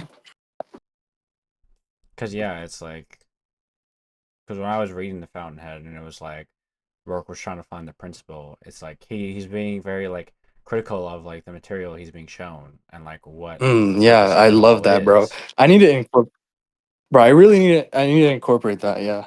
I need to like put that in my book about fucking Rourke trying to find the principle. Yeah, it is Like that's just very, very fucking that important. was so perfect. I really, Like really every love that. single time, like analyze, like when analyzing people, that is like a very useful thing to incorporate. It's just like, what Yeah, is and this principle? I you know. like yeah, you integrated that. I didn't integrate that. You integrated that, and I was like, bro, yes, I need to integrate that. I need to like every time I'm confronted with it, I just need to be like, bro, I'm Howard Rourke right now. You know, Yeah. I'm Howard Rourke right now, bro. Like I'm trying to find the fucking principle. Shit, you know. Yeah, and honestly, like when and it's like I need to lock in. You know, I need it's to like the lock in. classic story of like a bully, and it's like, well, why is this bully doing this thing? And then you look into their life, and it's like it's miserable, it's terrible, and then you kind of like understand the principle. It's like, Of course.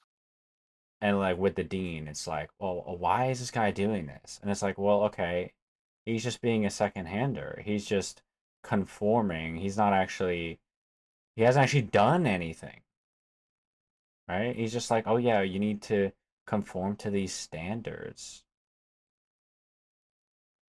Everyone in college is like that, at least where I am. Just everyone's. It's really annoying. Oh, what? Everyone's like super conformist, yeah. They don't even think for themselves. They're just constantly quoting other people and saying that, well, this is just what we do, you know. Yeah. This is like, and I. Yeah, we're robots, man. Yeah. Oh, like listen to Like- Turvey, man. Can a robot learn? No. I criticized Robot like learn. I criticized random, like I think Freud or something. And you is can like, you can this guy certainly was simulate a robot. As a person, you have the power to simulate a robot. Start acting like what?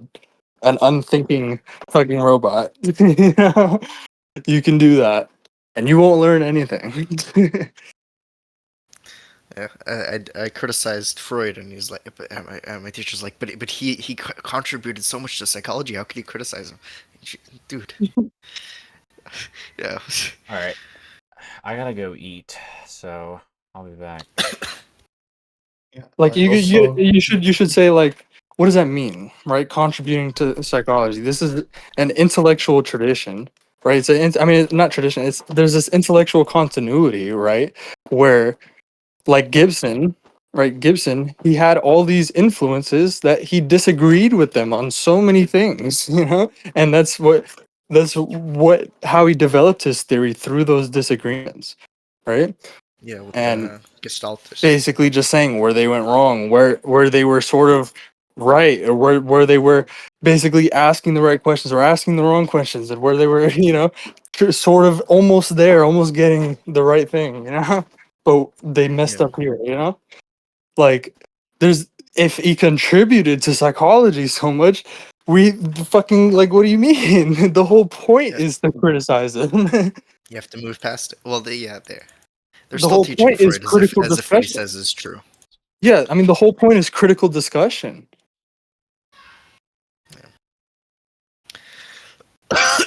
Like If for any like literally any talk about he contributed da da da da da, right? The whole point of saying that is critical discussion. The entire point of saying that, or even referencing his contributions to some fucking intellectual like continuity, right? yeah.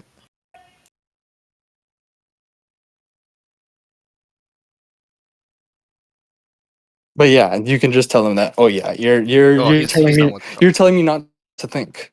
You're telling me not to think. You're telling me to not question anything. And yeah, so you're not a teacher. You're a fraud. You're a charlatan. Yeah, yeah, they're all charlatans. Yeah, I mean, you tell them to their face, you know. I have corrected some of my teachers. It was very fun. I did Like- that sometimes. Well, he made like basic like mistakes. Like he was telling me how the scientific revolution happened in the 19th century with the positivists. Yeah, I mean, they're showing I just- impropriety. That's what it is. It's just straight up impropriety. They're you not. could tell like that they're just like they never searched out for anything. Like they never like they got everything from like whitewashed textbooks. Not whitewashed as black, white, whatever. Yeah, I mean that's what they take their job to be as a teacher, right? It's a fucking it's a disgrace. It's a like it's a total disgrace that they fucking call themselves a teacher and that they think that that's what being a teacher is. You know, that's a Like, total fucking disgrace. And you should yeah. you should tell them that to their face, like you're a fucking total disgrace to what being a teacher is. Yeah. If you think that's what being a teacher is, you're a disgrace. Yeah. Yeah, Like you can tell that you just don't look beyond the surface of anything. I don't know. Like if you're not a Actually, teacher, if you're not a teacher, then what are you? You know? Oh man, I'm reminded of that one scene. Oh fuck. Have you guys ever watched that movie where the guy, like the black guy, like the fucking the piano player, right? And he like goes on a road trip down in like the Jim Crow South or whatever to like play piano. I don't Oh, recall. to play piano or to play violin? To play piano. Uh, I think it's called The Green Book or something like that. oh wait, is it that book that all the liberals hate? It's a movie. Yeah, whatever. The movie title. The Green Book. But Yeah, there's yeah, this yeah. one The scene where he's liberals. like, They all hate it because it's fake racist or something. I don't know. no, he's like, there's this one scene where he's like, if I'm not black enough, if I'm not white enough, if I'm not man enough, then what am I?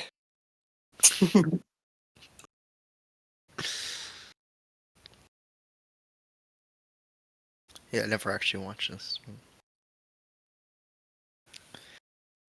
I remember in college, like Let me see if I having can find it. classes which are basically indoctrination sites. Like I remember on my ethics class, on my teacher saying like how we are all Hobbesians and we are bad in nature and how that's why we need this state and stuff. And I'm like, yeah, sure.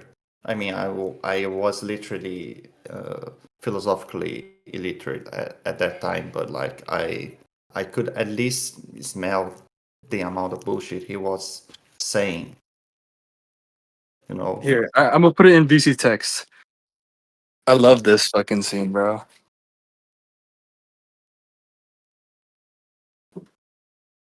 and I fucking hate like the on the fucking test. He said like, oh yeah, you have you watched like The Walking Dead? Yeah. Do you Give think me you can? like a resume of The Walking Dead on What? like out of fucking thin air on a test. Okay. Do you think you can? Sakura, do you think you can copy this link here and then like put in like the the like YouTube app on Discord? I think I can. Let me see. Or yeah, I guess anybody can. Just Sakura, so he can put it on the stream. I mean, I think Sucker good at he's eat. not there. Oh, okay.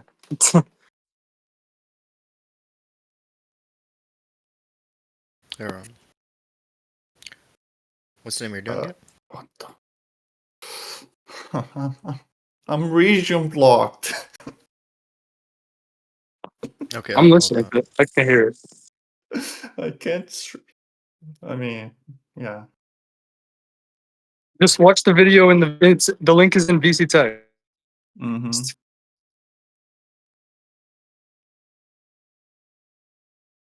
Ugh, why am I getting an ad? Come on.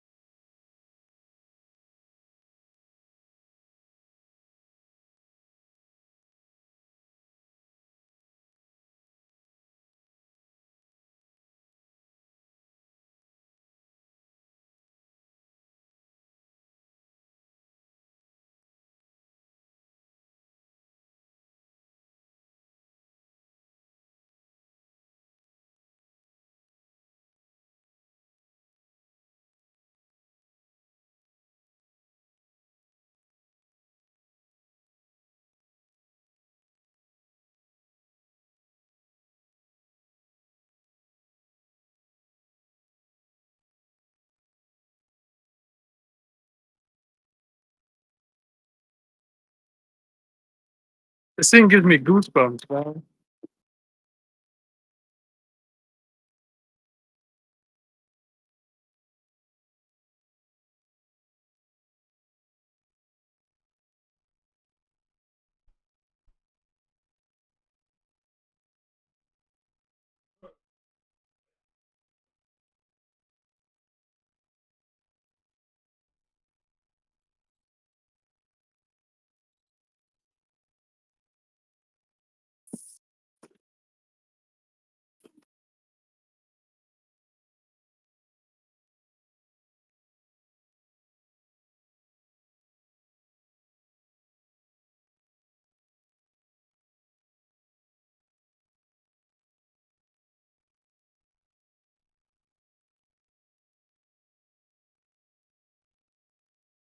Okay.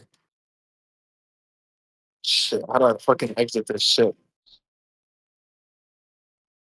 I mean, I couldn't watch it. I got cucked by region block. Bro, the link is in VC text. Yeah, but I can watch it. It's fucking region blocked in my fucking country for some reason. Oh. Yeah. That's crazy. Use Tor or something. Yeah, I'm gonna use Tor. Okay, hold I'm on. gonna put up my. I'm I'll be gonna right have back. to install like a VPN. There's like Just- free ones if you don't just like care search it about up. security. Just search up just search up the scene. I think Proton has a free one. Yeah, I can install Proton and see it.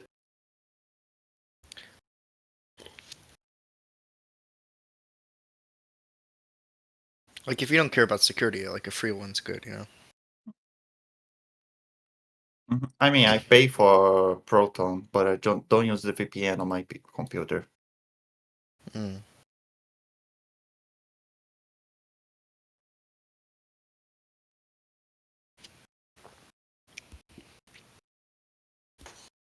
It's so fucking annoying. I think So that random. movie is like it kind of embodies like a lot of the themes of what we were talking about, you know? Like with stagnation and stuff. The divine right of Just like stagnation. right, just like give a small recap of the movie because I haven't watched it. I don't think you did either. I can. Well, I already did. Basically, gave a recap. Just, I mean, it's the fucking like the guy. You know, he just like you have this Italian guy, right? Who fucking drives this like rich like black guy around down like in the Jim Crow South, like to play pianos at gigs, like Right. for rich people in the South. Mm-hmm.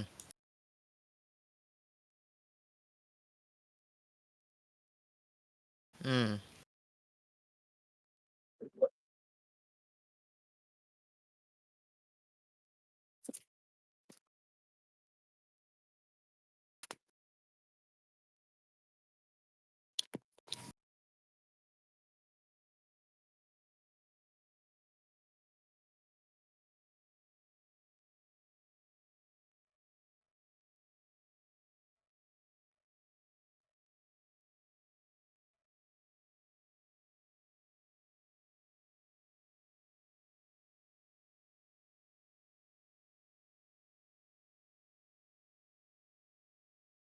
Oh, it won 3 Oscars. Yeah, everyone criticized it. Everyone criticized it as bad. What's it called again? As like a white person's racial movie or something. All black people. Like the. Yeah, there's a lot of controversy about it, from what I remember. Like, I think you're thinking about it the wrong movie. Oh yeah. Yeah, I think you're probably thinking about a different movie. I mean, I don't see how this movie would be controversial to them. I mean, like, there's times where I'm like, okay, that was inserted in there to like appease, you know, like especially those people, you know, who get concerned about that kind of stuff. So, I mean, I just try to ignore like that and like just focus on like the philosophy. You know. Oh yeah, That's yeah. It doesn't matter to me. Just, I thought it was interesting. You know, like I can see that, like the philosophy stuff. You know, or I guess I'm just like I get like my own like philosophical like uptake. You know, from watching movies and stuff now. yeah, I do. Do there's some movies I don't like search for like I just search for like explicitly philosophical movies because those are interesting. Like what's the name? Um, Swedish guy or Finnish.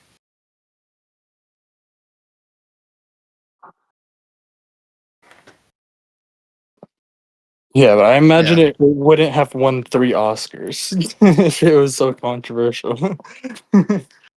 Well, no, okay, whatever. The specific type of people that I was controversial with don't like the Oscars either, but they're because they're to the left of the Oscars.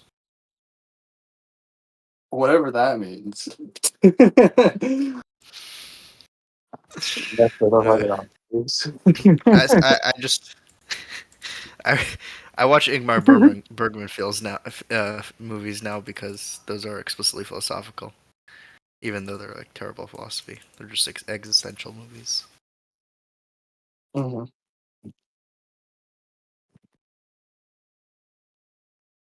I don't know where the fuck Sakura went. Ugh. Like this is reviews from the type of people I'm talking about. The family from Get Out would love this so much. Didn't think we need not all white people are bad actually in movie in 2018, but okay. Whatever. Not all white people are bad movie. Yeah. Is that what people were saying about Green Book? Yes. English teachers ever are gonna bust a nut when this hits home video because it's absolute wet dream of movie to show my class that deals with serious issues in a non-confrontational and palatable way when I don't have a lesson plan. That's I don't know. I think it's. I think that might just be indicative. Like I don't know. I don't see like they have like a very like focus on race. You know what I mean? Like oh what? yeah, oh yeah. How does this portray like race issues and class issues and stuff? You know? And I Yeah, just yeah. don't give a shit about any of it. You know? I give zero shits about any of that. Like and I guess from my perspective, I didn't see that like where it said all white people are. I mean, like there's not all white people are bad. Like it was trying to say that, you know, like it was saying like this white guy, right? Like there's some basis for mutual respect with this black guy, right? Given even despite all their differences, you know. Like these are very fleshed out characters with very like lots of flaws. Like both of them have flaws. There's no like uh basically like there's no like racial guilting, you know. There's no like guilt tripping uh, Mm. type of stuff, you Yeah. know. The people I'm talking about don't want the races to be reconciled, but not like in a white Right. supremacist way, more in a black supremacist way. Yeah, They have like the original sin for whites. That's the type of people I'm talking about. that's fucking weird, you know. Well, And yeah, okay. I think that the movie was trying to say that's fucking weird, you know. I got to watch it. Yeah, and yeah, nice, nice scene. Hmm. I think I was just on that part of the internet when the movie came out. That's why I remember it like that. Yo, Yo, How you doing? Yeah. bro, my dad's making me play a board. Okay, it's cool. I was gonna dip anyways. All right. Okay. I was Wait, G, gonna have you dip. seen any of Ingmar Bergman's films? Uh, I don't I don't really Se- fucking Seventh Seal. know the names of directors, bro. Too much. Sorry, the Seventh Seal persona. No, I don't think so. No. Has has a very interesting. It's Like existentialism basically. I've heard the guy's name before. I've definitely heard this guy's name before. Um, Hmm. but If you're interested in